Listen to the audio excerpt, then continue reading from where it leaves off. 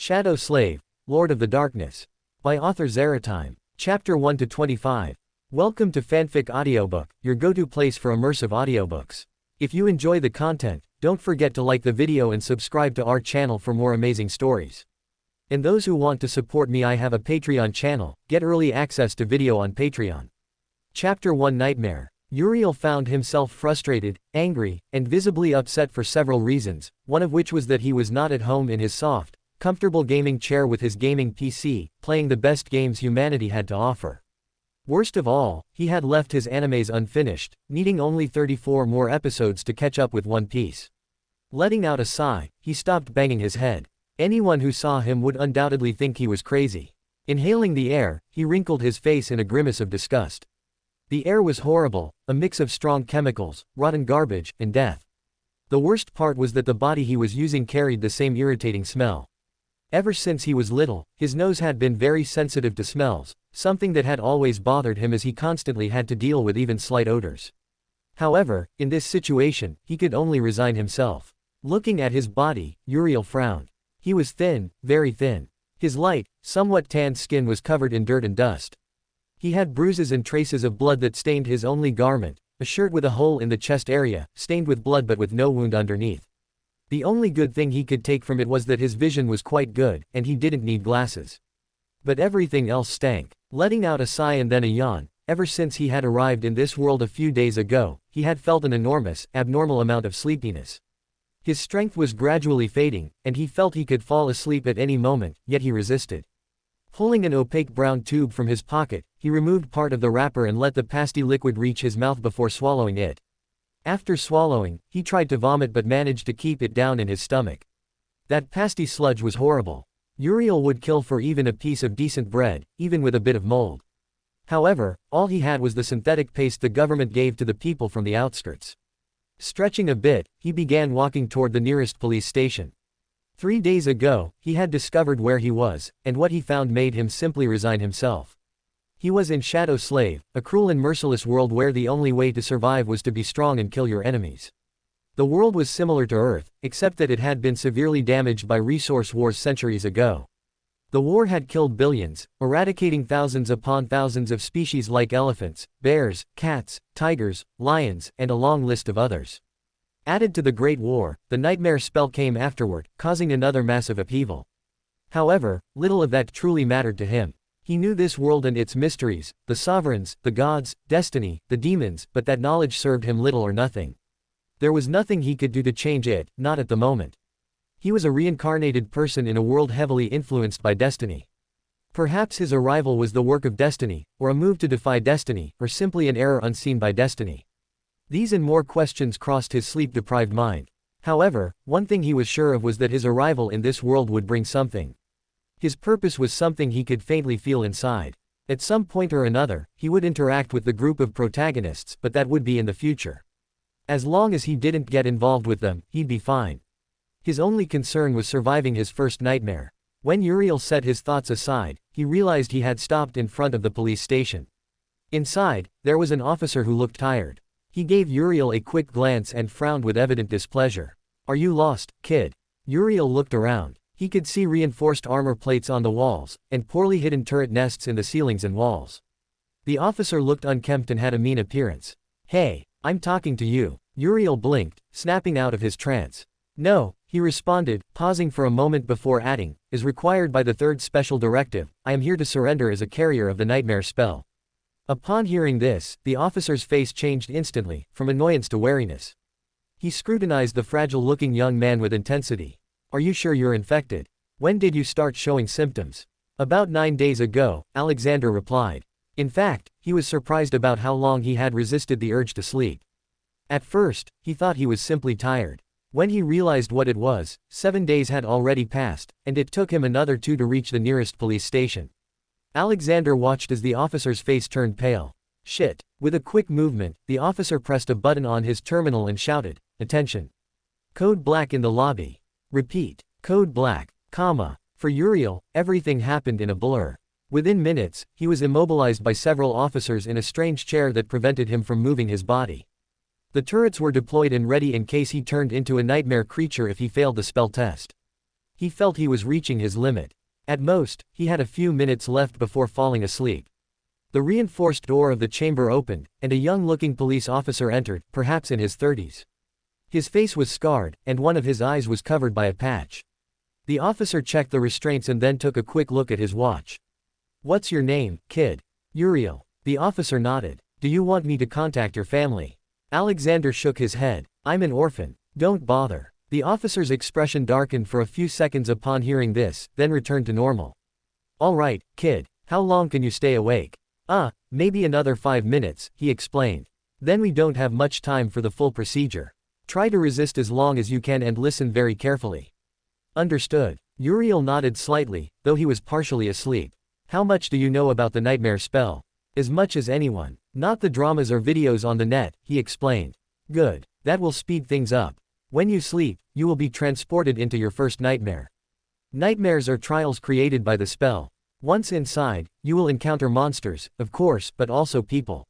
Remember, they are not real. They are just illusions conjured to test you." The officer paused and continued. Uriel paid some attention, as sleep was already creeping into his eyes. In any case, he already knew a lot about how to survive and conquer the nightmare. After the officer finished giving basic advice, Uriel finally fell asleep. Uriel saw nothing but darkness for a few moments before a voice echoed everywhere. "Aspirant, welcome to the nightmare spell. Prepare for your first trial." Chapter 2 Blank Canvas. Uriel woke with a start. His head throbbed with a dull, persistent pain, as if he had slept too much, or too little. It took him a few seconds to remember where he was. When he opened his eyes, the first thing he found was darkness. A heavy, damp, and cold darkness that seemed to pulse around him. He blinked several times, forcing his mind to clear. Slowly, his vision adjusted, and he began to make out the shapes around him. He was in a narrow cell, built of stone blocks blackened by moisture and time. The air was icy and smelled of rust, sour sweat, and a despair so thick it was almost palpable. He tried to move. Clink. The metallic sound echoed, sharp and solitary, in the oppressive silence. He looked down and saw thick, forged iron shackles encircling his wrists and ankles, connected by a short, heavy chain that barely allowed him to change position. The skin beneath was already raw. "Great," he muttered in a hoarse voice, the dry echo lost against the stone. He lifted his head and peered through the rusty bars. He wasn't alone. Along the corridor, identical cells were lined up, all occupied. Inside were young people like him, men and women, some barely teenagers. All of them shackled. All marked by hunger in their sunken cheeks, exhaustion in their glassy eyes, or poorly treated wounds adorning their arms and legs like grotesque reminders. Slaves, thought Uriel, a disturbing clarity forming in his mind. The word settled with unsettling and definitive clarity. Uriel observed methodically, analyzing the place, the prisoners, possible escape routes, any detail that might serve him later. His gaze, still clouded by the residue of forced sleep, moved with calculation. One of the prisoners noticed his scrutinizing look. It was a middle-aged man in the adjacent cell. His hair was a tangled, dirty gray, and an unkempt beard covered much of his weathered face. His eyes, sunken in their sockets, lacked the haze of madness that possessed others. Instead, they shone with an exhausted and attentive lucidity. Those eyes fixed on Uriel. "Relax, kid," he said in a voice rough as grinding stones. "Staring won't save you. It'll just wear you out sooner." Uriel slowly turned his head toward him, the chains softly tinkling. "Save me from what?" The man let out a dry laugh, a joyless sound that cracked at the end. "From the inevitable. From your fate. Everyone here, were prisoners meant to die. Some soon. Others, after much suffering. But the end is the same." The silence that followed was more oppressive than before. Uriel frowned. "What is this place?" he asked, keeping his voice low. "What are they going to do to us?" The prisoner sighed, a sound that seemed to drag the weight of years of despair. "We're lab rats," he finally answered. "That's all. Cannon fodder with a pulse. A disposable resource. Lab rats." Uriel repeated, though deep down, a part of him already knew. "For those warmongers, those lords of war," the man continued, and a flash of bitterness ignited his dull eyes. "They use us for their experiments. They test new weapons, poisons, arcane rituals, they release vile creatures among us to see how many they kill and how. Anything that helps them kill better. When we're no longer useful, they discard us. Like trash." Uriel clenched his teeth. A classic nightmare of the spell, cruel, direct, unadorned and without false hope. A scenario of pure survival. He looked at the other prisoners again. Some avoided eye contact, burying their heads. Others seemed completely broken. No one spoke of escape. Has no one ever tried to get out? He asked. Some leave, the man replied, his gaze becoming distant. But not as people. They come back, changed. Or they don't come back at all. That was enough. Uriel slowly closed his eyes. This is a test, he reminded himself. The spell is both cruel and fair. There is a way to overcome it. I have to find it. As he focused his will inward, he felt something respond deep within his being. A cold, distant, ancient presence. It was as if the very fabric of reality around him was watching, evaluating. Then, in front of him, the air trembled. It wasn't a physical tremor, but a distortion in perception. The space at eye level rippled gently. From that ripple emerged translucent runes, as if made of smoky crystal and condensed moonlight. They floated silently, glowing with a faint, unnatural light. They were impossible symbols, but their meaning imprinted directly onto his consciousness. Only he could see them. Only he could read them. Name: Uriel. True name: rank: aspirant. Aspect: blank canvas. Description: you are a blank canvas, waiting to be painted to grow. Memories. Attributes: unbreakable, darkness, spark of darkness. Unbreakable, you possess great mental defense and your determination is as firm as steel. Darkness, you can see through shadows and darkness. Spark of darkness, your soul carries the faint scent of darkness. As if you have inhabited it. Uriel opened his eyes, his breathing barely altered. Blank canvas. A slight, dangerous smile drew itself on his dry lips. It wasn't one of joy, but of recognition. Of possibilities. In a world where aspects defined destinies, he had nothing. And that nothing was, paradoxically, everything. So, he thought to himself, I can still become anything. I can paint my own picture. The runes faded slowly, as if they had never been there. At that moment, a new sound cut through the heavy atmosphere. Firm, heavy footsteps echoing on stone, followed by the high-pitched screech of rusty hinges as a massive door opened. The groan of forced metal made almost all the prisoners flinch. Uriel raised his gaze, his eyes glowing faintly in the gloom. The evaluation was over. The test was beginning. He watched as several guards entered the cell area. They wore dark plate armor and wielded halberds. One stopped in front of his cell, opened the door with a key, and, without a word, grabbed the chain connecting his shackles and pulled with brutal force. A sharp, searing pain exploded in his wrists. The iron, already resting on raw skin, shifted abruptly, tearing off more flesh. An involuntary hiss escaped his lips. He felt the warm wetness of his blood. Up! The guard grunted, his voice muffled behind the helmet. The pain clouded his vision, but something within him, a fierce refusal, spurred him on. He gritted his teeth and, using the guard's pull, clumsily got to his feet, his weak legs trembling. He was dragged out and shoved into a line that was already forming. Other prisoners, all with fear or resignation in their eyes, completed the row. The old man from the adjacent cell watched him go. The march began. They were led through a labyrinth of low corridors, illuminated by smoking torches. The shadows danced in a macabre fashion. But it wasn't the shadows that chilled Uriel's blood. It was the sounds. As they delved deeper, the corridors echoed with echoes. Echoes of screams. Sharp, tearing shrieks that cut off abruptly, long moans of agony, cries of pure terror. Nauseating smells mixed in the air, charred flesh, thick blood, something chemical and acidic. The procession stopped at a fork. Without ceremony, the guards separated Uriel from the group. Two grabbed him by the arms, their grips like vices, and diverted him down a smaller, darker side corridor. Uriel's heart beat fiercely, a frantic drum of foreboding. The certainty that something was wrong turned to ice in his stomach. The door at the end was low, reinforced with metal. After a specific knock, it opened. The room was circular. In the center, under a beam of grimy light, was a smooth stone platform with restraint rings. Around it, on steel tables, was a collection of objects that made Uriel's blood run cold.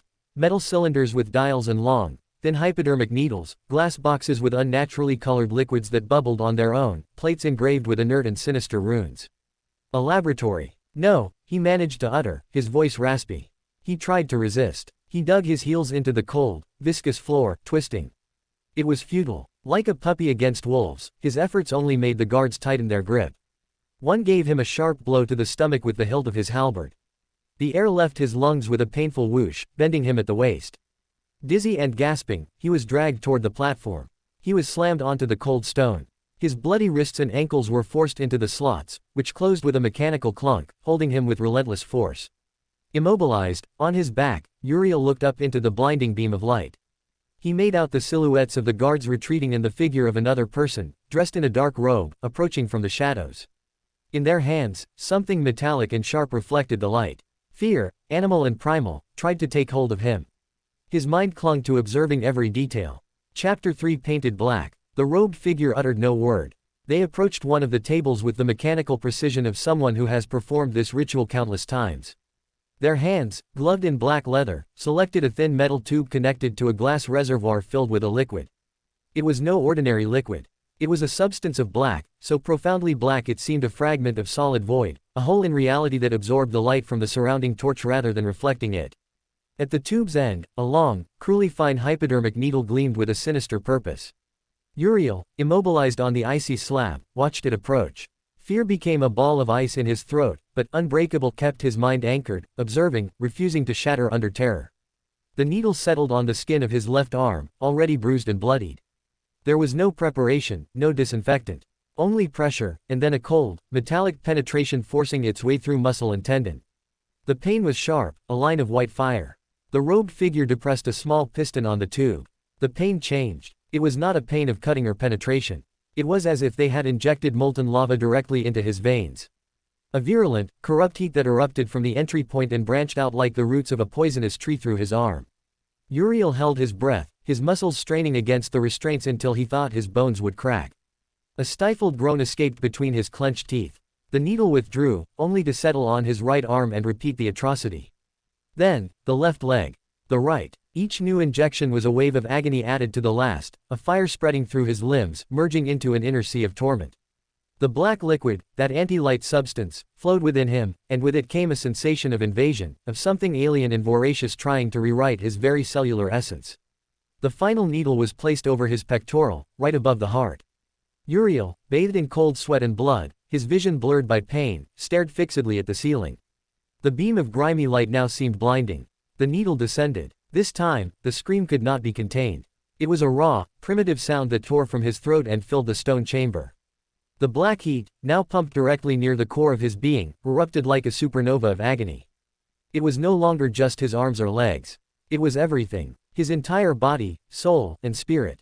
Every fiber, every nerve, every particle of his being seemed to be submerged in a molten furnace while being simultaneously torn apart from within. It was an indescribable sensation. The slow, meticulous combustion of his humanity, as if the dark liquid was an acid dissolving all he was and replacing it with its own consuming void. The pain was so absolute it transcended time. Seconds stretched into hours, hours into what he believed was an eternity trapped in that hell of pure sensation. He saw flashes behind his closed eyelids, twisting black shapes, whispers in a language that froze the soul. He felt his body rebel. Muscles contracted in violent, uncontrollable spasms, slamming against the metal bindings. An unnatural heat emanated from his skin, which began to darken, turning gray and then pitch black. His chest heaved with difficulty, and with each inhalation he felt an internal cracking, as if his skeleton was about to give way. The swelling began. It wasn't the swelling of an injury, but something grotesque and supernatural. His body, beneath the skin now black as pitch, seemed to inflate, distending against the limits of its own flesh. He felt like a wineskin about to burst, filled with a dark and malignant pressure. The restraints creaked, the metal protested. A high-pitched whine filled his ears, the sound of his own flesh on the verge of collapse. This is the end, thought a part of him, the animal part that just wanted the pain to stop, to fade and disappear. But in the deepest core, where the unbreakable attribute resided, a spark refused to be extinguished. It was not just passive mental defense. It was the active, fierce, desperate will to keep being. The desire to live, not as a scream, but as a silent, irrevocable command. His body reached the limit. With a horrible, wet, tearing sound, the black and taut skin did not explode outward in a burst of viscera. Instead, it imploded inward, as if being sucked into a singular point in his chest. For an instant, there was only a swirling vortex of dense shadows where his human form had been, a silent vortex of blackness. Then, from that nucleus of darkness, a new form arose. It was not the bruised and bloodied body of Uriel.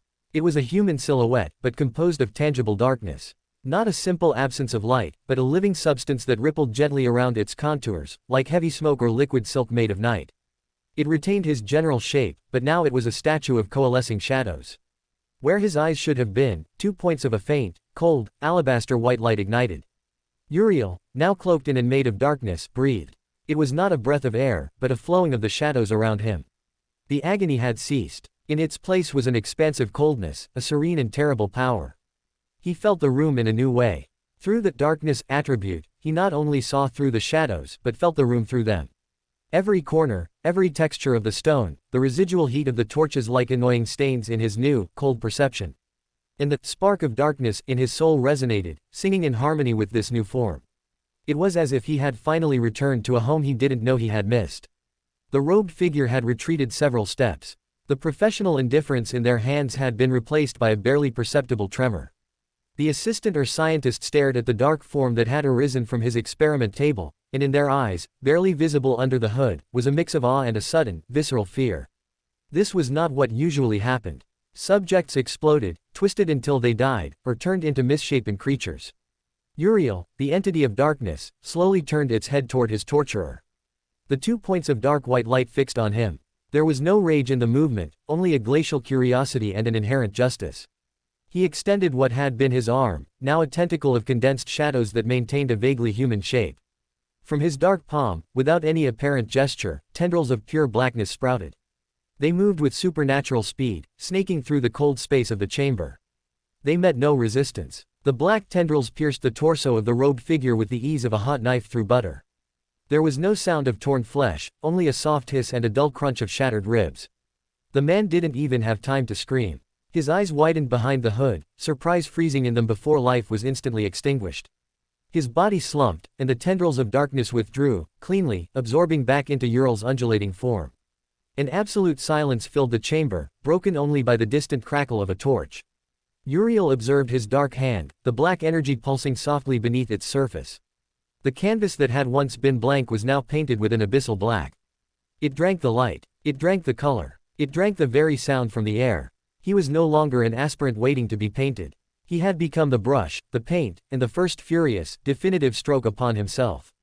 The paint was black, and it was hungry. Chapter 4 Black Immensity. The sensation was total. It wasn't just seeing, it was being. The darkness wasn't something that surrounded me, I was its substance and it was my body. The rage from the torment, the recent pain, burned within me, but it was a cold fire, contained within this new and infinite form. A core of fury wrapped in the glacial calm of absolute blackness. I was not out of control.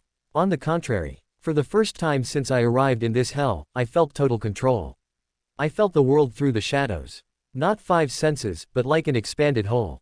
Every corner of the torture chamber, every crack in the stone, the residual heat of the inert bodies of the torturers like faint stains in my cold perception. I felt the tremor of the air beyond the door, the rapid heartbeat of a guard posted outside. The entire facility stretched before me like a map drawn in reliefs of darkness and small points of light heat that were the torches and human lives. The shadows were extensions of me, and I, of them. In my body was a promise. It had no fixed limits. The darkness that composed me rippled, condensed, elongated. I could feel its malleable potential, like clay made of living night. I could be a hand, a claw, a mist, a thing with tentacles and maws. Will was the chisel, darkness, the raw material. And inside me, the spark of darkness sang in silent ecstasy. This was my heritage, my true home. I did not fear the darkness. I was the fear the darkness had of itself. I took a step, or rather, the dark mass that was my being shifted forward, flowing over the cold stone. I completely ignored the 2 inert mounds that had been my torturers. They were irrelevant, stains of the past. I stopped in front of the stone wall. It was not an obstacle. To me, it was just an area of slightly different density in the landscape of shadows. My form dissipated, becoming intangible, and I simply passed through it. I emerged on the other side, in a corridor, directly in front of the guard who was watching the door. He saw me. His eyes widened, his mouth opened slightly to shout an alarm that never came. I extended a thread of darkness, as fine as a needle and faster than his thought. It pierced his forehead. His life, that warm, pulsing point in my extended sense, was snuffed out instantly. Silence. The main door was thick, reinforced with iron. To me, it was a line on the map. I concentrated my will and the darkness around me stirred. I didn't open it. I consumed it. The hinges, the wood, the metal, disintegrated in an instant in a vortex of voracious shadows, leaving a perfect hole into the main hall. Inside, 2 shooters stationed in high galleries took aim. Their hearts beat like frantic drums in my perception. Before their fingers could pull the triggers, 2 spears of pure darkness rose from the shadows at their feet and impaled them from below. They fell. The rest of the guards in the hall charged. Shouts. Gunfire. Their bullets passed through my insubstantial form, lost in the void. I felt nothing. They were just annoying noises, intrusive flashes of heat. My attention focused on the side cells. There, huddled together, were the weak, trembling points of heat of the other slaves. The fear they emanated was a bitter mist. I did not want that. Not for them. With a mental gesture, all the cell locks, simple metal mechanisms for my new understanding, gave way simultaneously. The doors swung open. The prisoners peeked out, terrified, confused, staring at the dark mass that had annihilated their captors. There was no time for explanations. I didn't want them anyway. I felt a wave of new points of heat approaching through the corridors, many, armed with rage and fear. They were the reinforcements arriving to stop me. The cold fury within me, the fire of my determination, found its outlet. I would no longer be a human silhouette. I wanted to be terror itself. I wanted to be the nightmare from which they could not awaken. My form collapsed in on itself and then exploded outward. I stopped trying to look human. I became a huge, shapeless mass that filled half the hall. From my dark, pulsing body sprouted dozens of tentacles ending in points sharp as stilettos. Multiple maws opened on the surface of the mass, circles of absolute void serrated with spikes of solid shadow. A collective whisper, the sound of wind through a sepulchre, emanated from me. The slaughter was methodical, fast, and silent in its essence. The guards who entered through the doors were gulped down by the maws or skewered by the tentacles and absorbed into the main mass, where their essence, their heat, their life, dissolved into my darkness. I carefully avoided any trace of the slaves. For them, I was just a black storm roaring around them, killing everything dressed in armor or wielding a weapon. But it was not enough. This prison, this laboratory of horrors, did not deserve to remain standing. I felt the structure, its support points that held the whole place up.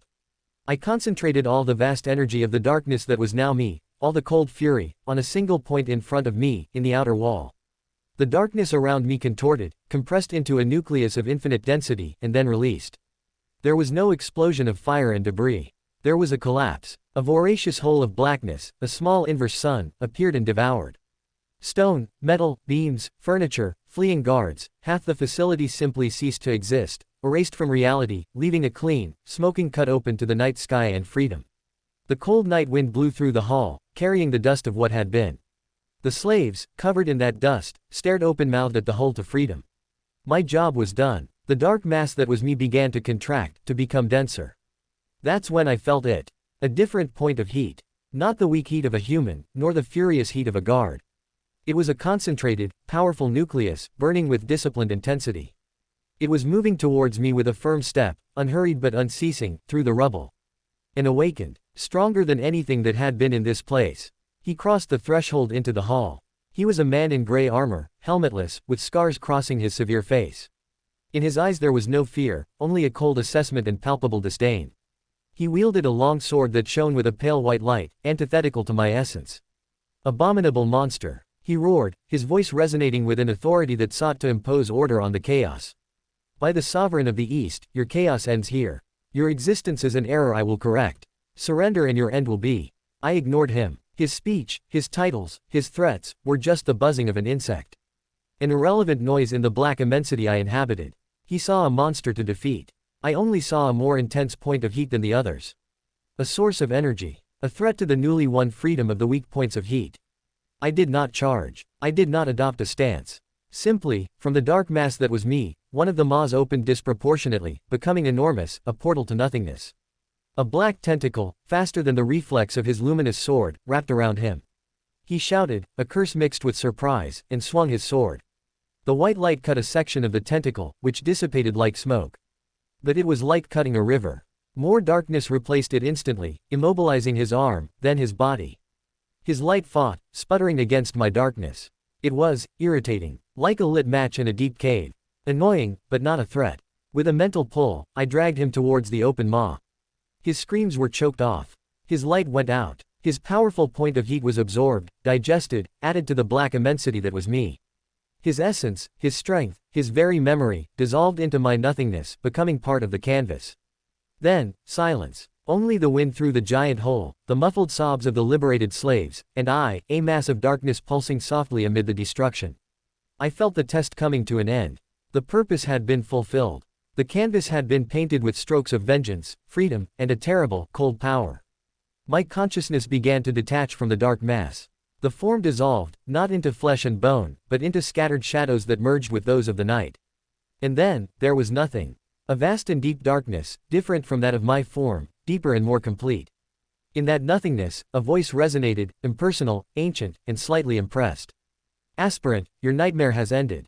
Prepare for your evaluation. Chapter 5 Evaluation. Uriel found himself floating in a completely black space. There was no up or down, but he could feel everything around him. This place is comfortable, thought Uriel, closing his eyes, feeling the peace the darkness brought. Prepare for your evaluation. The voice of that spell echoed everywhere and nowhere, but Uriel didn't really mind. You have received a memory, dark mantle. You have received a memory, eclipse claw. You have received a memory, dark vault. Aspirant, your trial has ended. A slave prisoner was used as a lab rat. Destined to die, the slave survived the cruel experiment, obtaining a power that had been erased. With his will, he drew the attention of something neither profane nor divine, receiving its blessing. You have defeated 35 awakened humans, names unknown. You have killed an ascended human, name unknown. You have received the blessing of true darkness. Final rating, glorious. Your cruelty is undeniable. I am not cruel, and I doubt I truly am, thought Uriel to himself upon hearing how the spell labeled him. Inactive Uriel, receive your blessing. You have been granted a true name, Lord of Darkness. Oh, wow. That's great, thought Uriel upon hearing he had obtained a true name in his first nightmare, something very difficult to do if you're not the protagonist. Your aspect is ready to evolve. Evolve aspect. Yes, replied Uriel. Inactive aspect. Blank canvas is evolving. New aspect acquired. Aspect rank, divine. Oh, that's great. Aspect name, Dark Lord. A Demon King theme, thought Uriel. As far as he remembered from reading many stories and watching animes and manhwas, there was usually an evil entity, a final boss called Demon King, Dark King, or Dark Lord. These were the final bosses to be defeated in stories. He wondered if he would become a kind of final boss, though he really doubted it. There was no guarantee he would be a final boss, right? Uriel summoned the runes, looking at the description of his divine aspect. Aspect, Dark Lord. Aspect rank, divine. Aspect description, you are a fragment left behind by the True One. Shadows fear you, and light abhors you. As darkness, the night bows before you. Innate ability, dark body. Ability description, by covering your body with darkness, you become partially intangible and can alter your body. The first seal is broken. Awakening latent powers. Uriel felt the darkness envelop him completely. However, he wasn't drowning, it even felt warm and comfortable, like the warmth of a home you long to return to, or a mother embracing her child. He could feel his body changing within the darkness. It wasn't a painful sensation, it was relaxing and somewhat strange. As if something inside him began to awaken. That energy, essence, as he knew it, flooded his body, strengthening it completely, transforming and remaking it. When the sensation ended, Uriel opened his eyes. He observed the vast darkness that was his soul, seeing a great black sphere as large as a sun. Around it, 3 black spheres orbited. They were his memories. Unlocking aspect ability. Inactive ability acquired. Aspect ability name, Dark Shaper. Uriel summoned the runes, looking at his general information. Name, Uriel. True name, Lord of Darkness. Soul core, inactive. Fragment of darkness, 51,000ths. Memories, Dark Mantle, Eclipse Claw, Dark Vault. Echoes. Attributes, Darkness, Dark Flame, Extra Carapace, Dream Spawn. Aspect abilities, Dark Shaper. Ability description, you command darkness, giving it the forms you desire. Innate ability, Dark Body. Ability description, by covering your body with darkness, you become partially intangible, and can alter your body. Before Uriel could say anything, the voice of the spell continued speaking. All power has a price. You have received a flaw. Your flaw is, dual mind. Flaw description, inside your head is another version of yourself. And what does that mean? Asked Uriel, bewildered. Awaken, Dark Lord. Uriel was pulled out of his sea of souls. Opening his eyes, the first thing he saw was the vaulted ceiling of the precinct, an armored roof above his head with poorly concealed turrets. The sudden light made Uriel squint a little. Not more than perhaps 30 minutes ago, he had been an entity of darkness that killed a large number of awakened ones and even a master, along with blowing up half the facility. Now that he thought about it, in that form he could be equated to a tyrant or terror. Turning his head, Uriel looked to the side and what he saw made him blink. In a cheap plastic chair placed beside his reinforced medical bed sat a beautiful woman. She had short hair, black as a raven, and eyes blue as ice. Her skin was smooth, flexible, and white. The woman appeared to be in her 20s, wearing a dark blue uniform with silver stripes and leather boots. The jacket of her uniform was unfastened carelessly, revealing a sleeveless shirt underneath. The woman yawned while stretching her arms, causing the thin fabric to tighten and accentuate her large breasts.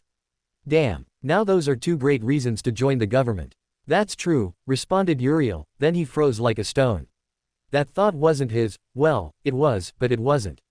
He had a voice in his head. I'm schizophrenic, thought Uriel with horror. Hey, it's not schizophrenia. Actually, I'm you. I'm your flaw, you idiot. You can call me Shade. I'm a superior version of you. Rude, we're the same person, not since you received it. By the way, get a communicator or a phone to see if there are any awakened strippers to check out their services. Shut up. Make me, dog. Uriel felt one of his eyebrows twitch. What are you looking at? The woman suddenly said, causing Uriel to stop arguing with his other self. Quick, tell her, her tits.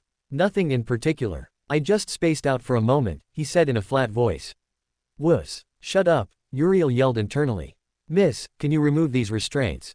They bring back bad memories from my nightmare, said Uriel, to which the officer nodded. I am Ascended Jet. You can call me Mistress Jet. For the last 3 days, I've been on guard duty because of your nightmare, said Jet, releasing Uriel, who sat up and stretched with a yawn. Mistress Jet, I have a question. Speak. Does the government really pay extra for watching over sleepers during their nightmares? He asked curiously, causing Shade inside his head to facepalm, which Uriel ignored. Jet, upon hearing the question, let out an amused laugh. Yes, we get good incentives for watching over sleepers during their first nightmare, so many accept without problems. Oh, that's good, he murmured. Hey, Uriel, you should have asked her what bra size she wears. With those breasts, it should be an extra F. Shut up, Shade. It's not the time for that. So, what is it time for then? To prepare for the winter solstice. Tisk, we'll worry about that when the time comes. Right now, the most important thing is to grab a cute girl and... Uriel ignored Shade and his generally perverted mental ramblings to focus on Jet, who sent him to take a shower since he reeked of nightmare. Chapter 6 I'm Not Crazy. Whistling a soft melody, Uriel entered the precinct's bathroom, heading straight to the shower area. Upon entering, he heard shouts. What do you mean, no? You just nodded your head. Do you think I'm stupid? And they say I'm crazy, said Shade, bewildered, seeing a young man with pale skin and black hair shouting at the wall. Isn't that the conqueror? I mean, the protagonist, thought Uriel, addressing Shade. Well, technically, since most of the story happens from his point of view. Though at this stage, he's a jerk, Shade recalled. Right, Uriel said mentally. Hey, you imbecile, what are you staring at? Asked the protagonist, making Uriel frown. The only imbecile in this room is you, shouting at your shadow, which, by the way, nodded its head, responded Uriel, causing the young man to freeze. I bet he's thinking, shit, I was careless and got discovered so quickly. I don't think so, replied Uriel. Sonny's mind, shit, I was careless and got discovered so quickly. Anyway, Shorty, if you're done with the shouting, I need to relax. I just got out of a nightmare, said Uriel, entering a cubicle where he turned on the hot water and then switched it to cold. After a few minutes, he was wearing a clean police tracksuit, looking at himself in the mirror to see his changes. His hair color had changed, turning completely black as night. His skin went from a tanned color to a white one, not very different from Sonny's. Finally, his height, which was previously 1.60 meters, had grown to about 1.67 meters. That was a big change of 7 centimeters. Damn, look at us. We're handsome, like Brad Pitt, Cheyenne, or Henry Cavill, said Shade. I think Cheyenne and Henry Cavill are more handsome than us. I won't argue against that logic, replied Shade. Uriel left the showers, looked around, and found Jet sitting at one of the tables with the protagonist. Letting out a sigh, he walked towards the table and sat down, ignoring the murderous look from the dark-haired boy, which he returned with an amused smile. It seems you two know each other, commented Jet. He called me an imbecile, so I called him an imbecile too, summarized Uriel, causing the dark-haired boy to roll his eyes. Jet seemed amused by their interaction. Anyway, help yourselves, she said, extending 2 trays of food that weren't much different from the food outside. Uriel, looking at the food, didn't hesitate and started eating. It had been 3 days since he had eaten, and since he arrived, he had only eaten those pasty bars, so in comparison, this tasted delicious. Come on, Uriel, eat that. You can do it. It's a bit annoying to hear you talk while I'm eating. That's a terrible shame, but deal with it, bitch. I'm not going anywhere. What are you thinking about so much? Asked Jet, looking at Uriel, whose gaze was unfocused and whose expressions changed every few seconds.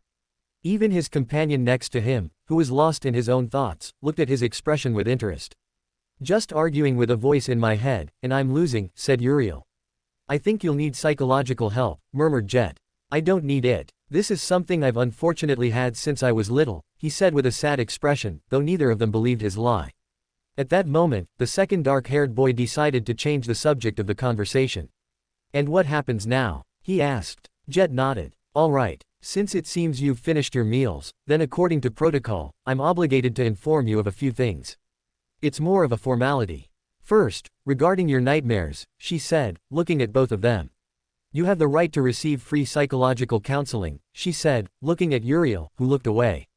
No matter what traumatic experiences you've had, there's no shame in asking for help.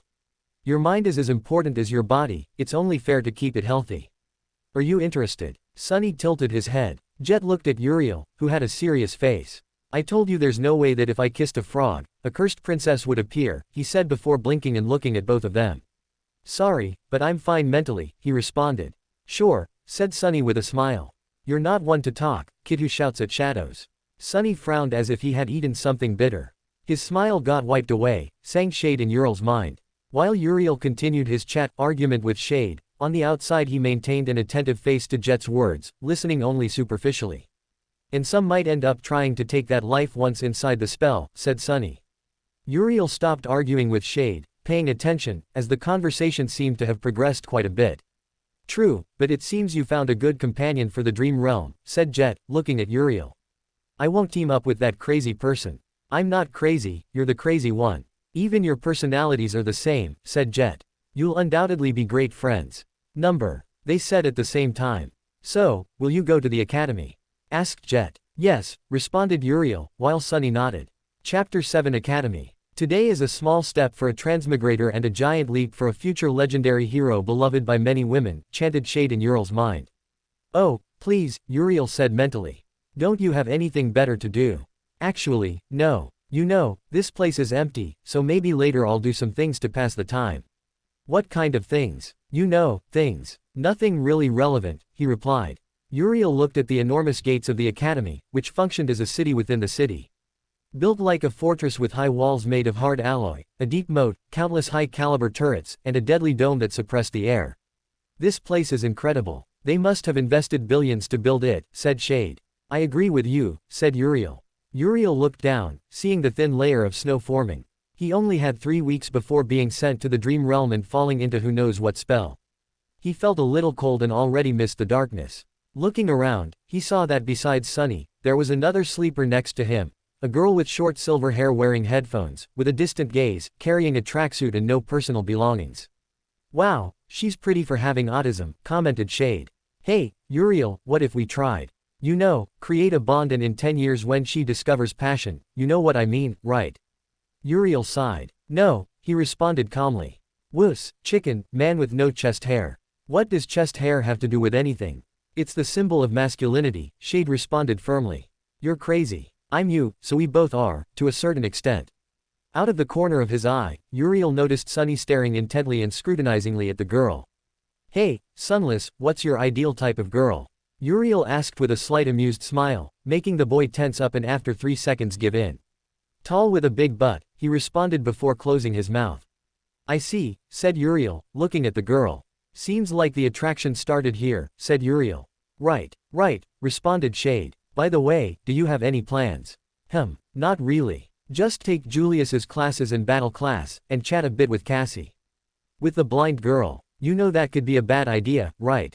Hey, she's just a sleeper. Even if her aspect rank is sacred, she's not that cunning or Machiavellian yet. She's harmless for now. Well, do what you want, said Shade. Finally, the gates opened, creating a bridge, which Uriel began to walk across without any worry. After crossing the bridge, he headed to the sleepers' dormitory, located in the southern zone of the academy, surrounded by training fields and parks. It was hard to miss. As Uriel had read, it was a low, modern building constructed with reinforced materials. Most of it was hidden underground, leaving only a few floors above. Entering the building, it was luxurious, spacious, and well lit. Uriel, Sunny, and Neffys were led to a large hall where there were about 100 young unfortunate male and female sleepers. When he entered the hall, he noticed everyone was well dressed, carrying suitcases, bags, or backpacks with their personal belongings. It was evident they were rich. Hey, Uriel, what if we go to the United States to steal the Federal Reserve's gold? It's not like they really need it, offered Shade. Maybe when we're saints, we'll go there, responded Uriel. Moving away from Sunny, he looked for a place to sit, arriving at the corner of the room, the corner of the outcasts. Uriel sat at the same table where there was a girl adorable as a doll, with blonde hair and blue, vacant, expressionless eyes due to her blindness. Uriel, sitting down, observed Cassie with curiosity. He didn't make any sound or noise, he simply studied her in silence for a few moments before speaking. What's your name? Uriel asked out of nowhere, startling the girl. Uriel smiled a little amused. Oh, sorry for scaring you. My name is Uriel, he said, satisfied. No problem, you took me by surprise, said the girl, calming down. I'm Cassie, she responded. Nice to meet you, Cassie. It must be difficult, right? He asked. Cassie didn't understand what the boy was asking before realizing. Yes, it is difficult, responded Cassie, bringing a hand to her expressionless eyes. Uriel had a moment of silence before continuing. I don't know if my words mean anything, but you're very brave. Cassie tilted her head. Why am I brave, Uriel? Well, I can't imagine having a flaw like yours. But the fact that you don't give up and are interested in moving forward says a lot about your will and courage. I'm 100% sure you'll live a long time and be strong. Aside from being a first-class event manipulator, added Shade in Uriel's head. Do you really think so? She asked hopefully. Yes, Uriel's voice came out animated. Do you mind if from now on I sit with you to chat for a while? Cassie quickly shook her head. I wouldn't mind, she expressed. Uriel smiled, although Cassie couldn't see it. Hey, Uriel, now that I think about it, isn't Cassie like a kind of Toph from Avatar? Uriel blinked. Now that you mention it, yes, I think so, he said, realizing a bit of the similarities between both characters. Uriel glanced sideways, seeing Sunny approaching, looking a bit discouraged, though upon seeing him, his face became a bit annoyed. Uriel waved his hand, indicating he should sit, there was enough space. Sunny sat at the table reluctantly. Cassie, this is Sunless. Sunless, this is Cassie. She's blind, so be a bit tactful when dealing with her, said Uriel. Sunny gave him a clearly irritated look but said nothing. Hello, greeted Cassie. Hello, said Sunny simply. After the basic exchange of greetings, an awakened entered, beginning the induction talk. After a talk that Uriel didn't even pay attention to, he let out a light yawn, wondering what was for dinner. Remember to look for more strippers, reminded Shade. You really have a problem with that. Shut up. I have my preferences, and you have your strippers, goth girls with big butts. That's called being a man of culture. Damn, I want a goth girl with a big butt, said Shade with a shout that made Uriel frown a bit. Don't shout, it gives me a headache. After Uriel found his personal room, which curiously was next to Sunny's room, much to the boy's annoyance and his amusement, he entered. The room had a bed with a soft mattress, a desk, a wardrobe, and a private bathroom. The materials were new and pleasant, and the smell was sterile, far from the nauseating smell of the outskirts. There were also several sets of clothes with the Academy's emblem. Sitting on the bed, he felt the soft and comfortable mattress beneath him. This is really comfortable, said Uriel with a satisfied expression. Tisk. Lucky, said Shade grumpily. Come on, it's not that big a deal. Whatever, it's not like I'm jealous or anything. Whatever you say. Standing up, Uriel summoned his first memory. Memory. Dark mantle. Memory rank. Awakened. Level. V. Type. Armor. Description. When the first Lord of Night fell, his mantle did not disintegrate. Darkness preserved it as a symbol of sovereignty, waiting for a new worthy owner. Enchantments. Living Shadow Concealment. Living Shadow Description. This mantle automatically reacts to attacks with lethal intent. Concealment Description. Reduces others' perception of you. Hey, don't you need something about lineage to see the enchantments? Asked Uriel. Fool. We received the blessing of true darkness, so we can see the enchantments of these memories, although activating them is impossible since we're sleepers, explained Shade. Right. Uriel looked at the dark mantle. The armor was made of soft black fabric with several hard plate elements to withstand impacts or cuts. In his opinion, the armor looked incredible on him, so he had no complaints. Dismissing the armor, Uriel left his room, heading to the Academy's cafeteria. Upon arriving, he filled his tray with all kinds of delicacies, rice, fried chicken, sauces, French fries, fruits. With a smile, he sat where Cassie was, greeting her, making the girl not startled this time when he spoke out of nowhere. They chatted for a while.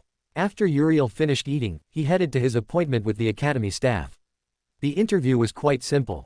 Given that his aspect wasn't related to slavery or anything like that, he shared part of his abilities, as well as the fact of his true name, something that shocked the worker. After the interview, he left the office, heading to his room, lying down to sleep, although it took him a bit since inside his mind he heard the noise of construction, something impossible but somehow possible. Early in the morning, Uriel was eating breakfast with great effort, taking, of course, a cup of coffee with plenty of sugar. Soon, his stingy companion with the divine aspect arrived, who as always had a face like everything could go to hell. After a brief exchange and nod, they ate in silence for a few minutes until a commotion was heard, which Uriel ignored, focused on his food and his mental argument with Shade about whether One Piece was really the friends we made along the way. How can this be? I'm not seeing things, right? What kind of monsters are they? Uriel stopped arguing with Shade, looking at the screen with curiosity. He didn't have to search much upon seeing his name, which was in second place, behind Changing Star. Name: Uriel. True name: Lord of the Darkness. Uriel simply took a sip of his coffee and returned to his food. He could feel Sunny's gaze with intensity, re-evaluating his assessment of him, but honestly, for now, he just wanted his coffee. Chapter 8 I Give Up. Single quote. And so, for that reason, having a tomboy girlfriend is the best option. Uriel let out a deep, tired sigh. Hey, seriously, you need to stop doing that, said Sunny. I can't help it, replied Uriel. Oh, look, we're here, he pointed to the door with the sign, Wilderness Survival, written above it. Upon entering, Uriel noticed the instructor had a somber air, sitting behind a wide wooden desk. He smiled upon seeing them. Come in, young ones. He looks like Gandalf, said Shade, seeing the old man. More like he has a Dumbledore vibe, replied Uriel. I am awakened Julius. You can call me Master Julius. Sit down. What are your names? Sunless, said Sunny. Uriel, he said simply. Ah, what sinister names. But it's good, very good. After all, we have to deal with many sinister things.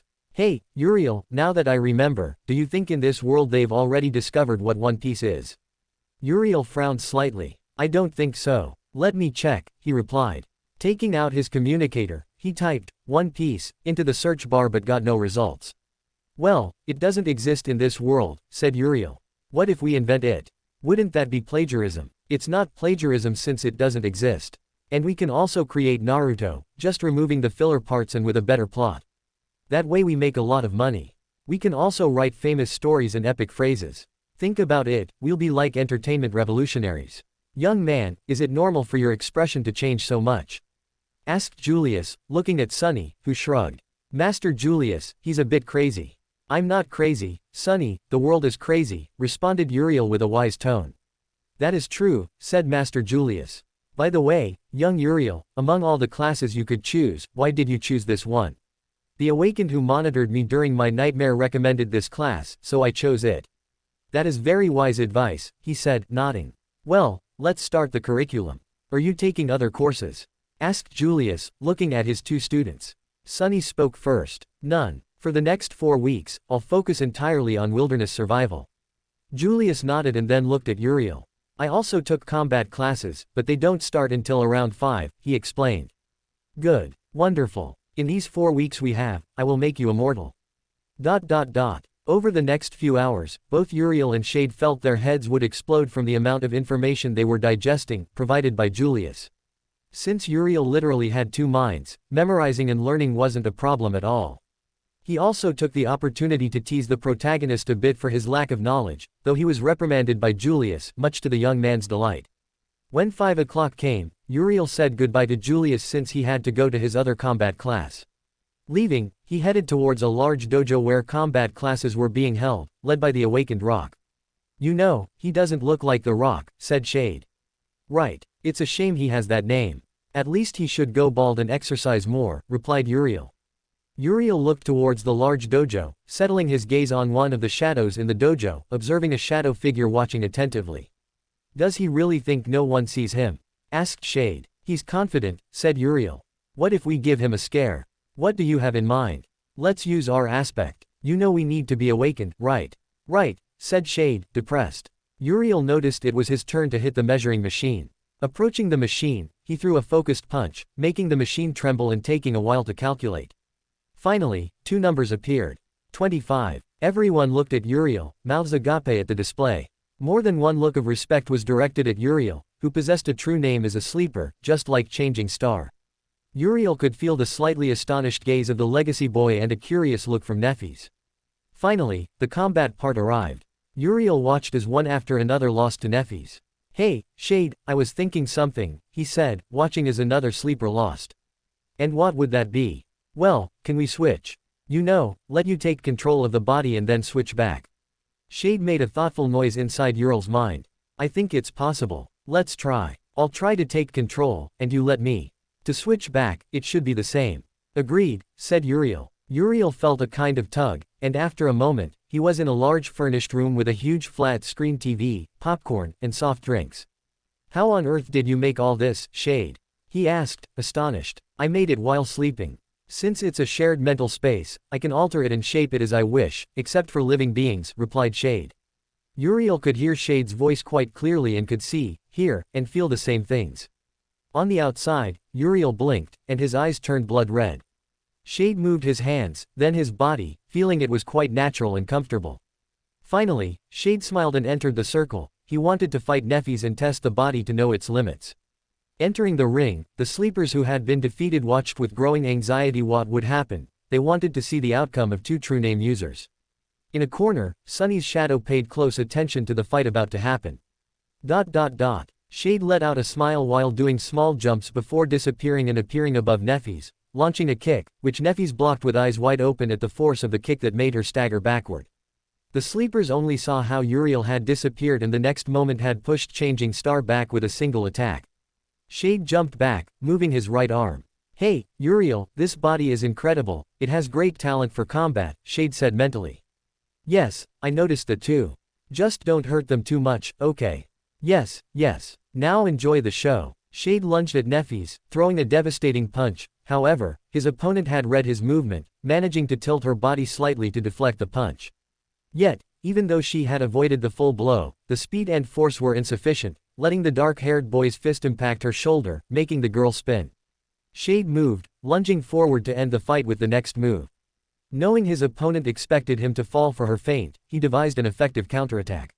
Appearing and dropping his fist on Nephis, she turned at the last moment, her posture changed, and she threw her elbow backward with terrifying force. Knowing that move in advance, Shade placed his forearm slightly wrapped in darkness, letting the elbow pass through as if through air. Changing Star opened her eyes. Immediately, using her free hand, she blocked a kick aimed at her head. The girl landed on her feet about 2 meters away. A serious look was drawn on her face, but Shade felt she was surprised since he had used her own feint to take her by surprise.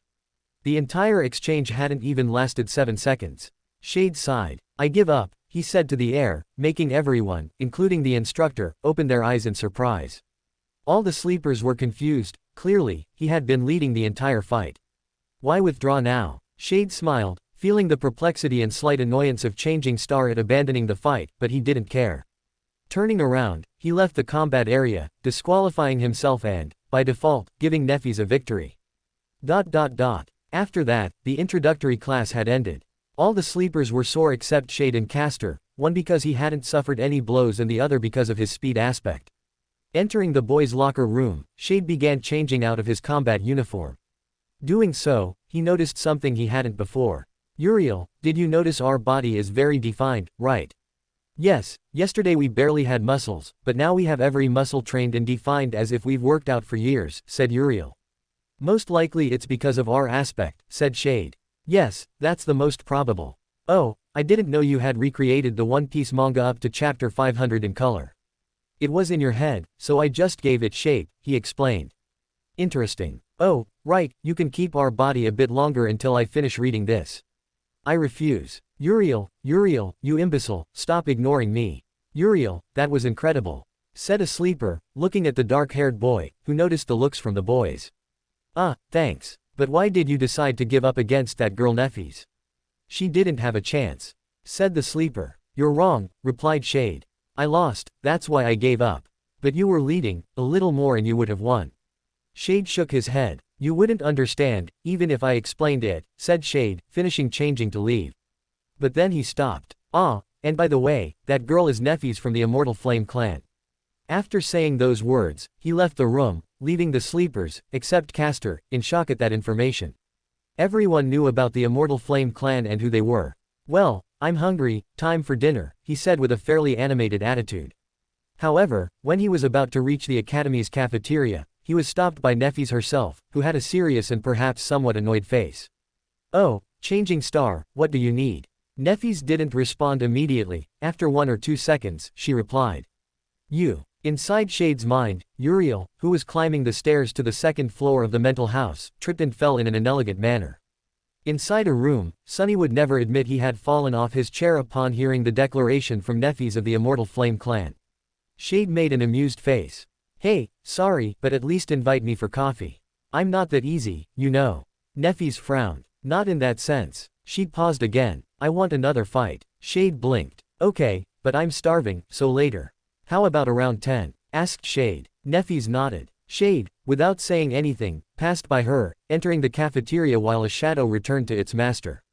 Chapter 9 The Bet. Changing Star frowned. She had been waiting for the last 10 minutes for her opponent to arrive, yet he hadn't shown up. Her frustration reached the point where she was tapping her finger on her forearm, a deep frown drawn on her face. Far from her sight, a shadow was hidden, watching the room with an unaltered expression, looking around but seeing nothing. Finally, after another 5 minutes, Changing Star was about to leave when she noticed 2 glowing red eyes that hadn't been there moments before. The red eyes looked at Changing Star with a sharp, inhuman gaze. The darkness surrounding her seemed to grow colder and more oppressive. The atmosphere had changed. Finally, a yawn was heard, and from the darkness emerged Shade, who stretched his arms lazily. The room seemed to return to normal. Oh, sorry for the delay, but I was arguing with someone about what the best skill continuation was to defeat Colossus in Colossus Ragnarok, said Shade, preempting Nephis's question. Nephis said nothing. So, Miss Changing Star, when do we start? Nephis shrugged. Now, she responded immediately.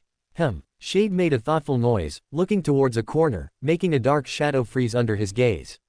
Alright, it'll be a 1-round duel. Do you want weapons or hand-to-hand? Either is fine with me. Nephis narrowed her eyes slightly in suspicion. With swords. Shade nodded, walking to the dojo's equipment room and taking out 2 simple wooden swords.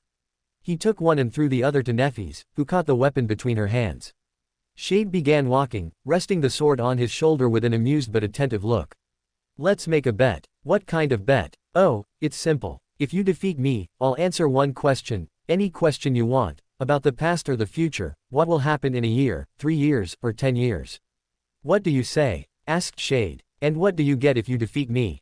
Oh, well, I didn't think of that, but I suppose you'll owe me a favor. One I can ask for whenever I want. What do you say? Nephis thought for a few seconds. How do I know you won't try to trick me? I hate lies, and I wouldn't gain anything by lying to you. Anyway, do you accept or not? Alright, I accept this deal, said Nephis with a serious voice. Shade gave a wide-eyed smile. Excellent. Now, shall we start? When Shade asked his question, the darkness seemed to grow more restless than before. Changing Star looked at the Lord of Darkness fixedly, her face unchanged. After an instant, both moved. Shade lunged with great speed at his opponent. The wooden sword in his hand aimed to strike his opponent mercilessly, yet his sword was blocked by Nephis's own sword, leaving a dry sound that reverberated through the dojo hall. Their swords exerted force against each other for an instant before separating. Almost immediately, Nephis attacked from a different angle, and Shade blocked. Then Shade attacked, was blocked, and then blocked another attack. Over and over, their swords clashed. Shade knew he was stronger, faster, more agile, more intelligent, and creative. However, his opponent had something he lacked, combat experience. Shade had only existed for about 36 hours in Uriel's mind. As Uriel's flaw, Shade had taken Uriel's qualities and elevated them to a higher level. It wasn't that he was stronger than Uriel, since they were the same person, but unlike Uriel, he was interested in fighting and learning. Shade felt each impact as the wooden sword struck again and again. She's definitely strong, especially considering she has a divine aspect. She's not going to explode one of her cores, right? Hey, Shade, don't worry about that. She probably doesn't have many fragments at this point. And as for exploding her core, that won't happen until 3 years from now, in the tomb of Ariel, replied Uriel. Oh, right, he responded, deflecting the sword and then launching a kick that his opponent dodged by crouching, only to launch a low kick. Jumping backward, he landed on both feet and resumed the attack. Both exchanged blows in a complicated web of feints and attacks that were read by their opponent.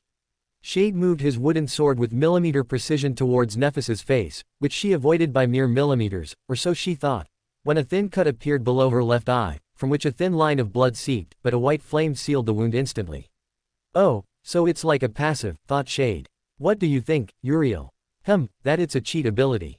That's obvious, right? But her flaw was feeling pain from being burned, right? Yes. Do you think she could be mentally tortured with Weaver's mask? Well, considering it inverts things, she'd feel everything at the same time and intensely, so technically that's worse, said Uriel. So you can't mentally torture a flaw like that. Exactly. Shade and Nephis separated without a word, sweat dripped down their bodies, and their breathing was somewhat erratic. Shade maintained the same expression, but his eyes were barely on the battle since he was still talking mentally with Uriel, though he paid enough attention not to lose the fight. After a moment, both lunged at each other again, resuming their combat. Shade noted with slight amusement and consternation how Nephis was taking his own movements and trying to adapt them to her fighting style, which was really unfair. I guess I'll do the same, he thought to himself, changing his combat stance and style, replicating Nephis's movements that he had memorized and trying to adapt them to his own style. Nephis was puzzled by this but didn't give up. Soon, the two fighters were moving with the same movements, attacks, and feints, bringing the fight to a stalemate eventually. Shade saw Nephis abandon her fighting style and decide to go for an attack without defense, focusing entirely on offense. Shade simply blinked, beginning to deflect and block the deadly rain of attacks. Though not a combat expert, Shade prided himself on his talent for reading his enemies in combat, so he could see many errors in such a risky and unrefined style. With a block, Shade left Changing Star exposed. However, instead of attacking directly out of excitement, he executed his attack coldly. When he was about to land the final blow, he stopped, and a moment later, blocked the sword that, had he attacked directly, would have landed a considerable blow. Exerting force, he completely opened Nephis's defense, and a moment later, his sword struck her chin. Due to the force of the blow, Nephis felt her body become incredibly light. Falling backward, Nephis tried to get up, but when she took a step, her strength abandoned her. She fell to the wooden floor with a dry thud, the wooden sword in her hand loosening. Shade blinked once, twice. I guess I won, he said doubtfully before smiling. Then a slightly worried look turned towards Changing Star. Approaching her, he turned her over and noticed she was only unconscious. Wow, that was a good hit, said Uriel. Thanks for the compliment. The idea just came to me after watching Baki. You mean that blow that shakes the brain? Yes, replied Shade. When do you think she'll wake up? Asked Uriel. Maybe in a while. Shade looked at the wooden sword, frowning at the visible notches and dents from the earlier exchange. Placing the two wooden swords back in their original spot, hidden among the others, he leaned against the wall and yawned. Shade then looked at Sunny's shadow, still hidden, thinking it couldn't see him. He wondered what the stingy one was thinking. If I had to guess, something about monsters and terror, thought Shade with an amused smile. Finally, after about 5 minutes, Changing Star calmly opened her eyes. Well, that was faster than I thought, he commented, approaching Nephis, who stood up. Her eyes were thoughtful, surely analyzing the battle that had taken place. Do you belong to a great clan? Asked Nephis. No, I'm from the outskirts. Honestly, for a moment, you took me by surprise with that last feint, said Shade. What do you want? Asked Nephis in her usual tone. Well, I don't even know. Maybe I'll think of something in the distant future, if I'm even alive by then, said Shade, looking into nothingness. Well, anyway, I'll answer one question for you. Nephis frowned. The agreement was that if she won the fight, she would ask the question, but she had lost. Shade, reading her thoughts, spoke. I'll answer it just this once. You've shown me something interesting, so think very carefully about your question, and I'll decide if I can tell you or not. Knowledge is the heaviest thing in the world, after all. Upon hearing this, Nephis thought long and hard. Finally, she spoke, asking her question. How do we destroy the nightmare spell? Shade didn't change his expression. Considering the answer he could give, he had been sent to this place when he had finished the 10th volume, after the Eternal City. First, you must know that the spell is not an entity, it's a conscious, nearly omnipotent machine. But if you truly want to destroy it, you need to destroy destiny. That's all I'll tell you. Now, if you want another answer, you'll have to defeat me, on this same day, at the same time, in a week. After saying this, Shade walked past Neffys, letting out a light yawn. He was really sleepy. Wait, said Neffys. Shade stopped, turning his head towards Neffys. What? Who are you, really? Asked Neffys. Just someone from the outskirts, he responded, letting Neffys think he meant the outskirts of NQSC and not the outskirts of this world and this universe. Shade's eyes changed color, turning black. Uriel walked calmly down the hallway before stopping and looking towards the shadows. Oh, right, Sunny, next time you want to watch, don't send your shadow, just come yourself. It's a bit annoying, you know, said Uriel, making the shadow enter a slight panic before nodding slightly and retreating. When Uriel returned to his room, he took a shower. His body, lying on the comfortable bed, fell into a deep sleep. Chapter 10 Time skip. The next morning, Uriel was enjoying his cup of hot, sugary coffee, chatting a bit with Cassie and ignoring the occasional looks Sunny shot his way. It was a perfect monotony, broken only by the arrival of a new addition, none other than Changing Star, who sat at the same table. Sunny tensed. Uriel simply sipped his coffee. Cassie frowned slightly, and all the sleepers glanced at their table, but a look from Uriel made them avert their eyes. No one said anything, sticking to their meals until Uriel and Sunny went to their classes with Master Julius. On the way, Uriel decided to break the silence. So, on a scale of 1 to 10, how would you rate my sparring match with Changing Star, Sunless? Uriel asked. Sunny remained silent for a second before responding. A 9. Why not a 10? He asked curiously. You could have ended the fight quicker, but you didn't. Why? The young man asked suspiciously. Relax your paranoia. I simply enjoy learning fighting styles. If you want, I can train you, as long as you call me, Master. Never, Sunny said immediately. Uriel just laughed lightly, amused. Well, suit yourself, but I'll keep the offer open, he said, entering the classroom where Julius was waiting and immediately began teaching. After class, around 5, Uriel left the classroom and headed to the combat dojo for his training, where he was placed in the advanced class with a training partner, the legacy boy. Since Shade was asleep and couldn't switch places, he decided to fight and gain his own combat experience, developing a style different from Shade's. He naturally had Shade's knowledge and movements memorized, so by mixing a bit of Shade's style, Nephus's, and Caster's speed-based style, he began to create a new, functional style. Thanks to the legacy boy and nearly 3 hours of combat practice, he had made small progress in his style. The days quickly passed in a blur. He studied and learned with Julius, continued teasing Sunny, who, after days of enduring it, now tolerated his presence and wasn't as withdrawn, slowly opening up. If before he had a charisma of -50 with the protagonist, now he could say he had a charisma of +20, which was a huge leap. Another important matter for him was his battles against Neffys. As agreed, they met once every week until the winter solstice, with the same bet. For these fights, he sometimes fought himself, and sometimes Shade took over. Both won their matches and improved their combat styles. He noticed that, unlike in the canon, Neffys grew stronger with each encounter, learning from past mistakes and devising new strategies, making their fights more intense and creative. Finally, there was his interaction with Cassie. He had made significant progress with the girl, offering support and helping her adapt to her flaw by guiding her on how to use the super senses she had acquired. Recently, she even spoke a bit with Neffys and Sunny, accelerating their meeting and friendship. Honestly, Uriel was curious about what would happen and how things would change in the future. Something else he did, or rather, something Shade insisted on, was participating in the sleepers' romantic scene. He left that to Shade until it was over. He made sure it wasn't anything serious, just casual encounters with some girls who caught his interest and were interested in him. Finally, after 4 weeks, the winter solstice arrived. When morning came, Uriel woke up, stretched, took a cold shower as was his morning routine, changed, and headed to the cafeteria, where he got plenty of delicious food and a good cup of coffee sweetened with honey. After filling his tray, he sat in his usual spot next to Cassie, while Sunny sat across from him and Neffys sat beside him. Good morning, Neffys greeted. Hi, Neff, Cassie greeted cheerfully. Hello, said Uriel, while Sunny also gave his greeting. Uriel took a sip of his coffee before speaking. Oh, right, happy birthday, Sunny, he said, making the boy blink in surprise. How do you know it's my birthday?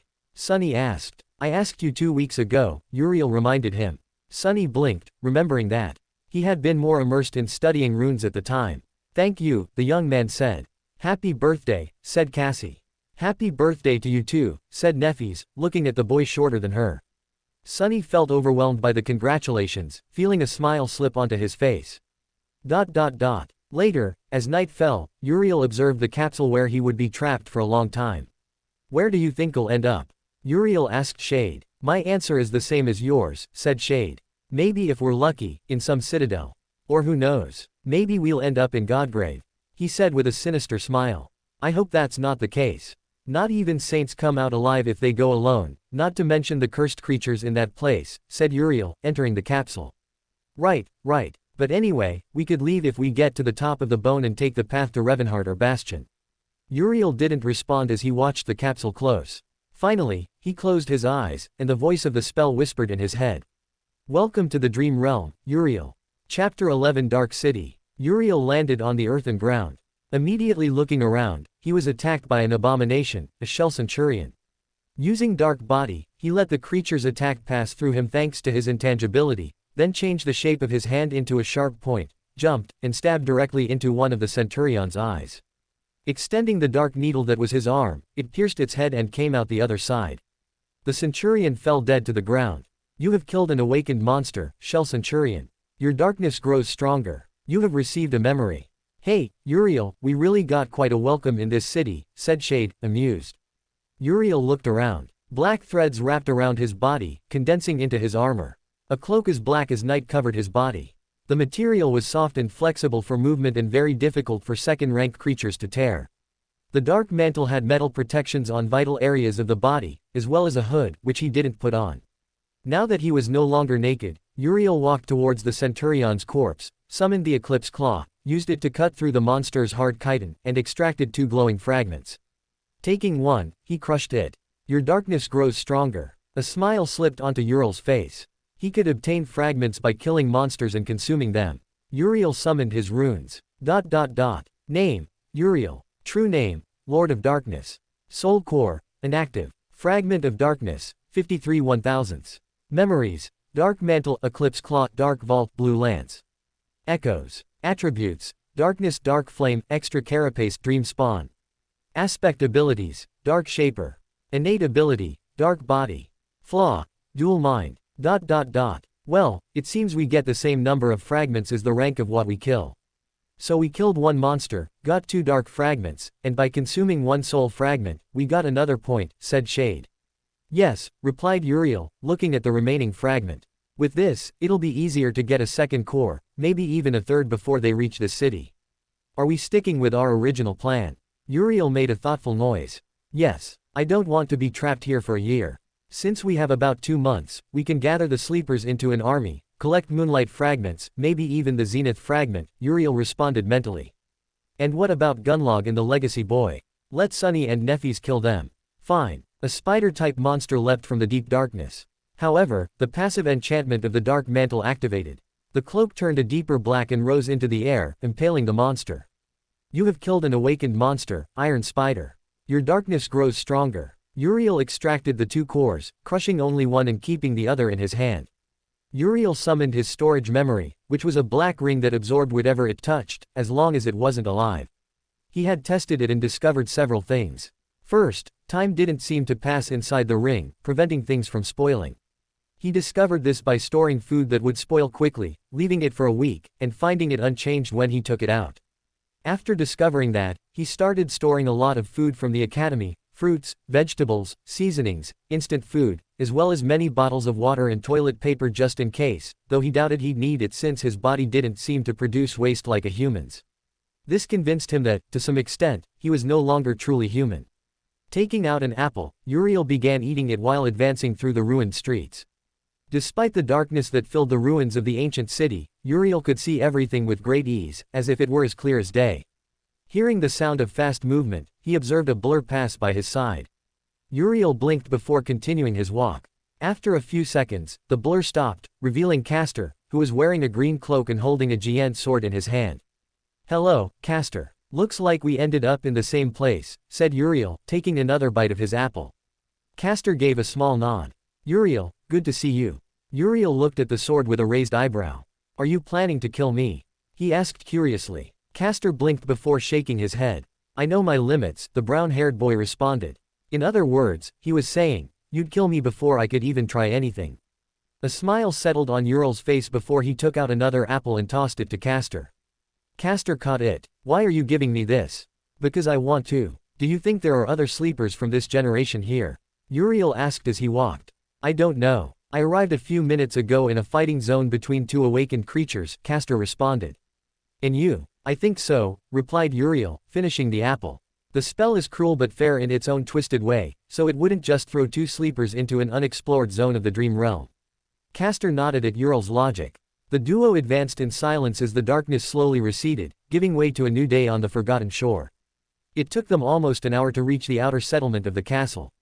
Along the way, they were attacked by several awakened beasts and monsters, but thanks to teamwork, they eliminated them all, taking and consuming the soul fragments. Uriel watched as the nameless sun rose completely, pushing the dark sea back to its place of origin. As they approached the outer settlement, Uriel turned his gaze from the castle with evident disinterest, focusing first on the outskirts, far from Gunlog's jurisdiction. There were dozens of makeshift and rudimentary shacks hurriedly built on the stone platform. They were constructed from rubble, rotten wood, and pieces of monster hide, chaotically attached to the stones as if fearing they'd be swept away by the wind. A strange yet familiar smell invaded Uriel's nostrils, the varied smell of the outskirts, the slums, except it wasn't as contaminated or poisonous. Among the houses, Uriel noticed emaciated people with empty eyes, struggling to survive. They wore a strange mix of dirty rags and gleaming memories, with some wearing armor that stood out among the rest as oddities. Most were young, older than Uriel, who didn't even know how old he was, but by his appearance, he'd say about 17 or 18. Look at all that wasted potential, said Shade. Uriel, let's kill a demon, say words full of hope, form an invisible legion in combat, said Shade excitedly. Hey, slow down. First, we've only been here for an hour. Not to mention, we don't have a reputation yet. So, reputation first, and the rest later. Bah, boring, said Shade. At least there are two other sleepers who arrived here as well, since there were only 7 in the canon. So, if they didn't send 1, we make 7, if they sent 2, we're 8, Shade said, doing the math. Right. Uriel blinked, looking at Castor, who seemed to have said something. Did you say something, Castor? I just asked what we should do now. Well, gather information about this place. It seems there isn't a gate. Are you sure? Asked the legacy. Yes, there's a gate. Do you think these people would have that look in their eyes if there was?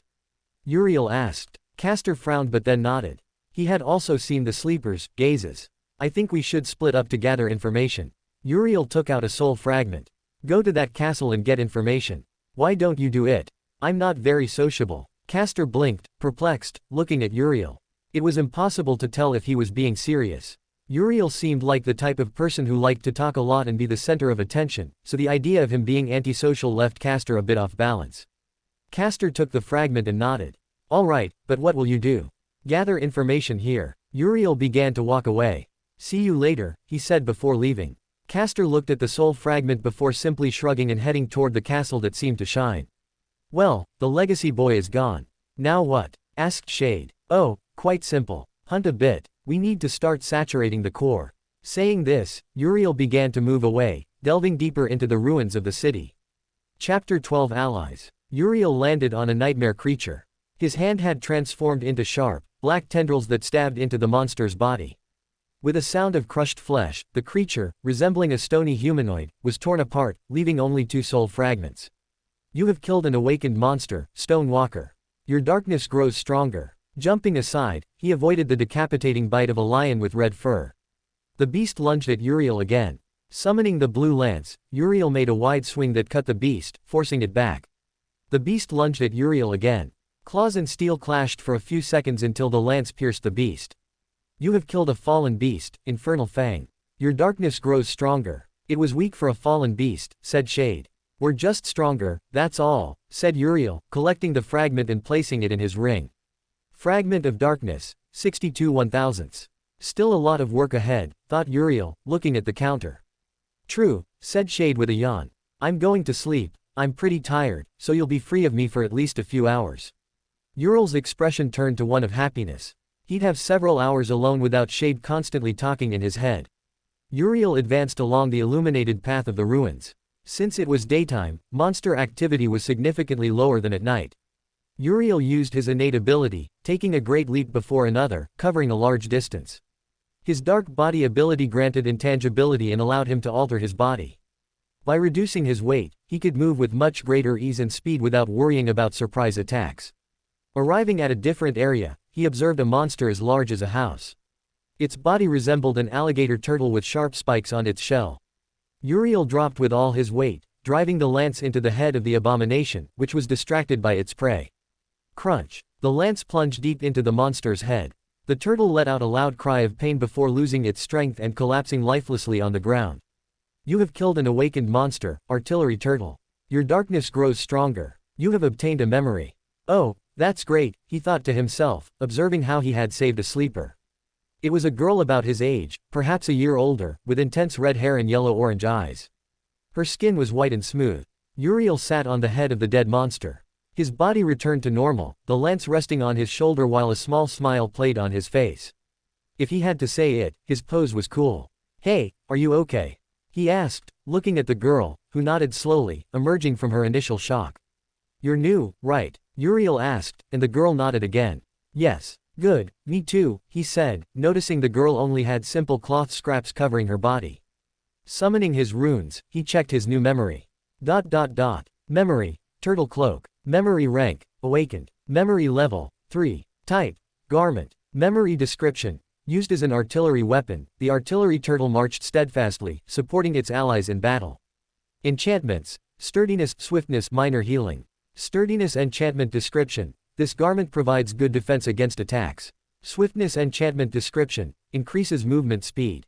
Minor healing enchantment description. Slightly increases recovery from wounds or fatigue. After reading the enchantments of the memory he obtained, he nodded and looked at the girl. What's your name? Scarlet. Good, Scarlet. I'm Uriel, he said. The girl's eyes widened slightly. You're the Dark Lord. The same. Anyway, how about an alliance? Uriel offered. What kind of alliance? Survival. No one survives alone in the dream world. Become my ally, and we'll watch each other's backs. What do you say? Scarlet put on a thoughtful face.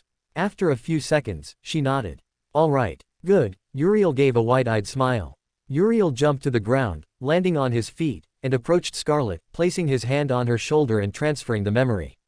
The girl's eyes opened in surprise at receiving a memory just like that. Isn't this too much? She asked doubtfully. Nonsense, it's just a trifle, Uriel replied. Scarlet summoned the memory onto her body, which was a forest green suit. The suit clung to her body, giving her a more noble or elegant air. Well, now let's go.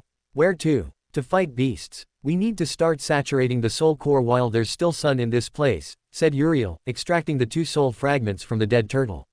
Scarlet looked at Uriel as if he were crazy, but then looked at the turtle that just moments ago was about to kill her.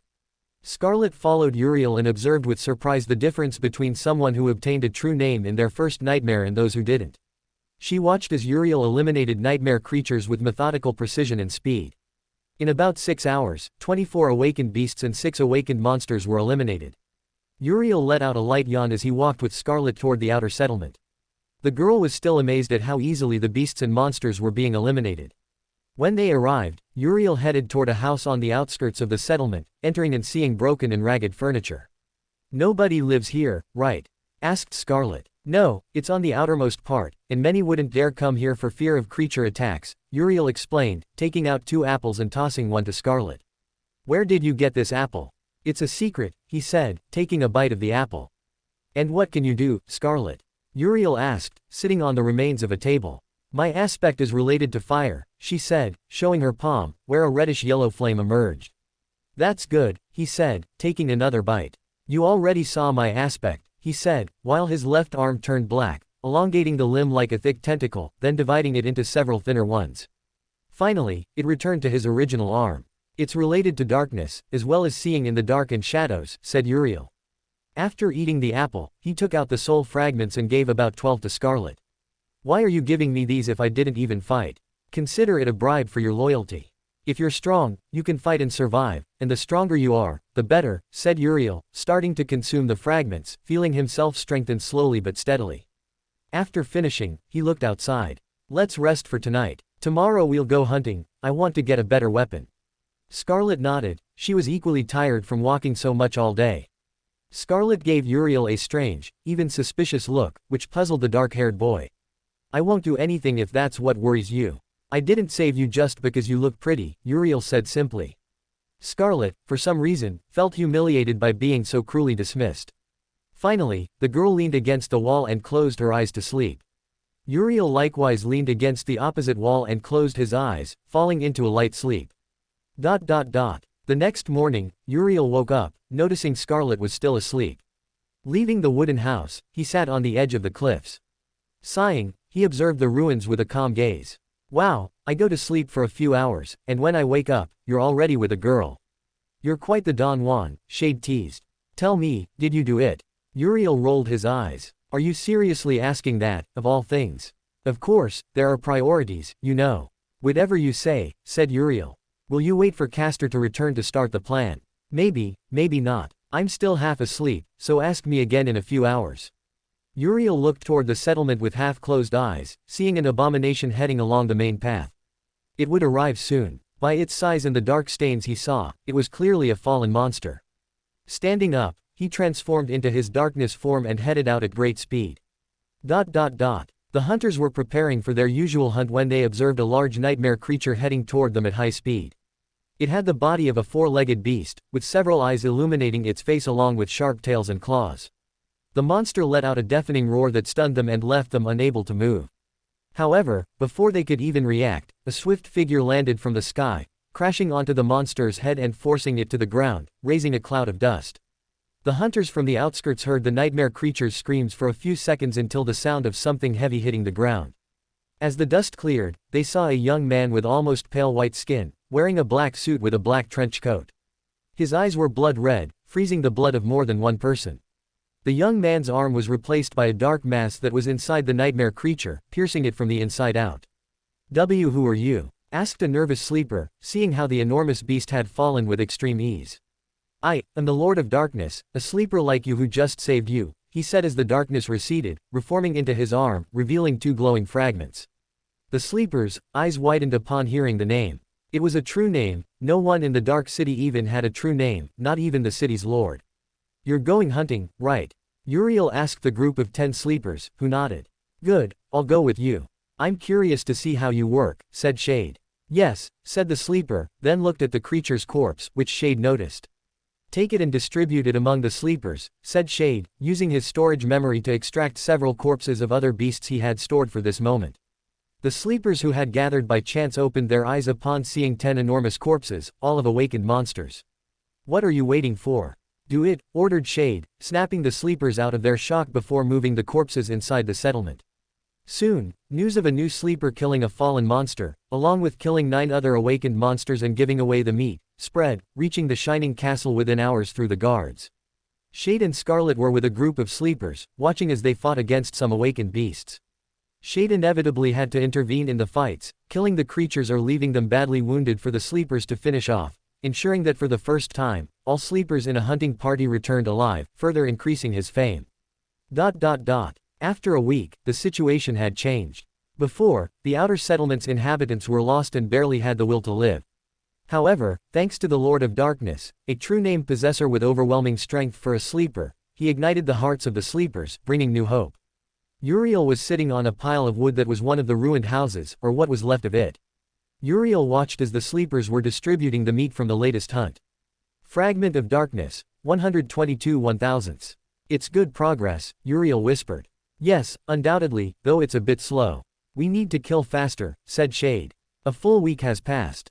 If we continue like this, we'll soon have 2 soul cores, and our goal is at least 4 cores before leaving the Forgotten Shore. I know, Uriel responded mentally. Looking toward the street, he observed Castor, who noticed him and signaled for him to come down. Once together, they walked in silence to Uriel's shack, where Scarlet was waiting with roasted meat. Who is she, Uriel? Asked Castor. She's an ally. Her name is Scarlet. Her aspect allows her to generate fire. Castor nodded. A pleasure. I'm Castor of the Hanli clan. Scarlet nodded. The pleasure is mine. Did you discover anything interesting? Uriel asked, sitting down. Castor began to relay all the information he knew about Gunlog's divisions, the castle, his lieutenants, and their aspects. And that would be all, said Castor. You did a great job. Castor looked toward the settlement, seeing the sleepers who a week before had been in a lethargic state. Now they seemed much more alive and animated than before. I heard the rumors about a sleeper who has achieved great feats. leading a team of 20 sleepers through the ruins, killing beasts and monsters alike without losing a single one. Also that he possesses terrifying strength. Yes, that must be me. I guess it started when I killed a fallen monster. Castor's smile disappeared, turning into a surprised face. It was difficult to kill a monster, especially for a sleeper who wasn't awakened, but killing a fallen monster was impossible. Yet somehow, he did it, as many saw him do it. Let me tell you now what I discovered this week, said Uriel. Uriel spoke about the first cohort that arrived in this place, the original city lord who failed in an expedition to leave this place, and the second lord who died trying to ascend the tower where the portal was. As well as the location of the portal and how it was protected by a fallen terror that they would have to kill to leave this unexplored zone. Hearing all this left Castor thoughtful, so Uriel left him with his thoughts. Observing that they still had time before nightfall, Uriel stood up, his eyes turning reddish. Scarlet, let's go. It's time for us to fight too. Scarlet sighed and complained but then stood up without contradicting Uriel. Castor also stood up, wanting to participate in the hunt to obtain new soul fragments. Chapter 13 I Refuse. A few hours later, as the sun began to set on the horizon, the three had returned to the settlement after killing a dozen bestial and monstrous abominations. Upon arriving, Uriel raised an eyebrow at seeing some unfamiliar faces among the crowd. Among them was a tall, burly man with black hair holding a sword. That's Tessai, Gunlog's right-hand man, and those are his men, said Castor. Shade, who still controlled the body, nodded.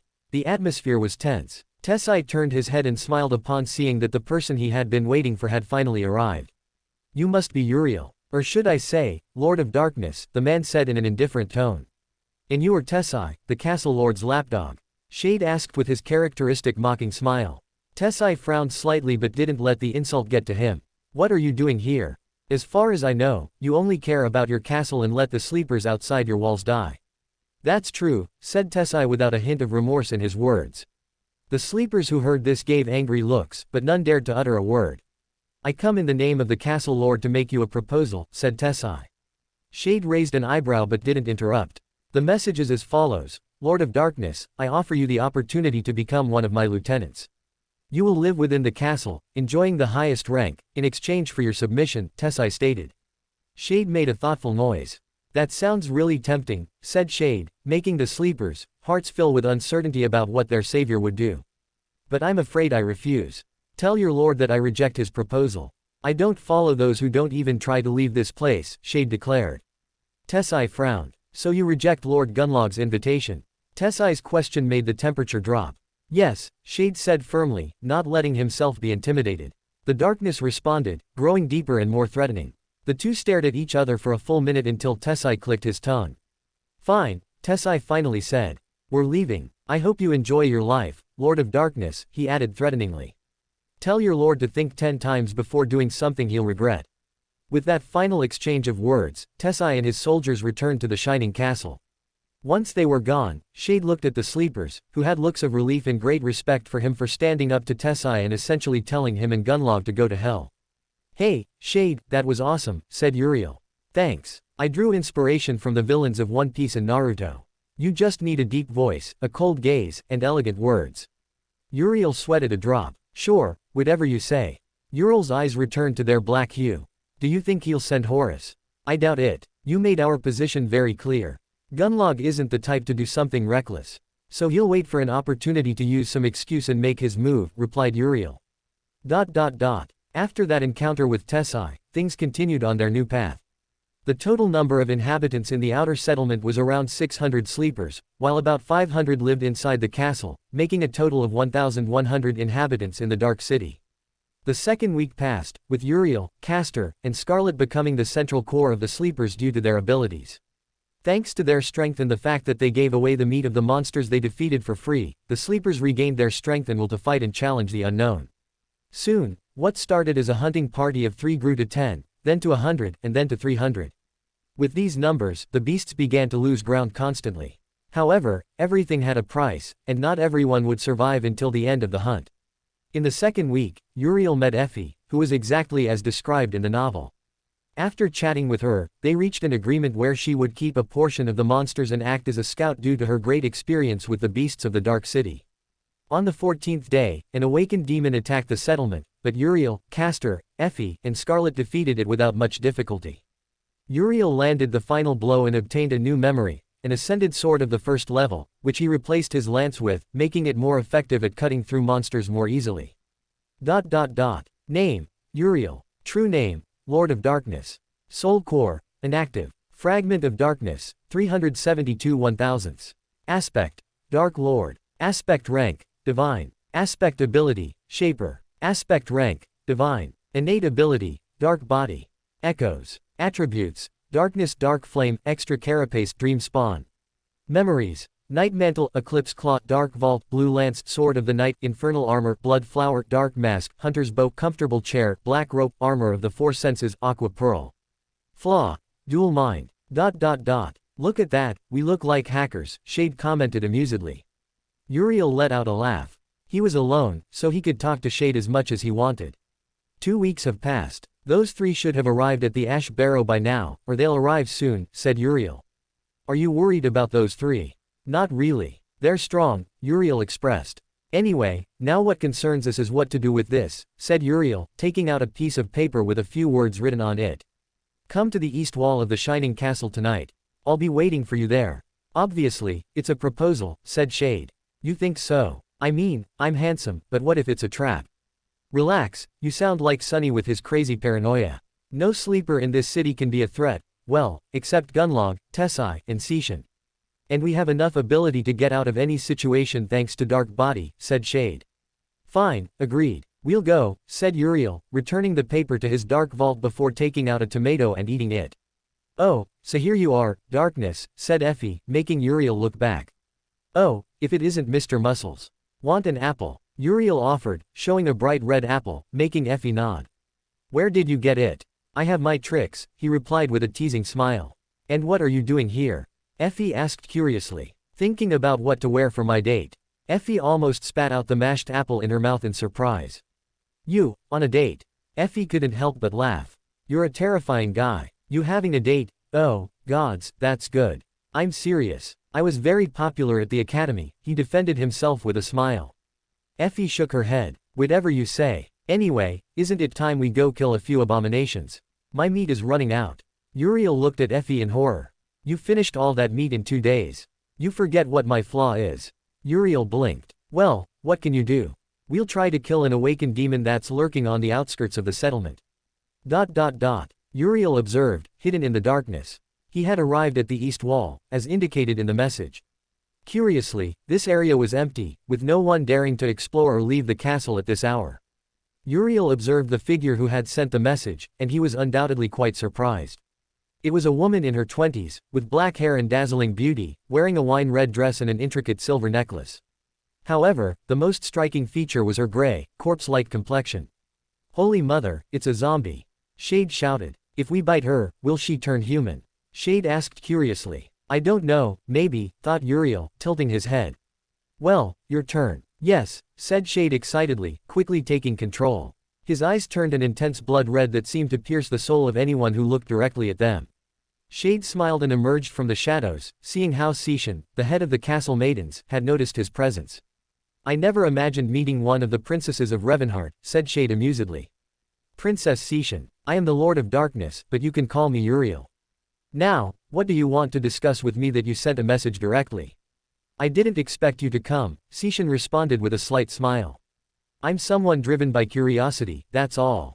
Now, why don't we talk business, Beast Legacy Bearer? Seishan's eyes widened slightly before turning cold and sharp. A cold night wind swept across the wall, making Uriel's black cloak and the woman's red dress flutter in the breeze. Chapter 14 The Agreement. Seishan couldn't help but narrow her eyes at the figure standing before her. She could easily tell he was much younger than her, yet despite his youth, he possessed an undeniable, strong presence that would even make awakened and masters hesitate. Something about him felt unsettling, an ominous sensation of being trapped with something unknown and dangerous hiding beneath a normal appearance. For a moment, she wondered if this was truly necessary, but she immediately crushed that thought. There was no time for doubt. She had been trapped on this shore for nearly a decade. The only reason she had joined Gunlog was for temporary survival. Now, someone much stronger had arrived, with enough determination to act regardless of the consequences and his own safety, declaring that he would get everyone out of this city. This ignited a small spark of hope within her. So, she would bet everything on this move. Shade waited patiently, not interrupting the Lady of Song's train of thought. Both he and Uriel were naturally curious, they had always been that way. They didn't care about following the rules of what was morally good or bad. If something caught their attention enough, they did it without hesitation. Their actions were undoubtedly changing the already written fate, and he wondered how much more would change. Would fate try to eliminate him, a variable outside its threads? Would it send an unavoidable catastrophe? He was truly curious and wanted to know. After a minute, Shade finally decided to break the tense silence. "Miss Seishin, if you're not going to say anything, then I'll take my leave," said Shade, turning to walk into the darkness. However, Seishin finally spoke. "Wait," said the song, making Shade look at her. "Let's form an alliance," she finally said. "And what kind of alliance would this be?" asked Shade. "We both know you need information, and I am your only reliable source of information inside the castle." "Oh, interesting. But let me tell you, Seishin, I already know everything I need to know. Even more than you. Did you know that the previous 2 cohorts that tried to reach the portal failed?" Seishin looked at Shade with an unaltered expression. "That's common knowledge." Shade smiled more broadly. "True, but they truly failed because they didn't have what was needed to access the Crimson Spire." "And what would that be?" "Oh, if I tell you, then it won't be fun anymore. I know you hate Tessai, that you're with Gunlog only for your benefit and that of your maidens. Though you don't show it, you're desperate to leave the Forgotten Shore." Seishin said nothing, but Shade felt her growing frustration and anger with each word he spoke, which was the truth. "I am your only salvation from this place. Or am I wrong?" Seishin remained silent, confirming Shade's words. "So, under this premise, I hold all the cards in my favor. Then what do you want? If you agreed to meet with me, it's because you want something, right?" Shade nodded amusedly. "That's true," he said, looking at the Song daughter. "No matter how strong or intelligent one is, one cannot survive alone in the dream realm. And to leave this place, I need numbers," said Shade. Seishin's eyes widened slightly before she realized Shade's plan. You plan to use them all," said Seishin, her voice not hiding her surprise. Shade applauded. "Excellent. You caught on very quickly. You're very intelligent, daughter of the Song clan. Truly worthy of the beast god lineage," said Shade, his eyes glowing even brighter in the darkness of the wall. "What are you really planning? What do you hope to gain from all this?" "Who knows? Maybe I'll find out later," Shade responded. "I'll tell you a bit of my plan. I'm going to kill Gunlog, Tessai, and his hunters to take control of this castle and create a single front. I'll challenge the tower, many will die, and others will live." "Does that sound interesting?" asked Shade. Seishin said nothing. In fact, she had no words for the plan Shade was executing. "Why are you telling me all this? You know I could ruin your plans, right?" "You won't, and you can't. Even if you tell him, even if you tell Gunlog about my plans, I will inevitably do it. I promised salvation, didn't I? This is my salvation, this is the salvation of the Dark Lord." "You're insane. The true name is the Lord of Darkness. To begin with, I was never really sane. Now, daughter of Ki Song, I'll ask you one question, are you with me or against me? Are you threatening me?" Seishin's voice sounded cold, so cold that anyone would be frightened, but not Shade. He was darkness, he lived in it, he was what hid in its depths. "Threat, not threat, take it as you will. Just give me an answer," said Shade. In response to his words, the darkness grew deeper, and the night air grew colder. Neither of them looked away from the other for tense minutes until Seishin clicked her tongue. "Fine, I'll join you," said the Blood Maiden. Shade's expression changed to an amiable and amused one. "Excellent. Since we'll be allies, it's only fair to share information. So, I'll tell you something interesting," said Shade, looking at Seishin. "To leave this place, we need to gather the 7 fragments. You have one of them, and Athena has another. Only 5 are missing. By gathering all 7, we obtain 7 keys that unlock the doors of the Crimson Spire and seal the Dark Sea. Now, it's up to you to believe me or not. What do you want in exchange for revealing this?" asked Seishin. "2 simple things. First, a meeting with Genma and Kido, and second, the map drawn by the First Bright Lord." "Simple enough, right?" asked Shade. Seishin frowned before nodding. "I can do that." "Good, it was a pleasure chatting with you. See you another time." Saying that, Shade returned to the shadows, merging with them and disappearing as if he had never been there. Seishin felt the pressure in the place vanish as that sleeper left. "He's dangerous," thought Seishin, reaching a conclusion about Uriel. That boy would undoubtedly become stronger and more troublesome as he advanced and ascended. He was an anomaly that didn't follow the rules and acted as he wished, when he wished. And the worst part was that he was too intelligent. He knew what she would say and what she would offer. The whole time, she had been dancing in the palm of his hand just because it seemed fun to him. Undoubtedly, once she left the Forgotten Shore, she would have to inform her mother about this sleeper. Shade emerged from the shadows of one of the ruins, heading toward the house where he stayed, which had been largely repaired and turned into a base for his team. His eyes turned black, a sign that Uriel had taken back control. "Hey, you were awesome back there, no doubt," Uriel said mentally. "Thanks, that performance deserved an Oscar. Did you also notice my line, 'This is the salvation of the Dark Lord'? That phrase was brilliant." Uriel smiled. "That's true, it was brilliant," replied Uriel. "So, when do we take Gunlog and his followers off the board?" asked Shade. "Soon. For now, let's focus on bringing Kido and Genma to our side. With them, we can kill Gunlog and Tessai. When those three arrive, we'll head to the Hollow Mountains to get the two fragments, and then the Fallen Terror. These will definitely be eventful months," said Shade. "Of course they will," said Uriel. You have killed a fallen beast, Spire Messenger. You have obtained a memory. Finally, it's dead," thought Uriel, looking at the corpse of the griffin-like monster lying dead on the ground.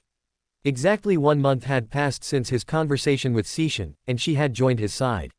She had also kept her word, providing him with the map of all the statues, locations, as well as arranging a meeting with Genma, one of Gunlog's lieutenants, and Kido, the castle's artisan. Both had agreed to join his side upon hearing his plan to leave the Forgotten Shore. They accepted because they were tired of this place and just wanted to return to the waking world after a decade. Now that he had gained the support of 3 of Gunlog's lieutenants, all he needed was to gather the fragments. Kido offered him her invention, which he used to weaken the Lord of the Undead. And now he had killed the Spire Messenger in the northern part, obtaining the Moonlight Fragment. A light yawn escaped Uriel's mouth. He summoned his runes. Name: Uriel. True name: Lord of Darkness. Soul Core: Monster. Fragment of Darkness, 1296-2000. Aspect: Dark Lord. Aspect rank: Divine. Aspect ability: Shaper. Aspect rank: Divine. Innate ability: Dark Body. Echoes. Attributes: Darkness, Dark Flame, Extra Carapace, Dream Spawn. Memories: Night Mantle, Eclipse Claw, Dark Vault, Blue Lance, Sword of the Night, Infernal Armor, Blood Flower, Dark Mask, Hunter's Bow, Comfortable Chair, Black Rope, Armor of the Four Senses, Aqua Pearl, Blood Arrow, Ice Shard, Moonlight Fragment. Flaw: Dual Mind. Uriel had developed his second core and would soon obtain a third core to become a demon. According to his calculations and the number of monsters he killed, he would achieve his third core within 2 weeks. To his slight annoyance, Gunlog hadn't made an open move yet. Of course, he sent his hunters to cause fights and create excuses, but it wasn't time yet. More than a simple skirmish was needed for a fight between them. He had obtained the Blood Flower Dust, capable of growing by feeding on its victim's blood, which guaranteed his victory by breaking his transcendent armor. When Uriel exited the giant skull, he advanced through the ruins of the Dark City until he reached the outer settlement, which had changed enormously in just a few weeks. Most of the sleepers were equipped with awakened armor and weapons obtained during the daily hunts, both day and night. Everyone had gained real combat experience and was on their way to saturating their cores. Uriel took out an apple and began eating it. Heading to the base that served as his house, he entered as the nameless sun rose. Upon reaching the table, he saw that he was the last to arrive. Castor, Scarlet, and Effie were already waiting. "Well, look who finally showed up," said Effie. "Come on, Effie, did you miss me that much?" he asked just as teasingly. "A little," the woman admitted with an amused smile. "Do you two always do this?" asked Scarlet. "Come on, it's not that big a deal," said Uriel. "It's better to focus on what we'll do from now on," said Castor in his usual affable tone. Yes, said Uriel, taking out the map from his dark vault. "I already got the memory we need," he said, pointing to the skull. "Did you kill a fallen beast by yourself?" asked Effie. "I don't know why you're surprised. I've killed demons before, so a fallen beast is just a simple game for me." "Only for you, you little monster." "Thanks for the compliment," he said amusedly. "So, which ones are missing?" asked Castor. "We're missing 4. I already have the Moonlight Fragment, Effie has the Dawn Fragment, and someone already has the Sun Fragment," said Uriel. "So, only the Midnight Fragment, the Twilight Fragment, the Dusk Fragment, and the Zenith Fragment remain," said Scarlet. "Correct. If we gather these 7, we'll get the key to our freedom. Although before that, we'll have to massacre an army of nightmare creatures protecting the spire. Speaking of that, do you at least know their ranks? The vast majority are awakened monsters, some beasts, and maybe several demons, but nothing beyond that." Uriel paused. Everyone is working hard to get soul fragments and memories for the fight. I still don't know how you get all this information. I have my methods, he responded. Uriel, where will we get the other fragments? Asked Scarlet. Good question. The zenith fragment we'll get by killing the fallen tyrant, Lord of the Undead. The other two, we'll have to travel for a few months to a not-so-nice place where the other two are. And what about the fourth one? No need to worry about that, it'll surely appear, he said nonchalantly. Well, that's all for today's meeting, said Uriel, putting away the map. Castor stood up and left the room, followed by Effie and then Scarlet, leaving him alone. We need to get the key that leads to the temple where Weaver's mask is. When we have the third core, we'll go for the mask. Hey, let's switch for a few hours. I'm tired and want to rest a bit. Fine, it's been a while since I went out. Uriel closed his eyes and opened them a moment later, his eyes were red. Shade stood up and stretched. Good, let's hunt, he said, activating his innate ability, passing through the walls, and heading toward the ruins to locate and eliminate nightmare creatures. Chapter 15A Reunion. When the second month arrived, Uriel smiled. He had successfully formed his demon core and was halfway to developing his fourth core, though the pain still hadn't become familiar. Are we really going to kill the Lord of the Undead? Asked Effie. Yes, that's the plan, said Scarlet. Relax, I checked earlier, and it's very weakened by the blood vines, Uriel informed. Even so, it's still a fallen tyrant, so be careful. Uriel looked back at the 50 sleepers, the best and strongest, equipped with the best memories for this mission. Everyone knew the mission and the risks. Once they arrived at the foot of the priestess statue, they all touched it to secure the zenith fragment. The statue's missing arm had fallen into the mud thousands of years ago, revealing a dome that led directly to the Lord of the Undead. Stopping at the edge of the dome, Uriel observed the abomination. Underneath countless human bones belonging to the ancient inhabitants of the Dark City, there were green vines that Keto had named blood vines. The Lord of the Undead was weaker and more fragile. Uriel had two objectives. First, to get the sword echo for Cassie, and second, to obtain the fragment of the seven. Uriel looked at the sleepers. Let's go, he ordered in a firm voice. Once they descended, the battle began immediately. The sleepers, aspect abilities activated, starting to tear apart the tyrant's gear. Effie swung her lance from side to side, crushing and cutting through awakened monsters. Scarlet used her innate ability, strengthened by hundreds of soul fragments that had completely saturated her core, just like Castor, who was the fastest of all the sleepers. And of course, there was Uriel at the front, using his dark body to manipulate his form, tearing apart dozens of monsters and gaining more darkness fragments. Finally, the four reached the fallen tyrant to kill it while the sleepers dealt with the army of reanimated skeletons. The Lord of the Undead controlled enormous bone limbs that they had to avoid. In cases like Uriel's, he could shatter a limb or two with his ascended sword, combined with the passive enchantment of his dark mantle that protected him from surprise attacks. Although the fallen tyrant was weakened, it was as strong as a fallen demon, so even weakened, it was as powerful as the most experienced sleeper. As the minutes passed, they began to gain ground, inflicting great wounds on the tyrant. The tyrant, weakened and consumed by the vines and constantly damaged from the outside, continued to fight for several minutes until the monster's core was revealed. The core was made of human skulls and coagulated blood, undoubtedly terrifying and abhorrent. Uriel ran at great speed, dodging the Lord of the Undead's attacks. Taking a great leap, the Bone Lord created sharp bone tentacles and launched them at Uriel, who used Dark Body. His partial intangibility let the attacks pass through him without damage. Reaching the core, he used all his strength as a demon and cut through the Bone Lord completely. Soon, everything shook and collapsed into a shapeless, harmless pile of bones.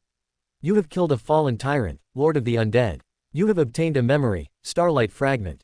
Uriel checked the Bone Lord's corpse and smiled upon finding a key, which he took and stored in his dark vault without anyone seeing. Fortunately, no one died, so everyone collected soul fragments from the dead skeletons until sunset, when they returned to the outer settlement. They used the nearly 5,000 soul fragments to saturate the cores of all the sleepers in the outer settlement, with enough fragments left over for Uriel to use to further saturate his core, reaching 2,670 fragments. Since Uriel wasn't the lance type, he gave the memory to Effie, who thanked him for avenging her fallen comrades by killing the Lord of the Undead.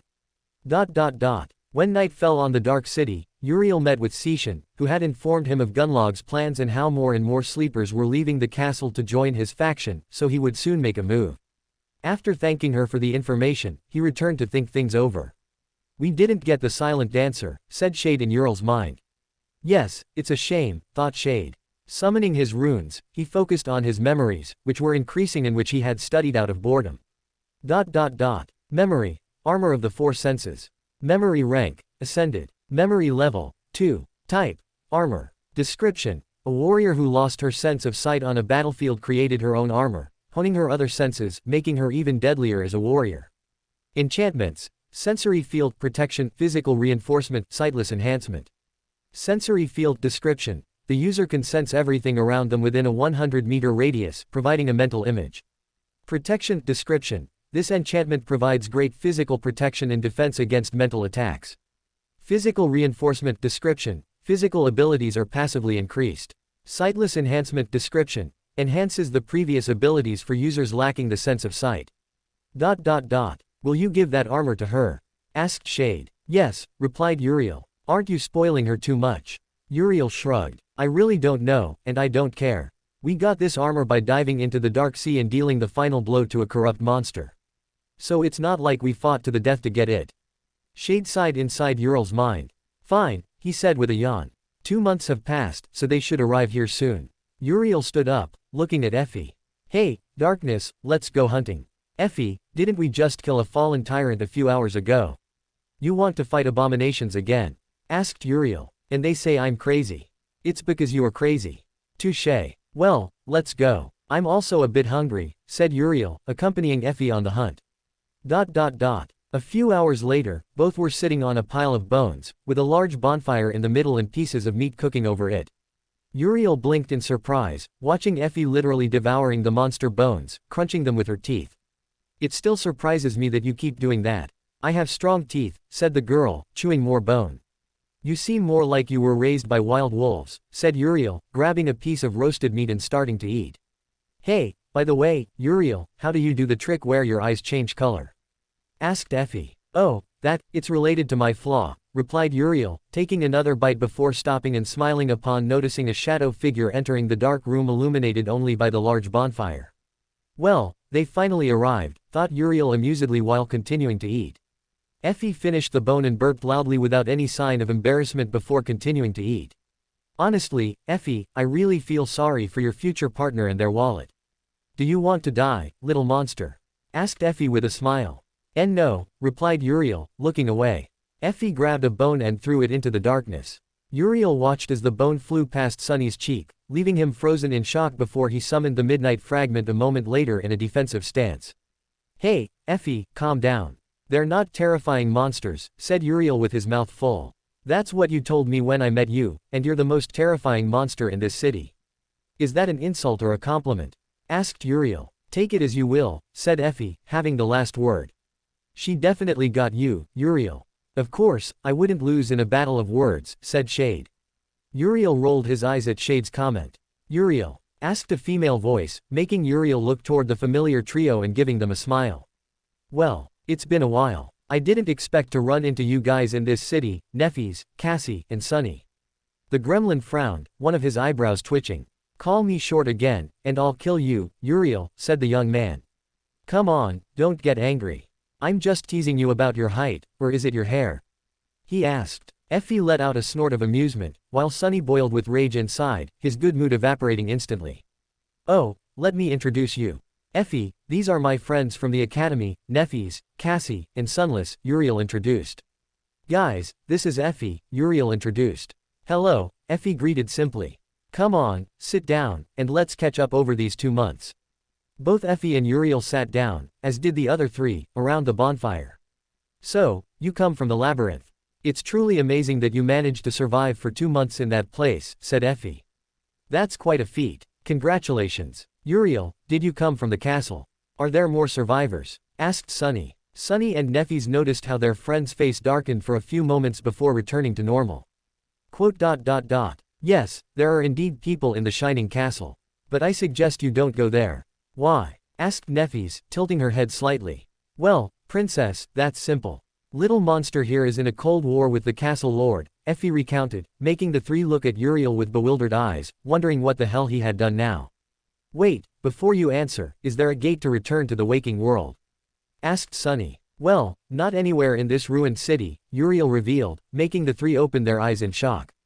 Effie, can you leave me alone with them to explain the situation? Asked Uriel. All right, I'll return to the settlement now, said Effie. Uriel felt and watched her walk away. After a few minutes of tense silence, Cassie decided to break it. What do you mean there's no gate? Uriel sighed. It's exactly that. I'm sorry to be the bearer of bad news, but there's no gate anywhere in this city that returns us to the waking world. The Forgotten Shore isn't a place where humans survive. It's an unexplored zone of the dream realm. No one has ever heard of it because those who arrive never leave, he explained. Uriel saw Sunny's face change to one of anger as he realized something inside his petty mind. You said there's no portal in this city, right?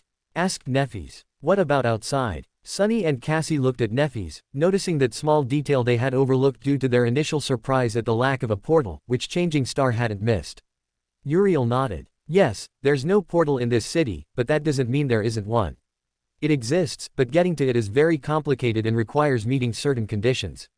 What kind of conditions? Asked Sunny. Nothing really complicated. Just travel through the labyrinth to the Hollow Mountains, journey to the underworld to get 2 memories, kill a few thousand awakened, fallen, and demon-rank monsters, seal a cursed sea, and kill a fallen terror, Uriel explained, leaving Sunny pale along with Cassie, while Neffes was tense. And that's not complicated to you? Asked Sunny in a dry, humorous tone. Hey, don't look at me like that, I'm in the same boat as you. Anyway, we already have 4 of the 7 memories we need. You have 1, so only 2 are missing. Memories? Asked Cassie, confused. Yes, they're categorized as fragments. There are 7 in total. Dawn Fragment, Solar Fragment, Zenith Fragment, Twilight Fragment, Lunar Fragment, and Midnight Fragment. By gathering these 7 memories, 7 keys will be created to open the doors inside the Crimson Spire, he explained, making the 3 fall into thought. 7 seals, murmured Cassie quietly. Even if we gather all the fragments, we'd have to fight an army of thousands of nightmare creatures. Uriel saw Neffes clenching her fists, Sunny taking the information more calmly, and Cassie having the worst of it at this point. But don't worry, there's still one more piece of bad news. And what would that be? Well, quite simple. A war is coming soon. Sunny blinked. A war? Against what? The worst and vilest of creatures, humans. Is this related to what that Effie mentioned? Asked Neffes in a strange voice that puzzled Uriel a bit. Yes, and in a way, you could say I have quite a bit to do with it. Chapter 16 Catching Up. The silence that followed Uriel's declaration was one laden with varied emotions. How so? What did you do to start a war? It all started 2 months ago when the spell threw me here, Uriel began to summarize his story. I landed directly inside the Dark City, more specifically in the ruins, and not a minute later a fallen monster attacked me, so I killed it, and then several more attacked me. I eliminated them before running into Castor. Castor from the Hanli clan. Asked Neffes with some emotion in her voice, which earned her a strange look from Sunny. Yes, we worked together until we reached the outer settlement. You should know one thing, the only somewhat safe place besides the castle is the settlement at the foot of the castle. Things were bad there, terribly bad. Sunny, it was like the slums on the outskirts. The raven-haired young man opened his eyes in understanding. People who looked like walking corpses, simply waiting for death with resignation, Uriel sighed, throwing a piece of wood into the campfire. It didn't take us long to figure out what was going on, so I sent Castor to the castle to gather information. Since he's more sociable than me, he was the best one for the job. To enter the castle, the lord of the city, Gunlog, demands a weekly tribute of a soul shard. If you run out of shards, they simply throw you out of the castle, he explained. Anyway, I'm getting off topic. The fact is, the castle isn't very safe, since Gunlog's dogs do whatever they want inside that place, and no one can do anything about it for fear of the castle lord. But what does that have to do with you starting a war? Asked Cassie. Getting to that, he said, looking at Cassie. After sending Castor to gather information, I did the same in the outskirts. I saved another sleeper from our generation, named Scarlet, from an attack by a fallen monster that would have killed her if I hadn't arrived in time. Then I made a deal with her for us to be allies in this place, which she accepted. Uriel noticed that upon mentioning Scarlet, Neffes's and Cassie's faces twitched slightly, but he attributed it to the campfire smoke. After making the deal and resting overnight, the outer settlement was going to be attacked by a fallen demon, so I killed it before it could. Upon arriving at the settlement, after making a good first impression, I started accompanying the settlement's hunters, preventing them from dying. This earned me a reputation, and more joined the hunt, where I gave away all the corpses of the monsters I killed to feed the sleepers. My fame began to spread until it reached the castle. Gunlog sent his right-hand man to try to recruit me, but I told him and his whole castle to go to hell. An amused smile appeared on Sunny and Cassie's faces. This didn't please him. There were words, more or less. Oh, right, that happened in the first week of being here. Anyway, when Castor returned, he told me about the situation in the castle and how the outskirts were unprotected, so I took on the mission to strengthen everyone. How many sleepers are in the outskirts? Asked Nefis. 2 months ago, around 600 sleepers. Now there are about 700, the last time I checked. The eyes of the three opened in surprise at the high number of sleepers. In total, there are about 1,100 sleepers in this city, the majority are with me, and the rest are with Gunlog, Uriel explained. This obviously didn't please Gunlog and his regime of controlling every aspect of the sleepers' lives, so technically, a cold war began between my side and his, which could turn into a real war at any moment. Wait, why don't you just work together to form a plan and leave this place? I wish it were that simple, but it's not. Gunlog simply gave up on trying to leave this place, which I can't forgive. Also, every time someone tries to rise up, he finds an excuse to kill them and implant fear in everyone's hearts, preventing a rebellion. Then why don't you kill him? Asked Nefis, causing both Cassie and Sunny to look at her incredulously. Killing him. I can do it, no problem, Nefis.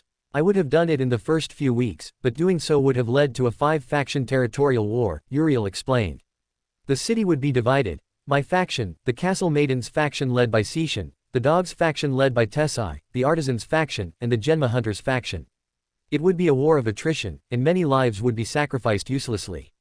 Sunny seemed to nod his head at this conclusion, while Changing Star seemed a little reluctant. Well, but now things are different. I have the loyalty of 900 sleepers and 3 of Gunlog's lieutenants. I'm simply waiting for him to try something so I can take him and his followers out of the game in one move. Did you come up with this whole plan alone? Asked Sunny. Yes. Do I seem like a vile, manipulative, ambitious guy to you? Asked Uriel. I'm no one to judge, said Sunny. And you, Nefis, you did what you had to do, that's all. Uriel blinked. Okay. Anyway, that's why I said the future war is related to me, since I was, in a way, the one who provoked it. But leaving my story in the Dark City aside, how did you three fare in the labyrinth? Well, this and that, said Sunny, pretending to think for a few moments before adding in a bored tone. I suppose the most incredible thing I did was kill a great demon with a single sword strike. I finished him off instantly, no problem at all. I even got a memory from that kill. But before you ask, no, I can't show it to you. Why? Oh, right. I ate it. Uriel blinked several times in surprise before laughing in amusement.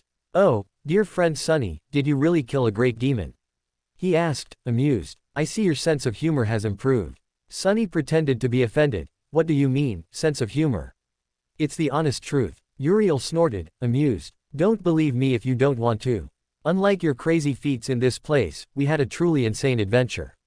Although others were less remarkable, you know, the usual stuff, killing a dozen awakened creatures, being resurrected from the brink of death by a beautiful princess, summoning ancestral horrors from the cursed sea, outsmarting demons and escaping their clutches, sailing through the abyss on a ship made from demon bones, fighting gigantic leviathans underwater, mundane things like that. Uriel whistled, impressed. From his dark storage, he took out 3 apples, giving 1 to each. Where did you get these apples?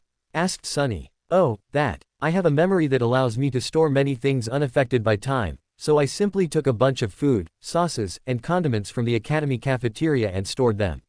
Some are still warm. Uriel saw an envious look on Sunny's face. Your adventure certainly was crazy. Nothing compared to mine. I just killed a few thousand awakened monsters, a few hundred demons, and recently, a fallen tyrant with an army of thousands of living skeletons. Sunny choked on his apple, while Cassie and Nefis blinked in surprise. Oh, and I also dove into the dark sea and killed a corrupt monster with a dagger. Oh, and also. Shut up, we get the point, said Sunny, recovering, feeling as though his incredible achievements had been slightly overshadowed by Uriel's more impressive feats. Killing thousands of monsters and hundreds of demons, plus a fallen tyrant that only masters could fight and kill, along with a corrupt monster. Sunny just wanted to hit something. And he couldn't even really be angry with Uriel. Uriel, tell me something, what rank is your aspect? Asked Cassie. Oh, divine rank, he revealed, causing Sunny's eyes to widen, Nefis's eyes to open slightly, and Cassie's mouth to drop open in shock. I see, divine rank. That's why you're so damn powerful, said Sunny. Yes, I'm amazing. Want to hear something interesting? Said Uriel. Apparently, if you have a divine rank aspect, you can develop multiple soul cores by killing things. Sunny's eyes widened. Really? Asked Neffes, who was also surprised by this information. Yes. 1,000 to ascend to monster, 2,000 to ascend to demon, 3,000 to devil, and so on. And what rank are you? Halfway to becoming a devil. I still have to kill about 1,000 or so. Last time I checked. Oh, right, before I forget, Uriel approached Cassie and transferred the memory of the armor of 4 senses to her. Did you just give me a memory? Asked Cassie, unsure. Yes, Uriel smiled, returning to his seat. It's an ascended armor of the 2nd tier that I got from killing the fallen monster. It has several enchantments to help you. Why don't you try it on? Cassie nodded and equipped the armor of 4 senses. A shower of threads enveloped her body, finally revealing her new outfit. The armor consisted of a one-piece black dress with long white sleeves, a breastplate protecting her upper torso in a light gray color with blue lines, her legs protected by high armored boots, along with a black blindfold covering her eyes. Cassie froze for a moment before trembling slightly. I can feel everything around me, as if I could see clearly, said Cassie, happily. Uriel smiled. That armor has a total of 4 enchantments, all passive, so you don't need to be awakened to use them. What are these enchantments? Asked Neffes with interest. Well, they are. Sensory field. The user can sense everything around them within a 100-meter radius, giving them a mental image of everything they sense. Protection. This enchantment provides strong physical and mental attack protection. Physical reinforcement. Physical abilities are passively increased. Sightless enhancement enhances the previous abilities for users who lack the sense of sight. The eyes of the 3, except Cassie, were wide at the 4 enchantments and the fact that Uriel gave it away so easily. Don't worry, I have gifts for you too as well. Sunny, give me your hand, said Uriel. Sunny did so with a bit of distrust. Uriel took his hand and transferred the memory of the black mask, making Sunny blink and feel the awakened armor of the 5th tier. Neffes, your hand, he requested. After taking her soft hand, he transferred the infernal armor, an awakened memory of the 4th tier. Well, those were my gifts. Why do you give them away so easily? Asked Sunny. Because we're friends. It's as simple as that, said Uriel with a smile, causing Sunny's eyes to widen. Neffes said nothing, and Cassie seemed like they all felt a little guilty. No, rather, Uriel realized it was Sunny and Neffes, and Cassie seemed on the verge of tears but held it back. Shade, are you thinking the same thing I am? Uriel asked in his mind. Shade sighed. Yes, it seems that because we literally shattered the destined events, fate will somehow make us take Neffes's place to stay here, which was our original plan anyway, said Shade. I guess we'll ascend naturally, then. The place fell into a somewhat strange silence. Uriel left the 3 to their own thoughts while tossing a piece or 2 of wood into the fire. The meat was already gone, eaten by the 4 of them. Since it was night, they would have to move in the morning. The night passed quietly, and the next day, they left the tower. Uriel guided them through the ruins of the city. Cassie tested her new armor, and thanks to its passive enchantments, the girl moved with great agility as if she weren't actually blind, which increased their overall pace. As always, Uriel was debating in his mind with Shade about various silly internet theories and intense debates about whether the human version of My Little Pony would be considered furry. In the end, they reached a stalemate after several mental screams. Hey, Uriel, are you okay? Asked Sunny. You look strange. Huh, oh, don't mind me. I'm just arguing with someone about whether sleeping with a human-shaped animal would be considered bestiality or intraspecies love, said Uriel, causing the 3 to freeze in confusion. We reached a technical impasse, he summarized. I forget you're crazy, said Sunnyless, amused. The only crazy one here is you, yelling at your shadow. That was only once, Sunnyless defended himself. Sure, said Uriel with a blank face. A nightmare creature is approaching. It's an awakened monster, said Cassie, sensing the monster entering her sensory limit. Uriel nodded. Well, ignore it, said Uriel.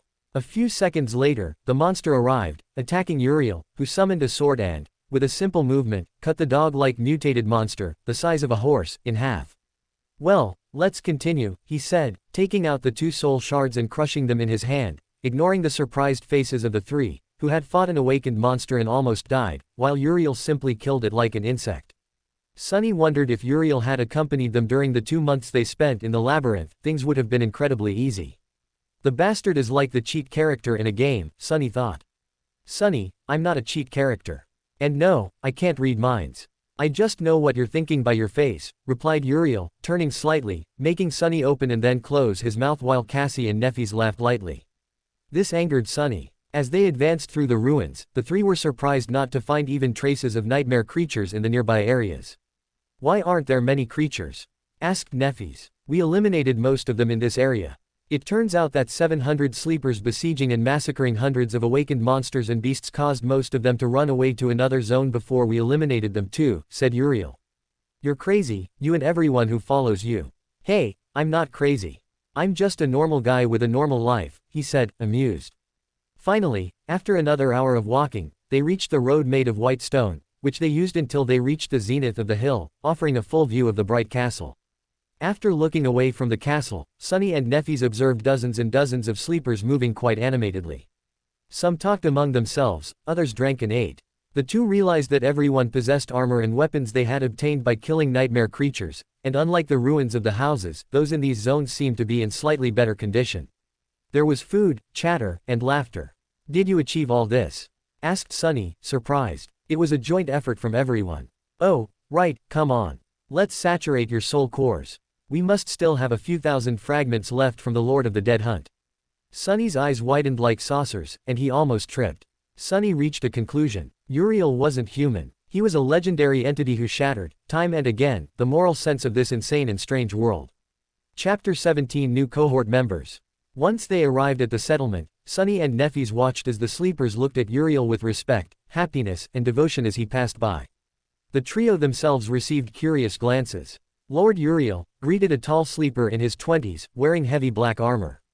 Ah, Tom, how's everything going? Quite well. We've located the cathedral, the sleeper reported. Good, that's great news. And what about your hunting division? We're making good progress, though there was a minor clash with Gunlog's dogs and their leader, Tessai. Uriel frowned. It didn't escalate further, as Lord Castor intervened before things got worse. Good. Thanks for letting me know. By the way, who are the new faces? Tom asked. They're my friends. They survived 2 months in the labyrinth and arrived yesterday. Tom's eyes widened as he looked at the three sleepers with respect. I'm taking them to saturate their cores now. Tom nodded. Of course. See you later, Tom, Uriel said, walking past the sleeper, followed by the trio. Hey, what was that about? Cassie asked, confused. That's Tom. He leads a hunting team of 20 sleepers and is one of the strongest in the entire city, Uriel explained. And what about the cathedral he mentioned? Oh, that. A fallen devil resides there, one I want to kill. It has powers similar to mine, so I need some help with that. You're just going to kill a fallen devil, just like that? Yep, it's just a fallen devil. I've killed worse, Uriel said. The quartet continued until they reached a large 2-story house. Uriel entered, followed by the others. As they stepped inside, Sunny noticed 2 rough-looking men stationed at the doors, who opened them without a word. Upon entering, Sunny's eyes widened at the sight of enormous piles of soul fragments extracted from nightmare creatures, easily numbering in the thousands. He cursed inwardly, knowing he couldn't consume them like Cassie and Nefis could. Well, what are you waiting for? Start crushing them, Uriel said. All the sleepers in the settlement have their cores fully saturated. This is just what we bring back from regular hunts. Nefis didn't hesitate. She began crushing the fragments one after another, with Cassie following suit. Uriel looked at Sunny. Don't you want to saturate your cores? Sunny gritted his teeth. I do, but I can't. You get fragments from killing nightmare creatures? Uriel asked, and Sunny nodded. I see. Well, that sucks. Tell me about it. If you want, you can join me on my nightly hunts. You'll just have to land the killing blow. You'd really do that for me. Think of it as a future investment. When you're rich, you can pay me back. A bitter smirk crossed the slender boy's face. After a while, the pile of fragments had shrunk considerably. Uriel kept about 100 fragments for himself to become a devil, while the rest were exhausted. And now what? Cassie asked. Whatever you want. You can join the hunts, relax, do whatever you want. You're not obligated to do anything, Uriel said. Follow me. I'll introduce you to the others. After leaving, Uriel guided the trio to his base on the hill. Upon entering, they headed to the meeting room. Inside the room, there was a round table with several chairs, 3 of which were occupied. Well, you're finally back, Scarlet said. Hello, Scarlet, Castor, Effie, Uriel greeted, looking at the people present. Greetings, Lady Nefis, Lady Cassie, and, Sunless, Castor said with an affable smile, bowing slightly. Nefis nodded without a word. Scarlet, let me introduce you to my friends. I met them at the academy. This is Nefis, Changing Star. Next to her is Cassie, and this is Sunless, Uriel introduced. A pleasure. I'm Scarlet, she said respectfully. Why did you bring them? Effie asked, curious. I want them to join us. Their strength will be of great help in the future. Effie looked at the three sleepers before shrugging. Scarlet had no objections, and neither did Castor. What do you say? Uriel asked. I'm fine with it, Sunny said. I don't have a problem, Cassie added. Me neither, Neffy said. Then it's official, Uriel declared. There are free rooms, so take whichever you want. Uriel began to walk away. Where are you going? Neffys asked. To the cathedral. I need to confirm the situation with the fallen devil. Want to come? No, I'll stay and explore, Sunny said. I'll stay to get settled, Cassie added. Uriel looked at Neffys. I'll go with you, she said, making Uriel raise an eyebrow but say nothing. All right, he replied, leaving the large house on the hill with Neffys. The two headed north in silence. The duo moved silently through the ruins, each lost in their own thoughts.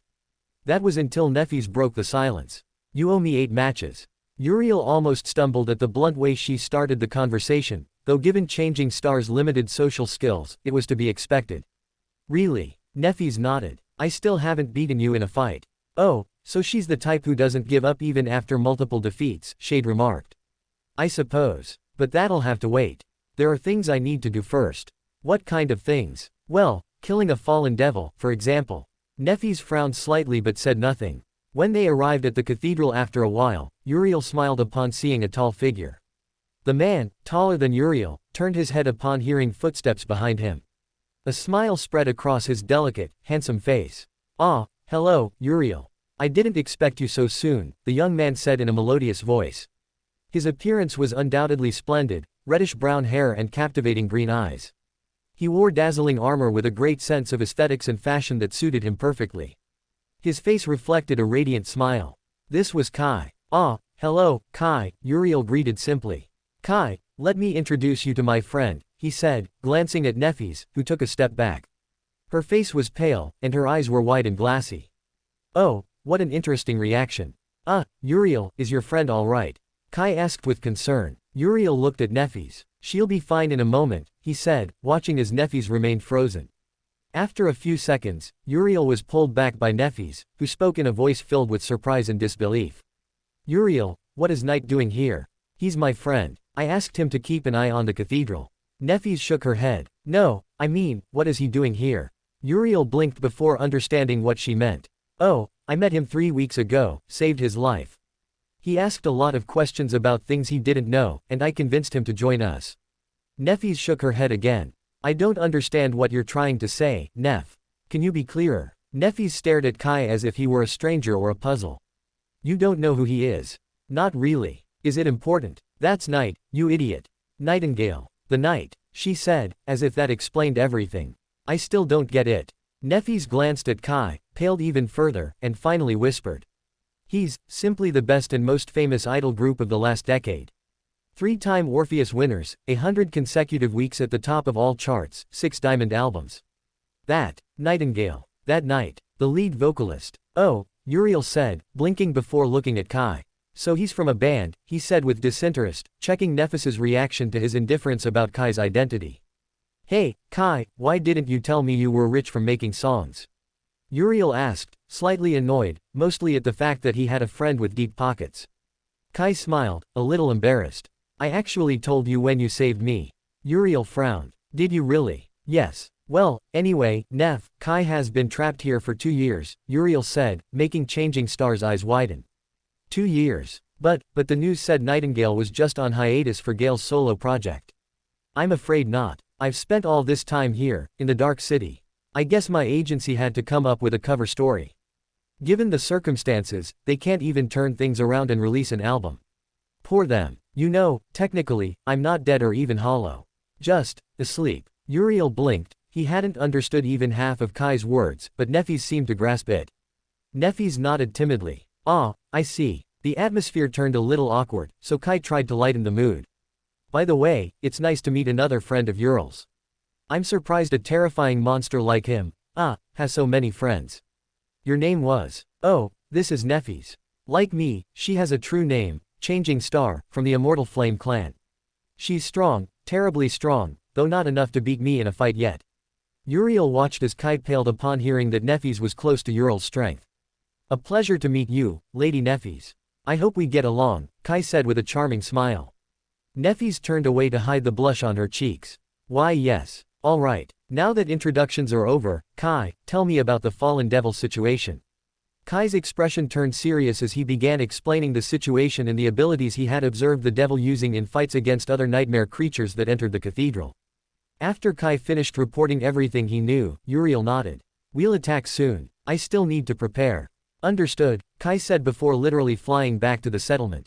Uriel looked at Neffys. Well, I'm free now. Do you want to fight now or later? Neffys summoned a sword. I'll take now. And so, the two launched themselves at each other, resuming their battle after 2 full months. In the end, Uriel won, thanks to his greater combat experience, though he came close to losing this time. When they returned to the settlement, the nameless sun was disappearing. Uriel bid Neffys goodbye and went to grab something to eat, where he found Sunny eating roasted meat. Hey, Sunny, when you're done eating, come with me. The boy looked at Uriel with curious eyes before nodding slightly. Chapter 18 Cathedral. When night fell on the Forgotten Coast, Uriel and Sunny were walking through the northern area of the city ruins. And what did you think? Asked Uriel. Sunny blinked. Think about what, exactly? Well, everything in general. The current situation of the sleepers, my way of leading them, my plans. You're smart, so you must have a rough idea of what I'm planning to do. Sunny nodded. You're doing better than I actually imagined. If it were me, I'd have holed up somewhere far away, said the boy, a wry smile on his face. Given your personality, I don't doubt it. And now, what's your goal? To get all the sleepers out of this city before the next winter solstice. I have plenty of plans, you know. What kind of plans? To make money and create my own stories, he replied. You mean those webtoons about Awakened? Yeah, I did some research, and they make a lot of money. I've thought hard about the story and characters. It will undoubtedly be a great success if I can get it published. Also, I want to open a cafe. Sunny blinked. A cafe. Yeah, it was my dream since I was a child to have my own food place, where people sit down to fill their stomachs and gossip, and I listen to them, you know, things like that. Oh, and also to be a detective. Sunny imagined Uriel running a cafe and the image simply amused him. Even more so as a detective. What are you laughing at? Money is happiness. You know that not everything in life is money, right? Asked Sunny. You're wrong, Sunny. Life is about money. If you're unhappy, it's only because you don't have money. Both continued on their way, listening to the sound of steel clashing against steel, followed by furious roars. Without a word, Sunny sent his shadow to scout ahead, discovering a wide battlefield where nightmare creatures were killing each other. It's a fight between nightmare creatures. Let's take a look, said Uriel. Sunny looked at him as if he were crazy, but a moment later, he followed. Arriving at the edge of the building opposite, they saw a wide, dark plaza with a moving statue in the middle fighting several huge monsters.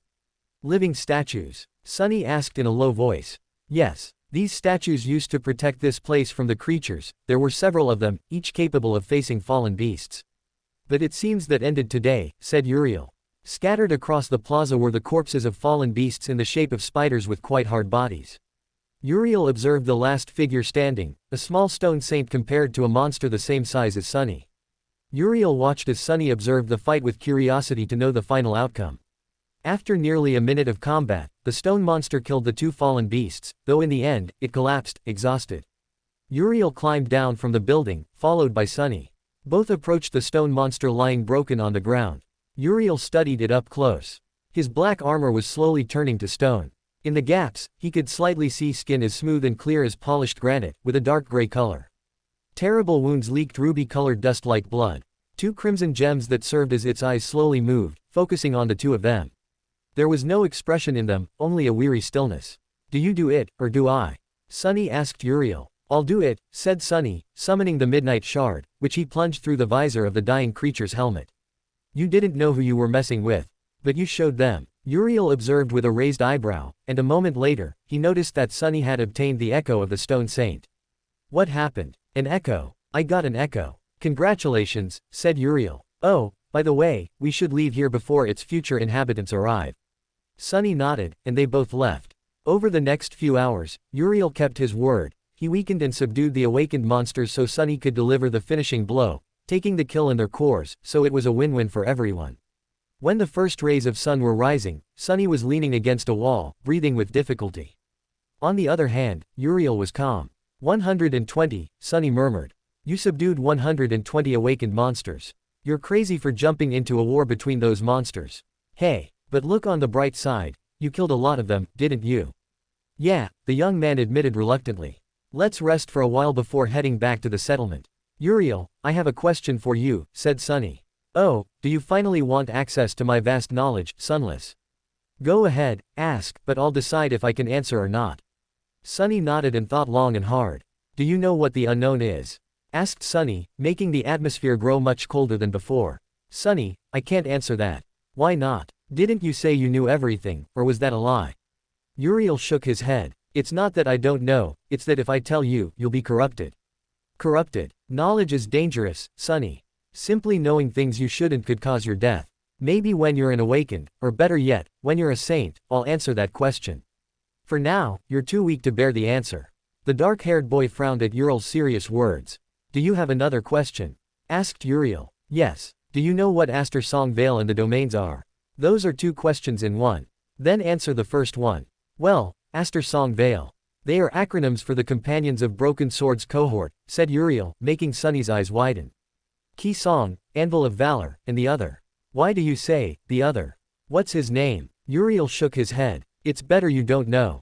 Knowing about him is very dangerous, Sunny. Anyway, can I ask you a question? Sunny thought for a few moments and then nodded. Do you possess a divine aspect? Sunny froze. After a second or two, he frowned and responded. Yes, I see, murmured Uriel. That explains a lot. What do you know about divine aspects? From what I know, they allow you to possess 7 soul cores by collecting soul fragments. For example, I can consume cores and obtain fragments by killing creatures. Apparently, you only get them by killing them. And I suspect Nephis also has a divine aspect. Sunny's eyes widened, but then, after thinking about it, it made sense. At first, he thought Nephis was the strongest sleeper he had ever met because of her power and abilities. But then there was Uriel, who shattered common sense by surpassing a monster like Nephis. If bearers of divine aspects were monsters by nature, Sunny wondered if he was one too, to some extent. Sunny, each divine aspect is different and grants different things to each person. I'm sure you'll be terribly strong in a few years. You say that as if you're going to die or something. Who knows? Well, I have to go now. I have things to do and a devil to kill. We'll talk later. Saying that, Uriel walked away, disappearing into the darkness of the ruins, leaving Sunny alone, pensive about what Uriel had last said about divine aspects. 2 days passed. Around midday, when the sun was at its highest point, Uriel, Nephis, Kai, Effie, Sunny, and Castor were gathered around the cathedral where the fallen devil was. All right, today's the day we kill the bastard, said Uriel, his eyes gleaming with a reddish hue. You already know its abilities. Don't let it enter the darkness. Its weakness is the sword, we have to break it to kill it, said Shade. After his words, Uriel used his shadow body, delving into the deep darkness of the cathedral. A few seconds later, everyone heard the sound of combat, their signal. Leaping towards the fallen devil, Nephis created a great dome of white flames that pushed back the darkness, revealing Uriel, who was engaged in an intense sword fight with the fallen devil. Soon, Nephis and Castor joined in, along with Sunny's echo. Castor provided support from the air, as did Effie. The battle was intense. Despite their numbers, the fallen devil was stronger and more experienced. However, it was slowly losing ground with each passing second. The knight brandished its sword, but Uriel, using his ascended memory, struck a key point on the blade, cracking it. Castor, using his great speed, left a wound on the knight's armor, then retreated. Kai shot a blood arrow between the bones of the armor, precisely at the knee joint. Sunny lunged into the attack along with his echo to further weaken the sword. Finally, Nephis launched a devastating attack that mortally wounded the knight. Uriel lunged, using his sword to shatter the devil's sword, which enraged it. Its body slowly turned a rusty brown color. Uriel ordered everyone to retreat. The fallen devil exploded, its metal body thrown far away like an empty shell. Revealed as a mass of darkness, it lunged at Uriel, who did the same using his shadow body. His form changed, abandoning his human shape to become a mass of darkness full of hungry mouths. Everyone watched in astonishment and disbelief as the two masses of darkness collided. One began to surround the other, which possessed intense orange eyes. They watched as the larger darkness finally encircled the smaller darkness like a serpent and then devoured it mercilessly. With an inhuman scream, the creature of darkness that emerged from the fallen devil died. Immediately after, only the larger darkness remained, which began to tremble. A piercing scream that made the entire cathedral shake came from its mouth. All the sleepers covered their ears against the scream full of pain. After about 20 seconds, the scream ceased, and the darkness began to converge back into Uriel's form. He was pale, breathing deeply and erratically. What the hell was that? Asked Effie, voicing the question everyone had. Uriel stood up, somewhat unsteady, before smiling widely. Uriel looked at his fragment counter. Shadow fragments, 203 4,000ths. He had done it. He had successfully unlocked his fourth soul core, becoming a devil. Hey, Uriel, what did you just do? Asked Effie, still stunned, as were the others. And what the hell are you? Uriel, having recovered enough, stood up. As for what I am, I don't even know myself. I guess human, he said. He's telling the truth, said Kai, using his flaw to detect lies. As for the other thing, it's my innate ability. Aside from giving me a body made of intangible darkness, it allows me to shape it. This is something I can only do for a short time, he explained. Uriel, your aspect is undoubtedly one of the most curious, said Castor, still perplexed. I agree with Castor, said Kai. Well, anyway, the devil is dead. And I got a nice echo, said Uriel, summoning the devil they had fought moments before, now an echo under Uriel's command. What do we do now? Asked Castor. Go for the remaining shards. It will be a long journey, maybe a month or two, said Uriel. Where will we go? The Hollow Mountains, to the place where the First Lord died, he revealed, making everyone except Neffy's frown, as that place was a death zone, and they would have to go there. After everyone left, Uriel stopped Sunny. Hey, Sunny, come with me. There's something I want to show you. Sunny looked at Uriel with tired eyes. He hadn't slept in almost 2 days because he hunted at night to saturate his soul core and obtain his second core. He now only had 300 fragments since he spent 100 to turn his echo into a shadow. Speaking of his shadow, Sunny saw the runes, which said it was evolving after eating something from the corpse of the fallen devil. Where are we going? Asked Sunny as they passed through the hallways once used by the priests and priestesses of the cathedral. You'll see, replied Uriel, stopping at a slightly strange wall where he felt the darkness was thicker. Uriel transformed his arm into a black mass, which entered a grate. After a few seconds and a look of effort, the wall slid open completely, revealing stone stairs descending downward. A secret passage inside a cathedral. Yes, replied Uriel, beginning to descend the stairs, followed by Sunny. Neither needed any light, as they could see everything with great clarity.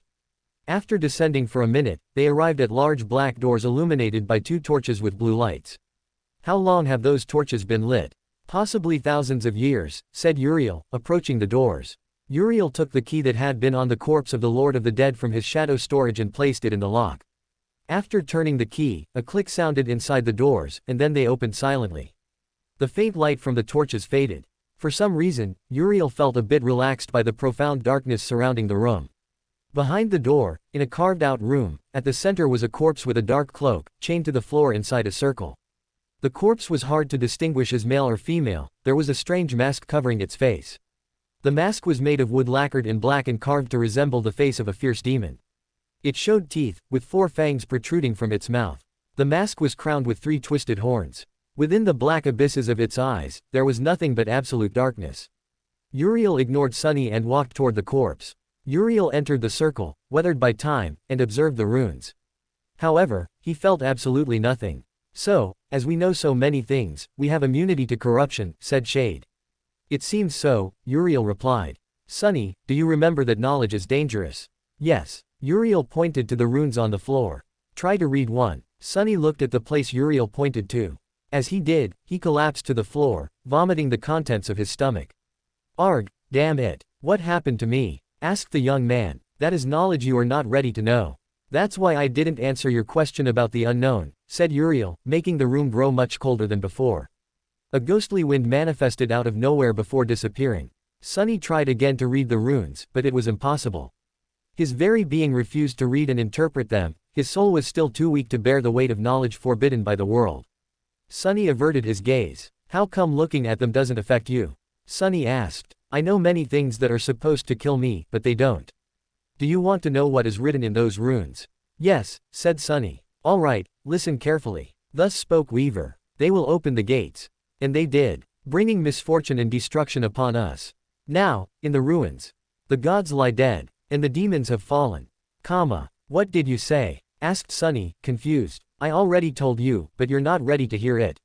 Become a master or a saint, and you'll be able to discover it for yourself. Uriel touched the mask, which disappeared into innumerable white sparks, vanishing into his sea of souls. You have received a memory. The corpse turned to dust, which fell to the floor along with its chains. Uriel summoned Weaver's mask, looking at it with analytical curiosity. He could see 7 blazing, radiant spheres that shone with an almost reaping intensity. Around them, innumerable eternal threads were woven, forming an almost infinitely complete pattern. Memory. Weaver's mask. Memory rank. Divine. Memory level. 7. Type. Tool. Description. Weaver believed knowledge was the origin of power, so he always hid behind numerous lies. Using them as a cloak, no one knew his thoughts, his face, or his heart. Not even the gods could see what the mask hid. Enchantments. Cloak of lies. Simple trick. Uriel dismissed the runes. What is that mask? Asked Sunny, curious. Oh, just a divine rank memory of the 7th level. Sunny's mouth opened comically. It also has an enchantment that reverses a person's flaw, he revealed. Sunny staggered back, his eyes wide open. Uriel looked at the mask and put it on after Shade was mentally prepared. A moment later, the world became clearer, and his head felt emptier, his thoughts sharp and clear. Weaver's mask adjusted automatically to his face. How do I look? He asked Sunny. Pretty great. Uriel nodded. Then he removed the mask, returning it to his sea of souls. Well, it seems it works, said Uriel. Sunny looked around, analyzing every place with palpable curiosity, then observed Uriel. Everything about him was too strange, and his behavior didn't follow a pattern. Once again, he saw something that defied logic, finding a divine memory of the highest level. But how did he know it was here in this cathedral? He really didn't know. Uriel placed his hand on Sunny's shoulder, who froze upon receiving a memory. The incantation's voice shouted loudly in his head. Why are you giving me this memory? Asked Sunny. It will be more useful to you than to me. Your flaw is to tell the truth, right? Sunny froze. He didn't want to answer but responded with a, yes. How did you find out? He asked angrily. I realized a while ago. Your claims were quite crazy but true, and I'm a master liar. Anyway, my flaw is that I have 2 me's. What does that mean? I have a version of myself in my head. Think of it as having 2 personalities in the same body. I am Uriel, he said before his eyes turned red, and a mocking smile appeared on his face. And I am Shade. Sunny blinked. So you really weren't crazy, you literally have a second personality inside your head. How the hell does that work? Shade shrugged. No idea. Anyway, Sunless, if you want, try Weaver's mask. Oh, and if you activate the unknown enchantment, you won't like what happens when you do. Thanks for the advice, though I'm really annoyed now. Well, see you, said Shade, leaving the room. He really didn't care about Weaver's mask. He didn't possess the destined attribute, which was excellent. Plus, Shade was more his ally than his flaw. As always, curious by nature, he was shattering this part of fate, changing and leaving things the same to see the final outcome of everything. When he left the cathedral, Uriel saw Cassie, who seemed to have been waiting for him for a while. Cassie, what are you doing here? The blonde girl turned her face in his direction. The enchantments on her armor had undoubtedly done her good. Uriel, let's talk for a bit. Alright. Chapter 19A Promise. Uriel was walking with Cassie through the streets of the ruined city. Neither of them spoke, maintaining a tranquil silence for several minutes. Finally, Uriel decided to break the silence. What did you want to talk about? He asked. Cassie didn't respond immediately. Her face tightened slightly before she sighed, a tired sigh, as if from someone who had experienced too much. Do you know what my aspect is? Cassie asked. I have an idea. You're an oracle, right? Yes. I can vaguely see fate and prophecies, Cassie said. I can also see others' attributes, but not yours, Uriel.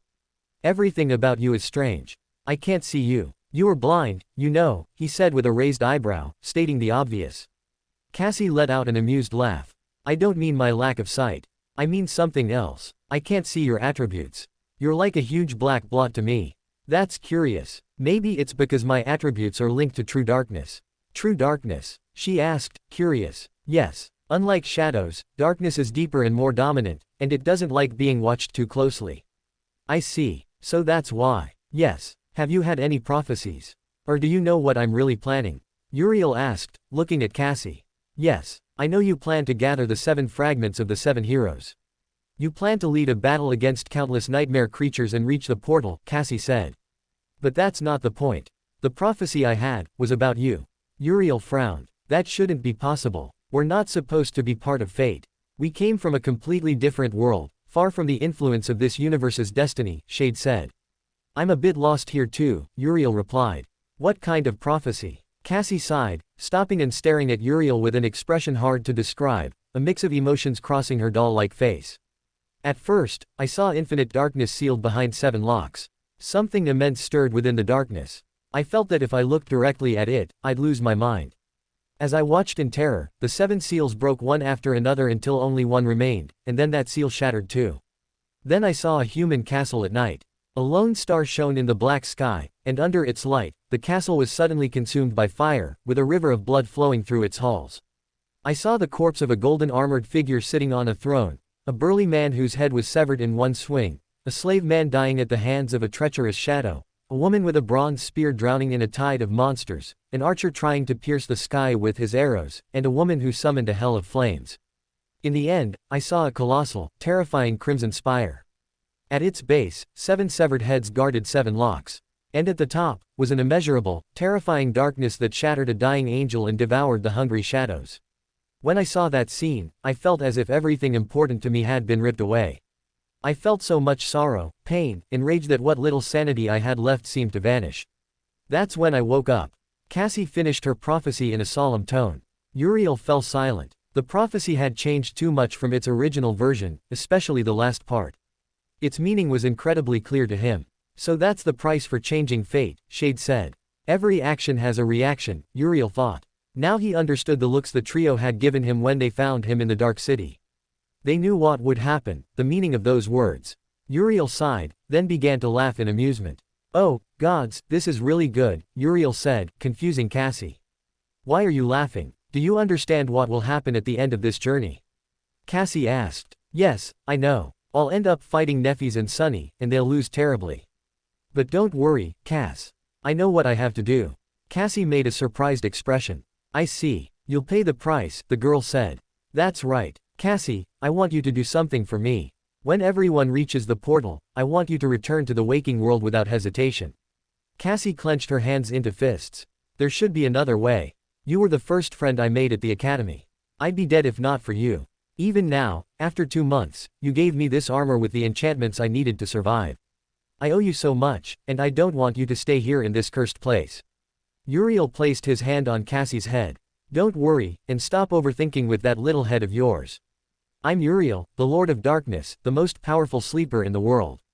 A place like the Dream Realm won't kill me. You'll see, when we meet again, I'll be even cooler than I am now. That's a promise. Uriel smiled widely. Cassie hugged Uriel, taking the dark-haired boy by surprise. After a few seconds, and insistence from Shade in his mind, he awkwardly returned the hug. The embrace lasted a few moments before they separated. All right, let's head back. It's time to gather the missing fragments and leave this place. Yes, the girl said, sounding more animated than before. The duo returned to the outer settlement. That same night, Uriel gathered everyone to inform them of one last journey to the Hollow Mountains. Thanks to Cassie, they knew their transportation would arrive in 5 days, but they had to be at the right place at the right time. She would be their guide. After everyone agreed, they began to prepare. Uriel left Scarlet in charge of the settlement while he was away. They knew Gunlog would simply wait for their return to settle things once and for all. Uriel asked the sleepers in the settlement to give him their most useless memories, which they happily did. After gathering about 200 awakened memories of the first and second levels, he gave them to Sunny, who in his opinion looked like a child who had received the best gift of his life. Uriel also decided to check out his cheat ability. When night fell on the forgotten shore, Uriel entered his Sea of Souls, where Shade was waiting. They fist bumped in greeting. You know, this place is really dark. We can barely feel our 4 soul cores, Shade remarked. That's true, Uriel said. He summoned the echo of the abandoned night, which appeared before them in a statue-like posture. Uriel approached and touched the night. Immediately, runes appeared before them. Do you wish to convert the echo into a dark soldier? Yes. Uriel and Shade watched curiously as darkness advanced over the abandoned night, enveloping its body like a black vortex. For a few seconds, the vortex remained before dissipating. Uriel immediately summoned the runes. Name: Abandoned Night. Dark rank: Awakened. Darkness class: Devil. Dark fragment attributes: Master Swordsman, Mantle of Darkness, Mark of Darkness, Unbreakable.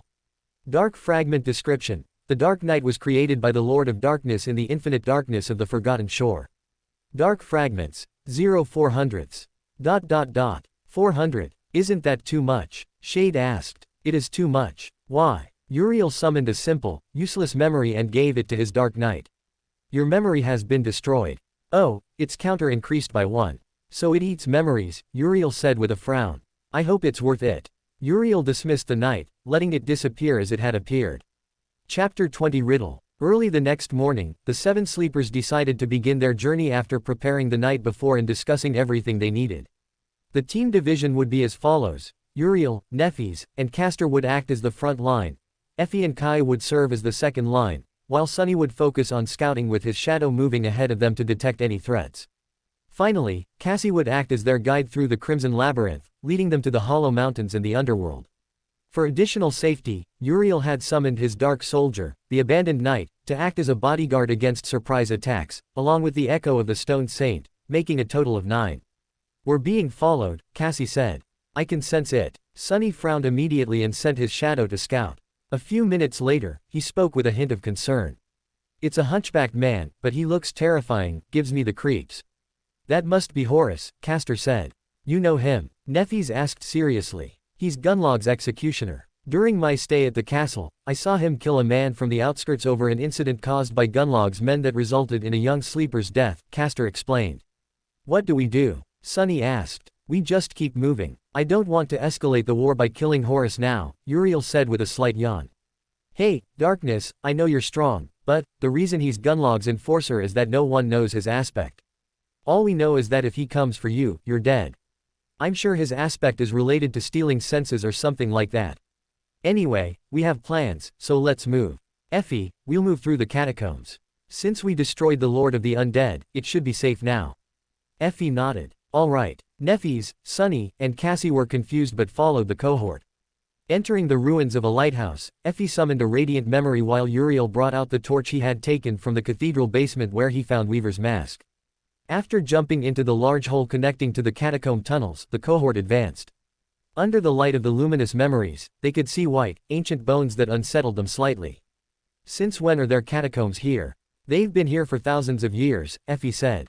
Hunters don't like mentioning them because no one is crazy enough to explore them, well, except Little Monster here. Those who tried, well, they died horribly, she said, pointing at Uriel, who picked up a bone hand curiously. That's offensive, Effie, Uriel said with a mock-offended face. But it's the truth. Can we get back to the fact that no one survives long here? Why? Well, you'll see soon enough, Uriel said, making Sunny frown. Why are you holding a skull? Kai asked. Curiosity. I want it as decoration for my room, Uriel said, puzzling Kai since he was telling the truth. They traveled for at least 3 or 4 hours through long, misleading tunnels, but thanks to Effie, they never got lost. The cohort descended deeper and deeper, seeing more bones scattered everywhere. Finally, after descending further, they reached a damper area. Where are we now? 100 meters underground, beneath the city walls, Effie said. We need to pick up the pace before nightfall, or we'll drown. How much further to get out of this area? Not much. Maybe another 200 or 300 meters ahead, Uriel said, tossing an apple to each of them. Where the hell do you keep getting apples? Sunny asked. I'm also curious, Effie added. A magician never reveals his tricks, Uriel said, taking a bite as his eyes turned red in an instant. Sunny blinked, remembering what Uriel had said about his flaw a few days ago, and noticed the subtle changes. It was shade now. After resting for about 20 minutes, they continued their journey. As Uriel had said, after 10 minutes of walking, they reached an enormous chamber. However, instead of a massive mountain of bones made from thousands of dead people, the entire chamber was filled with white bones scattered across the floor. An enormous bone corpse lay shattered, its body cut in half by a devastating attack. Who could make an attack like that?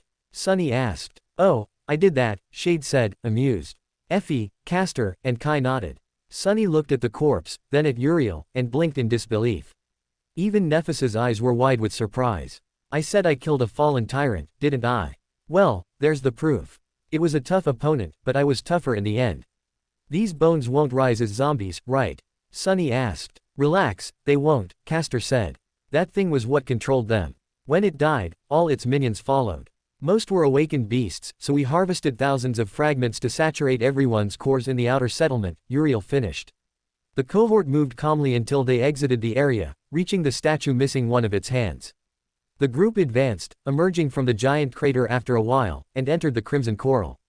Thanks to Uriel and his echo, which cut through the webs with its sword, the group moved at a good pace until they encountered spiders. Since the spiders were mere dormant beasts, they were eliminated with methodical ease. After killing the last one, they continued their journey, with only a few minor skirmishes along the way. When dusk arrived, they reached their destination, a huge marble arch rising over the crimson coral. This would be their resting place for the night. Are you sure this will be our stop for tonight? Sunny asked, looking at Uriel. Yes, only for the night, Uriel stated. After Kai explored the top and reported no monsters, everyone began climbing, reaching the summit just as the dark sea began flooding the crimson coral. Soon, the world turned completely black, with water everywhere. After everyone fell asleep, Uriel summoned the aqua pearl and placed it in his mouth. Moving away from the group, he dropped into the dark sea. Once in the dark sea, he activated his innate ability, changing his body to give it merfolk-like characteristics, and began eliminating awakened monsters and beasts. Do we really need to play diver? Are you looking for a bikini bottom? Shade asked, amused. Uriel summoned his sword, cutting through a 2-meter-long dolphin. A little, actually, Uriel replied. Besides, it's quite peaceful swimming here. It is peaceful, Shade agreed. Uriel and Shade floated in the dark sea, watching marine beasts of all shapes and ranks. The dark mantle's concealment enchantment made the beasts largely ignore them, though a few still attacked. After some time, as the nameless sun began to emerge, Uriel left the dark sea and sat on the edge of the wall, starting to weave seaweed he had collected while his dark mantle repaired itself in his soul sea. Where were you? Nefis asked. Were you awake the whole time? Nefis shook her head. No, I woke up a few minutes ago and didn't see you. So, where were you? In the cursed sea, exploring for a bit. I have a memory that lets me breathe underwater. Nefis seemed satisfied with that answer. Finally, Uriel finished weaving the seaweed into a crude but functional swimsuit. Putting on the seaweed clothing, he dismissed the dark mantle, letting it repair itself in his soul sea as the first rays of light emerged over the forgotten shore. Soon, everyone woke up. Hey, Uriel, what happened to your armor? Sunny asked. And why are you wearing caveman clothes? Kai asked, giving him a disapproving look for his fashion sense. 1. It was too damaged, so I returned it to my soul sea to restore it. And 2. It took me a lot of work to make this. I'm not very good at crafts, Uriel defended proudly. Soon, everyone checked their own armor and noticed damage or dirt from the previous day's skirmishes, so they decided to do the same. In the end, they were all half naked. Uriel heard Shade joking about a beach episode in the latest anime chapters, which he agreed with. Uriel took out monster meat he had stored, along with seasonings that greatly improved its flavor. Uriel smiled, amused, as Sunny stared at Nefis and Effie before quickly looking away. He observed Cassie, who, behind that blind, fragile-looking girl, was a warrior with great talent for swordsmanship. During one of their minor skirmishes, Uriel had seen Cassie move gracefully like a silent, deadly dancer on a battlefield. Shifting his gaze from Cassie, he looked toward the crimson coral, ignoring the chatter and focusing on arguing with Shade about what kind of evil deity had created the platypus. Their argument grew so intense that it spilled into their mental space, creating a full courtroom with an audience, jury, and lawyers. Uriel was snapped out of his argument with Shade when Sunny blinked several times. What is it, Sunny? I'm about to sue an idiot for millions, Uriel said. Everyone blinked in unison before remembering the dark-haired boy's eccentric behavior. I asked what you'll do after becoming awakened. Sunny asked. Oh, well. I guess I'll try to go home. To the outskirts. Sunny asked. Not specifically, but if you mean the outskirts, then yes, Uriel replied without giving much detail. Oh, and I guess go to a movie theater. I've never been to one and I'm curious. That's pretty simple, Effie said. What did you think I'd say? Uriel asked. Something like charging off to kill a titan solo or something, Effie said, amused, before frowning. Never mind, you'd definitely do that. I'm not crazy enough to face a titan. Well, maybe, possibly, he murmured, a smile forming on his face. Have you heard of Godgrave? Isn't that a death zone? Cassie asked, curious. Yes, I plan to go there in a few years, maybe after conquering my third nightmare, just for tourism. You really are insane. Really insane, Sunny said. I'm not insane, the world is insane, Uriel said, a mysterious air hitting everyone, making his words sound like those of a wise master. A while later, Uriel blinked as he watched Kai, Castor, Cassie, and Sunny trying to move Effie in a tug of war. Effie won. Hey, Effie, Uriel said, switching with Shade. Let's have an arm wrestling match, Shade said, taking out a large block from his dark vault to use as a table. Are you sure you want to challenge me, little? Effie asked with a mocking smile. What's wrong? Are you scared? Shade asked. Effie smiled, cracking her knuckles. Cassie, Kai, Castor, Sunny, and Neffys watched curiously as Effie and Uriel took their positions, gripping hands tightly and placing their elbows on the block. Who do you think will win? Kai asked. Lady Athenia will win, Castor said. Effie, Sunny said. I'm going with Effie, Cassie said. I bet on Uriel, Neffys said. All right, begin, Cassie said. The 5 sleepers watched as the 2 opponents began exerting devastating force, their fingers sinking into the stone block, leaving deep marks. At first, Effie had the advantage, but Uriel brought it back to a stalemate that lasted almost a minute until finally, the stone block couldn't withstand the pressure and shattered into several fragments, resulting in a technical draw. Since there was no winner or loser, no one won anything. You're really strong not to lose instantly, Effie said. Same to you, though my muscles hurt. I guess I can't participate in any other physical games, Shade commented. Sunny smiled. Actually, I have an idea. Let's have another competition, but this time it'll be mental. And to make things interesting, there's a prize this time. The winner gets this. He took out an ascended soul fragment. Everyone looked at it with interest except Neffys, who was meditating silently, apart from the group. What are the conditions? Effie asked. It's simple. I'll give you a riddle, and the first one to solve it wins. What do you think? Sounds boring. But fine, let's play. Uriel listened as Sunny presented a version of the liar and truth teller riddle. Everyone failed until it was Cassie's turn, and she solved it easily. That was anticlimactic, Uriel said, taking a bite of an apple.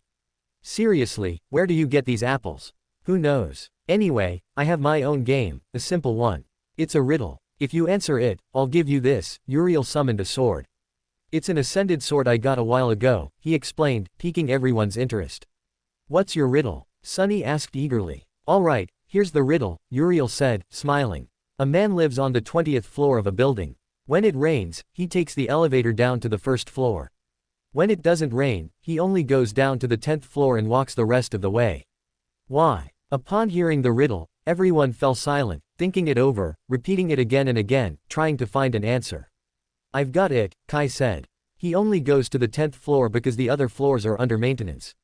No, Uriel replied. You're out. He's afraid of full elevators and walks the rest of the way, Effie said.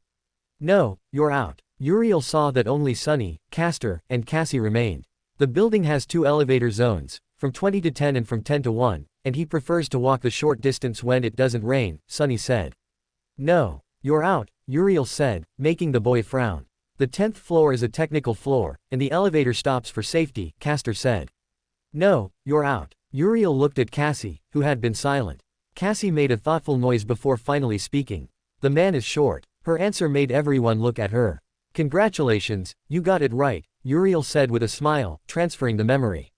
Cassie summoned a straight sword with a blade about 100 centimeters long, single-edged, with a dark blue hilt. Effie blinked with a bewildered look. What? That's it. The answer was a short man. Effie said. Uriel just laughed, amused. Cassie, how did you figure out the answer? Uriel asked. Actually, the answer is simple. When it doesn't rain, he can't reach the button for the first floor because of his height, so he only goes halfway. When it rains, he uses an umbrella to press the button for the first floor. It's a really clever and deceptive riddle if you don't analyze it correctly, Cassie explained. I feel like an idiot, Sunny said, not having picked up on that piece of information. Kai just shook his head, while Castor seemed thoughtful, and Effie didn't fully understand the answer. How did you come up with that riddle? Cassie asked, returning the memory to her soul sea. Well, actually, a friend of mine invented it. He had a relative who was short and could never reach the button for the first floor without an umbrella, Uriel revealed. After that, the day began to end, and some of the memories had repaired themselves, so almost everyone was wearing their clothes and armor again. Uriel yawned and watched as Neffys and Castor moved away for a sparring match, followed by Sunny. Uriel didn't mind and simply lay back, watching the sea of gray clouds above his head.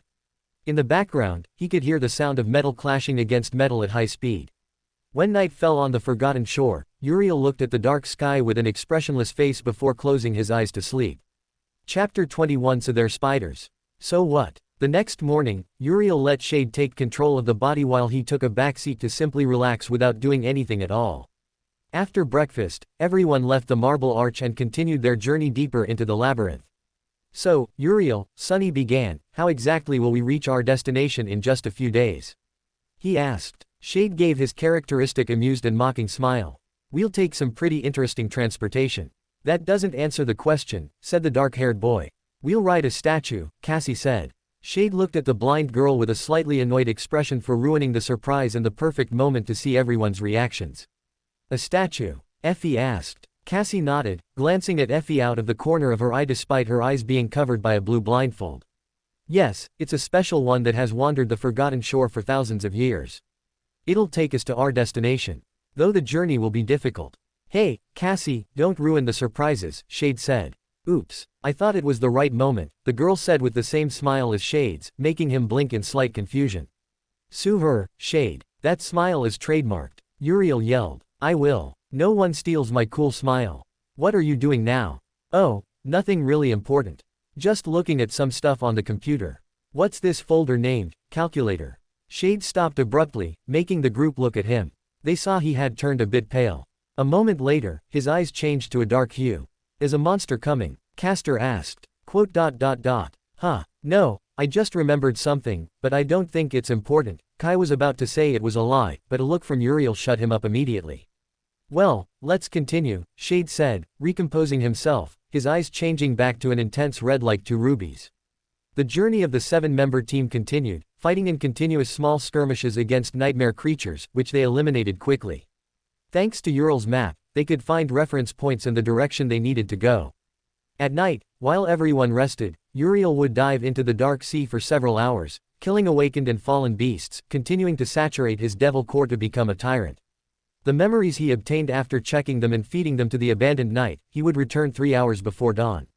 Thanks to Kai and Sunny acting as scouts, the strength of Changing Star, Castor, and Uriel, along with Cassie's guidance, they remained relatively safe, prepared for any unexpected situations. As they delved deeper into the labyrinth, the iron spiders, which were few and weak as dormant beasts, became larger and stronger. However, besides spiders, there were more insidious creatures that also ambushed them. These creatures were slippery with unknown abilities, causing the group to suffer a few injuries, even Uriel. Yet the situation was manageable due to several factors. First were Nephis' healing flames, which cured those with more serious injuries, despite the pain she endured using them. Then there were the 2 echoes, the Stone Saint, a shadow creature, and the Abandoned Knight, a darkness creature. Though according to what Sunny had told him, the Stone Saint had consumed 200 memories and become an ascended monster, as powerful as a master. Thanks to the creature, they could eliminate monsters much faster, relieving enough pressure to avoid being surrounded. Another factor was, of course, Uriel's aspect, which he used to massacre large numbers of monsters and destroy obstacles, always leaving an escape route for the cohort. Another factor was the spiders themselves. Their hunting method made them effective against monsters trapped in their webs. As they advanced, the sight of large cocoons became natural. Finally, after several days of this routine, Uriel checked his runes. Name, Uriel. True name, Lord of Darkness. Soul core, Devil. Fragment of Darkness, 772 4,000ths. Aspect, Dark Lord. Aspect rank, Divine. Aspect ability, Shaper. Aspect rank, Divine. Innate ability, Dark Body. Echoes, Abandoned Knight. Attributes, Darkness Dark Flame, Extra Carapace Dream Spawn. Memories, Night Mantle, Eclipse Claw, Dark Vault, Blue Lance, Sword of the Night, Blood Flower, Hunter's Bow, Comfortable Chair, Black Rope, Aqua Pearl, Moonlight Fragment, Lament of the Depths, Broken Fragment, Poisonous Mantle, Captain's Sword. Flaw, Dual Mind, his new memories were 2 ascended rank and 3 awakened rank, obtained from his battles in the Cursed Sea. On the dusk of the 6th day, they reached the goal of the first stage of their journey. The ground had cracked, forming a tyrannical fracture and an unnatural canyon. The canyon was incredibly deep. Uriel easily estimated it was nearly a kilometer deep. Uriel observed the other statue, the warrior with a spear that greeted them, whose head had been torn off with violent force. After resting and forming a plan to deal with the spiders, Effie, the Stone Saint, and the Abandoned Knight would focus on the front line. Kai would support from the air. Castor, Nephis, and Cassie would attack from the sides. Finally, Uriel would be in charge of delivering the decisive blow. Everyone would gather the monsters in one spot, and using his innate ability, he would pierce them all with a new application he discovered while training. The plan was executed without incident at first. Everyone followed the plan, causing the spiders to group together in one spot. Uriel, who had been hiding, saw this and jumped, immediately transforming into a mass of pure darkness that impacted the ground, spreading like a black liquid that covered the entire battlefield. A second later, countless thick spears made of darkness impaled the awakened beasts, ignoring the humans. Sunny looked on with envy. He was genuinely jealous of Uriel's aspect. The difference between his divine aspect and Uriel's divine aspect was very evident. The darkness retreated, converging back into Uriel's human form. He staggered slightly and fell to the ground on his back. There are still a few alive, so I'd appreciate it if you'd finish the job. Are you okay, little? Effie asked. Yeah, just, using that makes my mind scatter, and I lose control for a moment, he explained. As just a sleeper, he could only perform that feat once a day. After everyone finished off the remaining spiders, they had cleared the entire nest of hundreds of spiders. Once Uriel recovered, he helped the others retrieve the soul fragments from the spiders, storing them in his dark vault. After doing so, Uriel gave fragments to Nefis and Cassie. Since Effie, Kai, and Castor had saturated their cores from the hunt of the Lord of the Undead and the dozens of expeditions made daily and nightly in the Dark City, Uriel crushed quite a few fragments, bringing his counter to 1,000 fragments of darkness. Since he didn't obtain new memories, he couldn't strengthen his dark echo. Hey, Uriel, coming to explore? Sunny asked. Uriel looked at Sunny with red eyes, making Sunny feel a bit of fear from those eyes. No, I'll stay at the statue, so go and have fun, Uriel said. All right, do what you want, Sunny said. Uriel watched as the group moved away, entering the caves. Uriel climbed the statue and sat on its neck, watching the twilight light creating long shadows. A cold wind gently brushed against his body, making his dark mantle ripple slightly in the breeze. After a few minutes, Shadeside closed his eyes, beginning to meditate, focusing on sensing his essence and attempting to awaken naturally. One way or another, he needed to become awakened to enter a second nightmare and have better chances of surviving and overcoming them. Both he and Uriel had discussed the timeline. Since they were accelerating events, it would only take half the original time for an army of powerful sleepers with extensive battle experience to land in the waking world. Since they would stay on the Forgotten Shore, they would have about a year to a year and a half to achieve natural awakening and become masters before the Antarctica campaign, and then take on the third nightmare in the Tomb of Ariel. If they couldn't do that, they would seek another seed, which they would challenge alone or with other sleepers. With that plan in mind, they had no time to waste. Shade opened his eyes, seeing that everyone had returned and night had fallen. He realized some time had passed since their return. What are you doing now? Kai asked curiously, having never seen Uriel meditate for 3 hours straight without moving, as if he were an unperturbed statue untouched by the world. Uriel's eyes focused on Kai as he shrugged and replied, I'm meditating. It helps me clarify some ideas. You're not arguing with that voice in your head again, are you?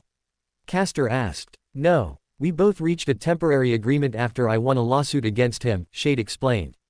Effie, Castor, and Kai shook their heads in denial at the odd statement, except for Sunny, who already knew about Uriel's flaw, Cassie, who had an idea of what Uriel's flaw was, and Nefis, who had her suspicions about his flaw due to the subtle and constant changes in his voice, posture, and especially the change in his eyes.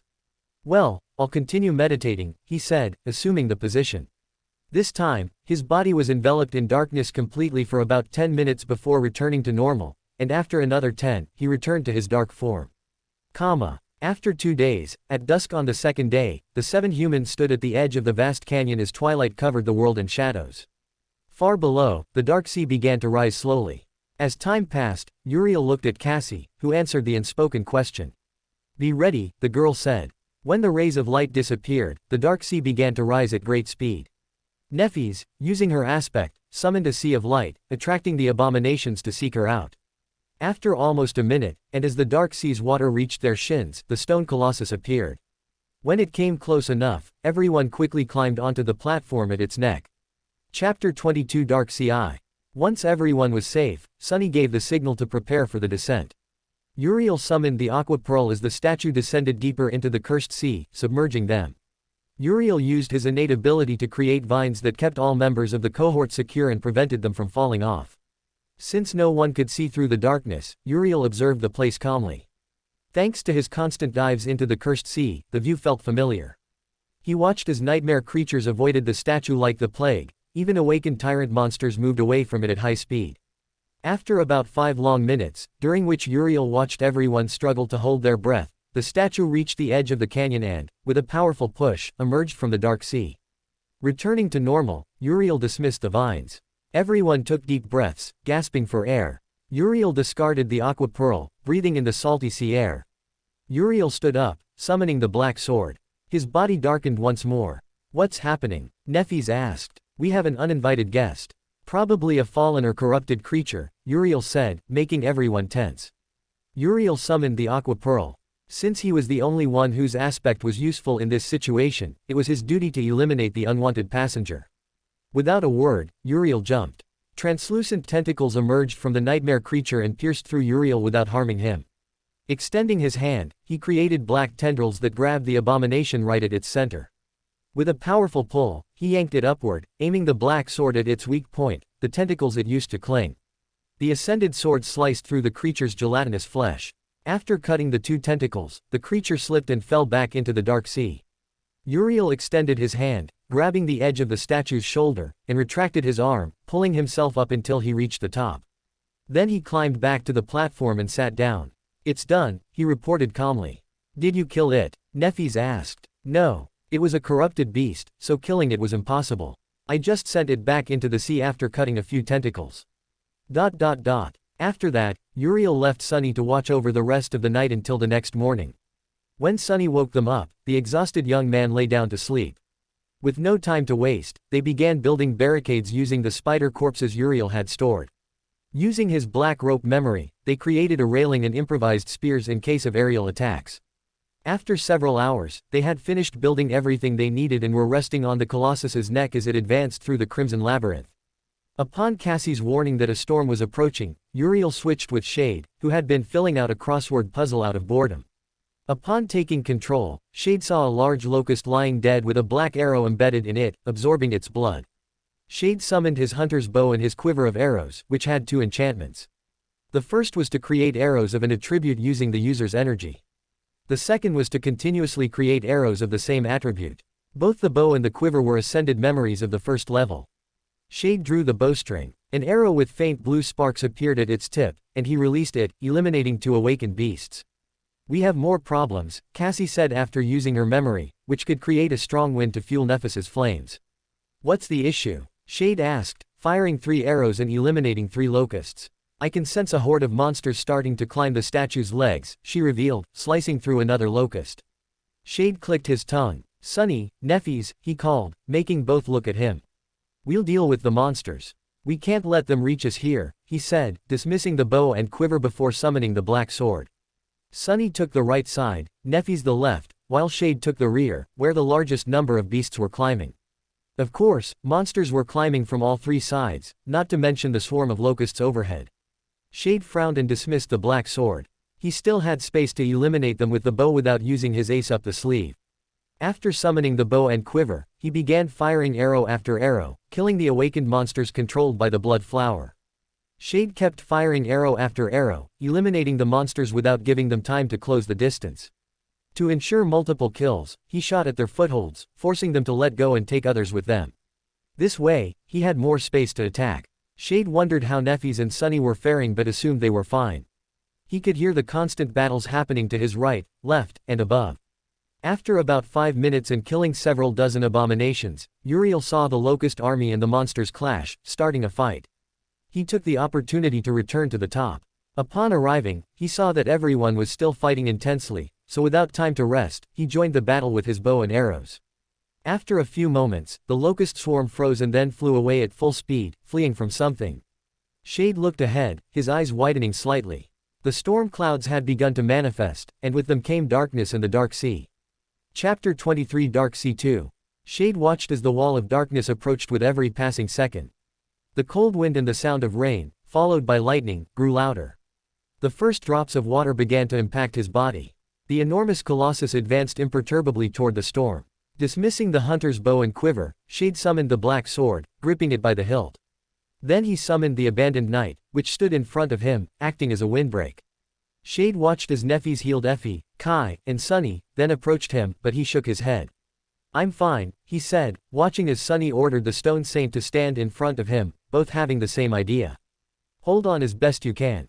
Things are about to get rough," Shade said, feeling his signature smile spread across his face. As he spoke, Nefis summoned her sword and drove it forcefully into the rocky ground, while Effie did the same with her lance, plunging it deep. Cassie approached Shade, who had her hug the abandoned knight to keep her safe.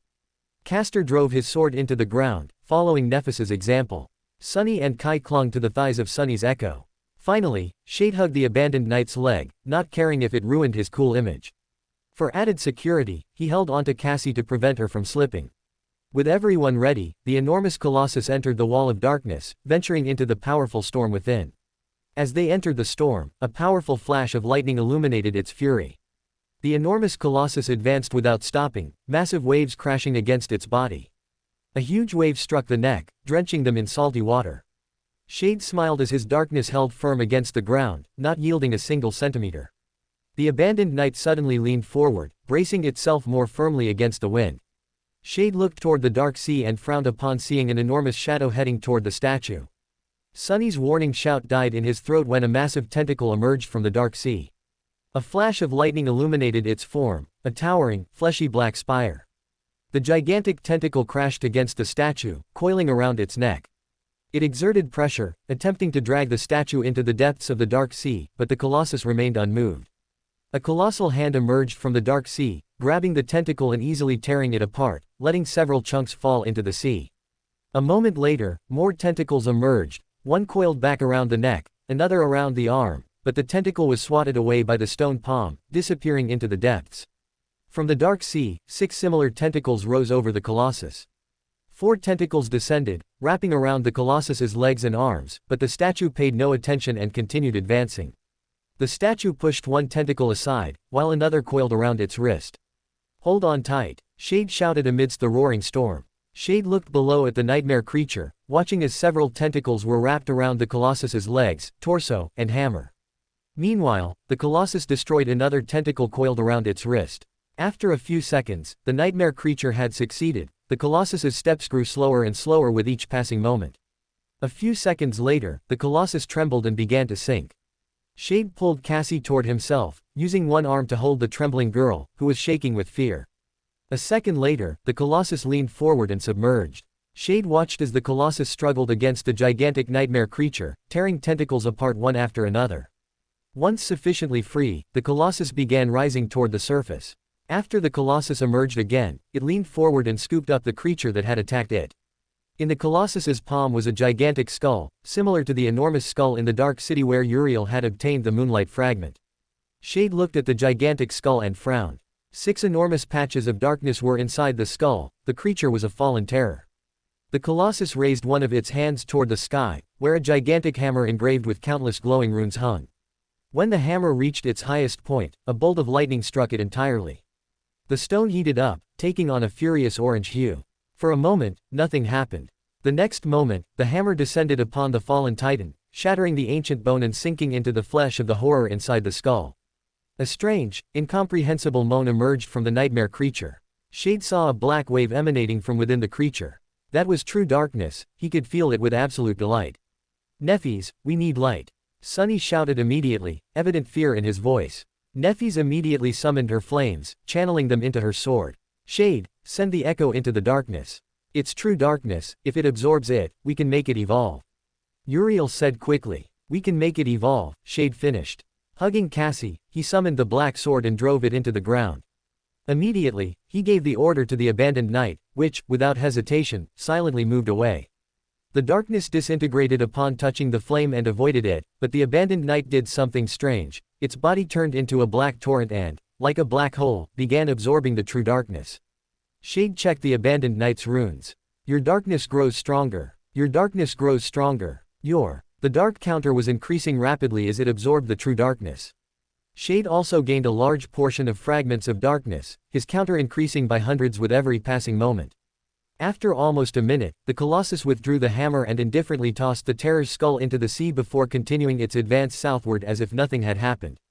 The storm continued. Shade remained clinging to the sword embedded in the ground, hugging Cassie, who held on tightly.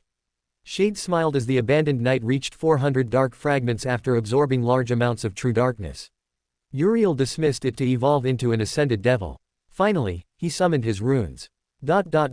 Name: Uriel. True name, Lord of Darkness. Soul core, Devil. Fragment of Darkness, 3991 4,000ths.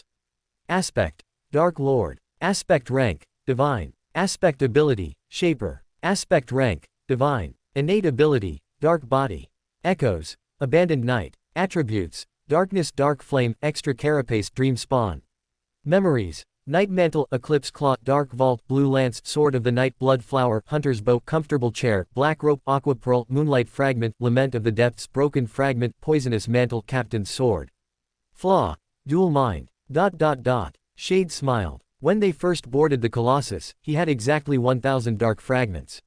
After the battle with the locusts and monsters, that number increased to 1,100. Now, after absorbing true darkness through his connection with the Abandoned Night, it had tripled, leaving him just 9 fragments short of evolving into a tyrant. Shade, this confirms it, Uriel said. We gain more benefits by absorbing true darkness or killing beings with these attributes, similar to Mordred with nothing, and Sunny with shadows. Yes, undoubtedly, this will be very useful. Though there's still some time before the storm ends. Well, I'm going to sleep in my comfortable, soft bed, so you handle the rest. Hey, Uriel, you bastard. It's your turn. Despite Shade's shouts, he received no response. Letting out a sigh, his angry expression changed to a thoughtful one. After several hours, the storm finally ended, and the nameless sun emerged, taking the dark sea with it. Everyone was exhausted, both physically and mentally, including Shade, so no one had the energy to speak, opting to remain silent instead. Uriel noticed he had obtained a new memory. Memory, Winged Cloak. Memory rank, Awakened. Level, I. Memory type, Garment. Memory description, a dreamer once desired to traverse the wide skies of the world and created this cloak. Memory enchantments, Flight. Description, this cloak can split into 2, creating 2 large wings that allow free flight through the skies. Shade smiled broadly. He had finally obtained a new memory, and the best part was that it would allow him to fly through the skies, something that suited him perfectly. Calming down, Shade checked the runes of his echo, which was still evolving. He was sure it would take some time to fully evolve. After the second day of traveling through the labyrinth on the Colossus, their journey was finally nearing its end. In the distance, a dark line on the horizon grew closer with each passing minute. Shade looked on board, seeing parts of the Hollow Mountains. His only remaining fight would be against the cursed Herald of the Crimson Terror, obtaining the memory, and returning to the Dark City. Then killing Gunlog and his subordinates. Of course, it was easier said than done. His time was running out, and he needed to awaken soon. After about 30 minutes, the enormous Colossus finally stopped a few hundred meters away from the Titanic Mountains, its body like an ant in comparison. Shade used his dark body, refusing to reveal his new memory. Changing his form, he slid down the Colossus's body until he reached the ground. Upon reaching the ground, he returned to normal and watched as Nephis, Castor, and Effie climbed down, while Sunny used his new memory to glide to the ground. Then Kai descended with Cassie. Once everyone had gathered, the enormous Colossus moved and changed direction, heading east parallel to the massive mountains. After watching the Colossus depart, they began climbing the mountains to find a place to spend the night. Is this place what I think it is? Nephis asked, looking at Uriel. Yes, the Hollow Mountains, well, part of them, anyway. This is where the First Lord died, Shade replied. I told you before we came, we're going to a very dangerous place to reach the underworld, and we'll do it through the Hollow Mountains. This place is a death zone, Castor said, slightly bewildered. Not even saints survive long in the Hollow Mountains. Yep, it's inhabited by large, cursed, and perhaps unholy creatures. But don't worry, there won't be any more fights. Well, we only need to kill one thing, and it's weak. And what's weak to you? A fallen beast. Everyone blinked. It's actually pretty weak, Effie said. I thought we'd have to fight an awakened tyrant or terror. Well, sorry to disappoint. Hey, Sunny, Shade said, looking at the boy. I'll need your help from a certain point onward. What do you need my help with? You're the only one who can do it. You'll guide us from a certain point onward. Sunny was confused but said nothing. The 7 climbed the mountain and entered its interior. Thanks to Cassie's guidance, they managed to find the ruins as well as the enormous pit from which the material for the Dark City's walls had been extracted. At the bottom was a nightmare creature, a tyrant, which Shade informed them was dead. Is it really dead? Effie asked with evident doubt. Yes, it is, Shade said as an example, summoning his blue lance and throwing it at the creature. It pierced the creature's body, but the creature didn't move an inch. If it were alive, wouldn't it have moved to dodge or avoid the lance? he asked, looking at Effie, who nodded. The 7 sleepers descended along the quarry path until they reached the dead creature, examining it. Shade looked around, observing the first traces of mist. He approached Cassie, pulling her away from the group. "What's wrong?" Cassie asked. "The mist is approaching," he replied. Cassie was confused for a moment before her expression changed to one of concern and terror. "Sunny, Kai," Cassie called to both. "I need you to find the entrance to the mine. We need to leave here as quickly as possible," she said. "Did you see something?" "The mist, we must hide before it arrives, or we'll all die." Kai didn't need to hear anything else and flew off. Sunny detached his shadow from his feet, which explored the surrounding area in search of the mine. Meanwhile, everyone looked at the mist, which was still minutes away from reaching them. If not for Cassie's warning, they wouldn't have noticed until it was too late. As they searched for the mine entrance, Sunny asked, "What is that mist?" "I don't know, but it's dangerous," Cassie replied. "Uriel, do you have any idea?" "Yes, that mist is, so to speak, nothing." "What do you mean, nothing?" Effie asked. "I don't even fully understand it myself. But it's something dangerous. It erases any concept you have of yourself, motivations, emotions, memories, souls, everything. It reduces all things to nothing. Even a great titan would die from that mist." Everyone's eyes widened, sweating coldly at the explanation. "How do you know all this?" Nefis asked, somewhat uneasy. Shade didn't respond immediately, then shrugged. "I just know," he said, offering nothing more. "I found it," Sunny said. "Follow me." The group advanced, following Sunny. As they moved, they noticed the mist approaching faster and faster, as if eager to swallow them whole. As they approached, Kai landed near them, pointing to an opening between barely visible steps. "There." Quickly, everyone entered the opening, stepping into the darkness as the mist completely devoured the world, passing by the tunnel. As they walked through the darkness, most summoned luminous memories, except Shade, who could see the tunnel perfectly. Chapter 24 Underworld. The tunnel stretched for hundreds of meters until it opened into a vast, expansive space that had been perfectly preserved despite the passage of time. As they ventured deeper into the tunnels, the path branched off from the main route. They took the path that descended further into the mountains. As they descended, the walls began to change, revealing carvings left by ancient inhabitants. After traveling a while longer, they came across a large mural depicting the events that created the Forgotten Shore. The mural showed a beautiful land bathed in sunlight, lush forests, shimmering rivers, and fields of flowers surrounding human cities. In the next mural, an object fell from the starry sky, causing a massive wave of destruction and flooding that wiped out several cities. The next carving depicted a naked human figure at the bottom of the crater, enveloped in light. The inhabitants approached, surrounding the radiant figure with archaic clothing and armor. Shade looked at the beautiful figure, free from the imperfections of the mundane world. It was a disturbing, dazzling beauty. What caught his attention most was that its gender was undefined, and it had 3 eyes burning with pure light. In the next image, a figure knelt on the ground with a spear through its chest, wielded by the tallest human among the inhabitants. But instead of blood, true darkness flowed from the wound. The darkness devoured the humans, the crater, and then the world. Shade calmly continued examining the murals until he stopped at the last one, which showed the artificial sun pushing back the darkness with a cursed seal. After reaching another deep pit, Shade observed the corpse of a giant centipede that had long been dead. "Is there any threat?" Nefis asked. "Just a tyrant, but the First Lord killed it over a decade ago," Shade replied. "But stay alert." The cohort began descending slowly through the enormous constructed pit. Sometimes, the stairs were damaged, so they had to use ropes to cross and continue descending. After 2 hours, they reached the depths, observing the creature's corpse. As Shade had said, it had died long ago at the hands of the first cohort of the Dark City. A little farther away was a campsite with a low barricade to protect against possible monsters.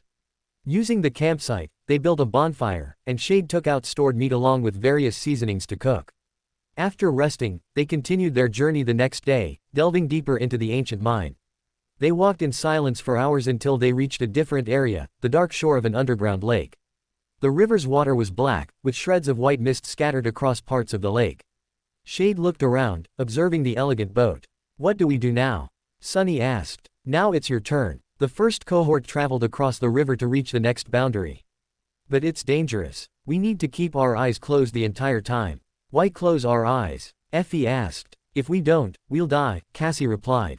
"That's how the First Lord died. You know I'm going to charge a high price for this, right?" Sunny asked. "I'll give you 100 nightmare creatures to kill without you doing anything when we get out of here." 100? Seriously? I'm worth at least 3 times that. Fine, 400, Shade said. Sunny smiled, satisfied, while the others rolled their eyes. Using Nephis's golden rope, everyone tied themselves to it, covering their eyes with blindfolds and sealing their ears with wax. After boarding the boat, Shade felt it move forward. He couldn't see anything, but he could sense the darkness and objects around him. After disembarking on the second shore, they traveled for a while, continuously making turns as they advanced. After at least 4 or 5 hours of walking, Shade felt the mist becoming thinner and more delicate than before. After crossing a stone bridge and reaching the other side, Sunny spoke. We've arrived. Yes, Cassie replied. Everyone removed their blindfolds and the wax from their ears. Shade transformed into his dark body, passing through the rope, and observed the corpse of the first Bright Lord. Resting in its skull was the Dawn fragment. Shade looked at Nephis, who nodded and approached the corpse, taking the crown, which disappeared in a sea of sparks. Do you have it? Yes, Nephis replied. Shade moved forward, returning to his dark body after a few seconds. You all rest. I'll deal with the last one. You're doing it alone. You don't even know what it is. I have an idea. Anyway, I'll be back in 30 minutes. With that, Shade disappeared into the darkness, leaving the 6 members of the cohort behind. They decided to rest. Oddball, Sunny said, looking in the direction Shade had gone. Shade moved at an enormous speed, traversing the darkness. It took him only 2 minutes to cover a distance of nearly a kilometer through the long tunnel. Arriving at a vast space, he observed a half-constructed statue. Approaching it, he touched the statue's material. A moment later, he jumped, seeing the cursed Spire Herald, a fallen beast. Summoning his black sword, he faced the creature. Shade, having evolved into a dormant tyrant, found it incredibly easy to destroy and kill the fallen monster in just a few minutes of combat. You have killed a fallen monster, Cursed Herald. Your darkness grows stronger. You have received a memory, Dusk Fragment. Well, that's the last of them, Shade said with a smile. They had gathered all 7 fragments in just 2 simple months. Their return journey would take at least another month, totaling 3 months. Shade summoned the memory, seeing a shield forged from dull, matte steel, dark and unreflective. He checked the memory's runes, examining its enchantments. Memory, Dusk Fragment. Rank, Ascended. Memory type, Weapon. Description, forged from a fallen star fragment, this shield contains the weight of the heavens. Depending on the heart of its wielder, it can be as light as a feather or as heavy as regret. Enchantment, Indomitable. Description, following its master's will, the Dusk Fragment can change its weight. Shade looked at the shield on his arm, surprised by how heavy it was. Without his tyrant-level strength, moving it would have been difficult. I guess I'll give it to Effie, he murmured, dismissing the memory. Then he looked at the fallen monster's corpse and stored it in his dark vault. Turning around, he returned the way he came. It took him about 10 minutes to rejoin the others. Listening to their conversation about what to do with the First Lord's corpse, Nephis suggested leaving it as it was. Don't you think Uriel is taking too long?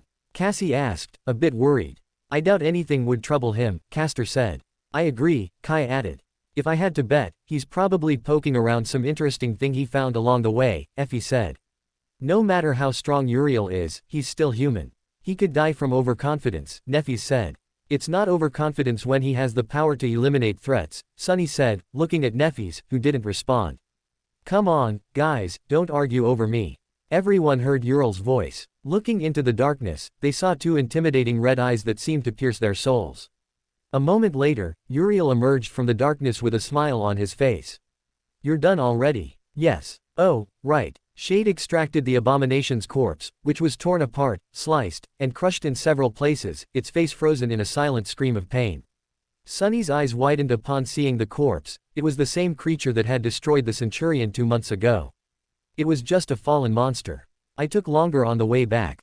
Anyway, Effie, I have a gift for you, a nice shield.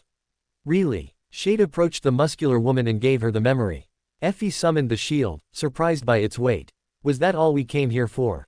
Sunny asked. Yes, we have all 7 fragments. The only thing left is something really simple, but I can handle it alone. And what would that be? Sunny asked. Killing Gunlog, Tessai, and their men, Shade said with a shrug. Why did I even ask? Just remember our deal. I have a better one for you. I'll give you an ascended memory of the first level if you kill Horus, Gunlog's slave. Sunny blinked, frowning slightly as he analyzed his options. What about 2? 1 and a transcendent soul fragment. Deal. Shade extended his hand, which Sunny shook, receiving an ascended memory, an ice arrow capable of freezing a designated area of 10 meters. Chapter 25 Rite of Challenge. 2 months later, the team of 7 sleepers emerged from the coral labyrinth, approaching a great white marble arch. Creatures attempted to assault them, but they moved like expert hunters, tearing them apart in seconds.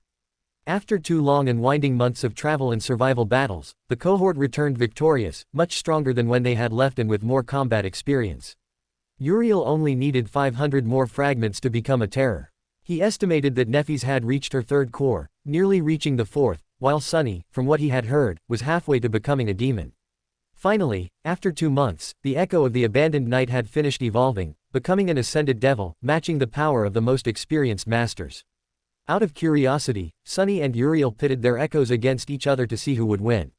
The battle was intense, displaying great skills between the 2 creatures of shadow and darkness, ending in a clear stalemate. Uriel checked the abandoned knight's runes. Now it needed at least 1,000 dark fragments to evolve into a transcendent echo. During the 2-month journey, the constant stress and battles had changed him. His face had sharpened slightly, his skin had darkened a bit but remained pale. His dark mantle bore many scratches, tears, dust, and dried blood from continuous use. His hair had grown, falling past his neck. As for the others, they had undergone their own noticeable changes. After the cohort rested for 2 full days, they returned to the Dark City. "Don't you think it's strange that Gunlog hasn't attempted anything in our absence?" Kai asked. "I doubt it. He knows very well that 700 sleepers, all with saturated cores, attacking him at once would be a nightmare. So I bet all my fragments that he'll simply challenge me publicly, I'll kill him, and that'll be it," Uriel said simply. "You talk about killing a human being as if it were the most normal thing in the world," Kai said. "Kai, there's a universal law called survival of the fittest. You either kill or get killed. You kill to eat, you kill for comfort, you kill to survive. And in the end, something much stronger kills you. I base my actions on that. So you don't consider yourself good or evil?" Cassie asked. "Goodness, evil, they're just simple labels people use to differentiate themselves from beasts. In the end, they're just different wills clashing, and the strongest wins. It's that simple." After Uriel's words, everyone fell into their own thoughts about their friend's philosophy. They had to admit his words carried the weight of truth. When they arrived at the outer settlement, just as Uriel had predicted, Gunlog's hunters were already waiting. The atmosphere was tense, and all the warriors from the settlement glared with clear hatred at the castle lord's hunters while watching the return of their saviors after their long journey. "Lord of Darkness," a sleeper said, but Uriel just yawned. "Yeah, I know. Tell Gunlog we'll see him tomorrow at his castle. This little game of his ends now," Uriel said with a bored expression. The hunters clearly hadn't expected that response, but satisfied, they returned to the castle to inform their lord. After the cohort caught up on the events of the 2 months they were away, each went to prepare for the next day. As the first morning rays rose over the forgotten shore, Shade was in control of the body. His red eyes were fixed on the castle in the distance. Hearing footsteps, he noticed Changing Star approaching. "Hello, Neff. Something wrong?" Shade asked curiously. "Who are you?" "Uriel, of course. What kind of question is that?" Neffys shook her head. "You're different from Uriel. I've noticed your behavior, posture, fighting style. You're not him." Shade smiled. "Well, I was planning to reveal it anyway. But I didn't lie. I am Uriel. Well, technically, Uriel and I are the same person." Neffys raised an eyebrow. She watched as his eyes returned to their deep black. "My flaw is that I have another version of myself inside me." "2 versions of you in the same body." "Correct. Since we're technically the same person, we can freely switch." As he spoke, his eyes turned red and then black. "When my eyes are red, it's my other self in control. When they're dark, it's me. Which of you is the original?" "We both are. We share minds, memories, and thoughts, though we argue over certain contradictory points. So when you mentioned that annoying voice in your head, it was my other self arguing with me." Neffys nodded, now understanding Uriel's peculiar behavior. "Oh, yes. I am Uriel, and the other is Shade," Uriel said before his eyes turned red. "Now Shade." "Neffys," Shade said seriously. "How close are you to becoming a devil? So you discovered I have a divine aspect, just like you." "Yes. I noticed because you absorb many fragments but don't saturate your soul core." "Anyway, how many more do you need?" "About a dozen fragments." "I see. What rank are you now?" "A tyrant. I need a few hundred more to become a terror. Maybe I'll reach it after killing Gunlog in a few hours." Neffys nodded. "Uriel, I need you to do me a favor." "And what would that be?" I'm going to kill Tessai, but when I do, I'll be incapacitated. I need you to stop Castor. He'll try to kill you, right? Nephis nodded. Yes. Did you notice? I'm very observant. You're the daughter of Broken Sword and Smile of Heaven, and your grandfather was the immortal flame.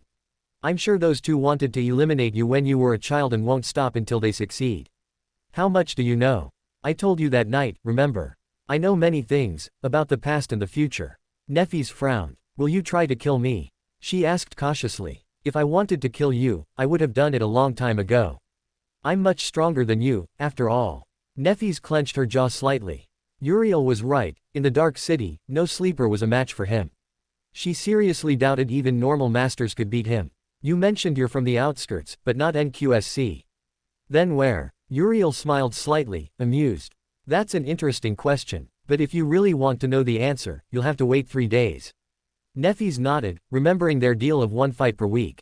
In 3 days, that deadline would arrive. She would have to win to ask her question and get an answer. Nephis, did you ever doubt that I was some kind of legacy with an evil plan to kill you? The corners of Nephis's lips curled upward. Actually, for a long time, I suspected you were sent to kill me. Uriel blinked. And why would that be? There are many things about you that don't make sense and that I don't understand. You're a walking mystery who knows things others can't even imagine.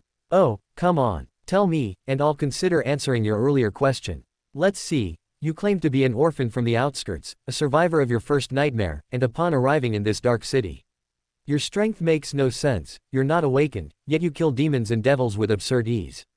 Your combat sense is monstrous and hard to read or predict. And finally, there's your strange flaw in the fact that you might be lying right now. Do I need to continue? No. Put that way, it sounds like I'm some kind of cheat character from a crazy story. Nephis nodded in agreement. But after a while, I realized something.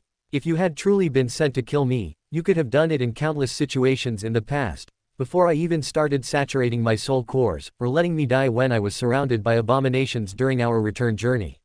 Hee. Who would have thought Nephis of the Immortal Flame clan could say so many words? Uriel teased. You've grown, Nephis. Everyone has, in their own way. I feel like a proud, cool parent watching my children grow up and achieve great things. Uriel shed a fake tear. Do you remember your first nightmare? Nephis asked. Yes, how could I forget? I suppose I'll answer that question as a bonus. Uriel paused, looking at the horizon as he organized his thoughts. Well, it all started when I was infected by the nightmare spell. I was very far from any police station, so it took me at least 9 days to reach one. Then, when I fell asleep, I woke up as a slave in an experimentation center. Another slave told me we were all lab rats. Anyway, I was tortured. Nephis blinked. Tortured in what sense? In every sense, physically, mentally, and emotionally. The scientist, or what I assumed was one, tied me to a stone table and injected me with something strange. I felt indescribable pain, as if my soul were being painfully torn apart and burned, only to suffer again. I don't know how long it lasted, but when I came back to myself, I was different. I was no longer human. I was something strange. It was me, yet not me. It's hard to describe. Uriel's voice grew more thoughtful and strange. Anyway, I was a strange thing. I killed the scientists, freed a few hundred slaves, destroyed the facility, and killed a master before finally leaving. I guess you're not normal for withstanding so much pain. Look who's talking, Uriel said, making Nephis laugh a little. Uriel glanced sideways at the shadows, seeing Sunny's shadow, which had listened to their conversation from start to finish. I guess the kid is a bit jealous because his girl pays more attention to us than to him. Hey, let him be. Anyway, we have other things to do besides playing romance games. Shade sighed. True. Uriel stood up. Well, it's time to end all this, he said, beginning to advance toward the shining castle. When Uriel returned to the settlement, he saw Tessai waiting for him. Since their first encounter, it was clear they hated each other. Lord of Darkness, Tessai said. Oh, Tessai, it's been a while, 4 months, I think. Yes, Lord Gunlog has invited you to the castle to be punished for your crimes. You should have trained your dogs better. And why would that be? 2 of Gunlog's hunters died at the hands of your people, and my lord demands your presence. That's a lie. A sleeper shouted. Uriel looked at the sleeper, who immediately fell silent. Darkness began to spread as the atmosphere grew cold and heavy. What happens if I decide not to go? Uriel asked, his eyes turning blood red. Silence fell over the settlement. Everyone watched Uriel and Tessai intently, waiting to see what would happen. The tall man smiled, showing his fangs, but his eyes remained cold. My, and here I thought you were a benevolent leader who loved justice. Is your sense of justice only aligned with your own actions? Alright, if that's the case, then I'll go. After all, the actions of my people are also my actions. So let's stop wasting your lord's valuable time and show me the way. Fine, do as you wish. Come to the castle. Bring your rats, they will all witness our lord's brilliance. Everyone in the outer settlement watched as Uriel, their leader, followed Tessai toward the shining castle, fueling their fury. A wave of murderous intent swept through the place. The sleepers followed the group, entering the shining castle. When they entered the great hall, the entire population gathered in the gigantic room, capable of holding over 1,000 sleepers. Uriel saw Gunlog's 4 lieutenants, Sishan, Genma, Kido, and, of course, Horus. After almost a minute, Gunlog appeared in his golden armor. Uriel looked at Gunlog with a bored expression. He could feel the mental assault from the Echo's ability, but it didn't affect him much thanks to his strong mental will. Gunlog stood before the great hall and spoke in an animated voice. Ah, what a spectacle! All my dear charges and all the honorable and brave survivors of the city gathered here so that justice may prevail. This dedication, this fervor for the rule of law, oh, it fills me with gratitude. Isn't it wonderful? Gunlog looked around the room, his face hidden behind a reflective mask, then focused on Uriel. Don't you think it's wonderful, Uriel, the Lord of Darkness? Sure, how nice. Somehow I thought you wouldn't agree. My most faithful assistants have told me you're a terrifying monster, but I suppose you can't trust anyone these days. He looked at his strongest subordinates, who trembled slightly. It's a shame things have to end this way. You were a young man with so much potential and great power, Lord Uriel. With your overwhelming power, this city would undoubtedly be a paradise, and I, as the marvelous Lord, would care for you and enforce the law. What a disappointment. What a pity. What misery. But I am a marvelous and merciful person. So how can we fix this, Lord Uriel? I invoke the right of challenge, Uriel said, looking at Gunlog, his face calm and almost disinterested in the ridiculous spectacle. For more thrilling fanfiction stories like this, check out my channel Fanfic Audiobook. Dive into epic adventures, mysterious realms, and legendary journeys brought to life through immersive storytelling. Don't forget to like, share, and subscribe for more amazing audiobooks.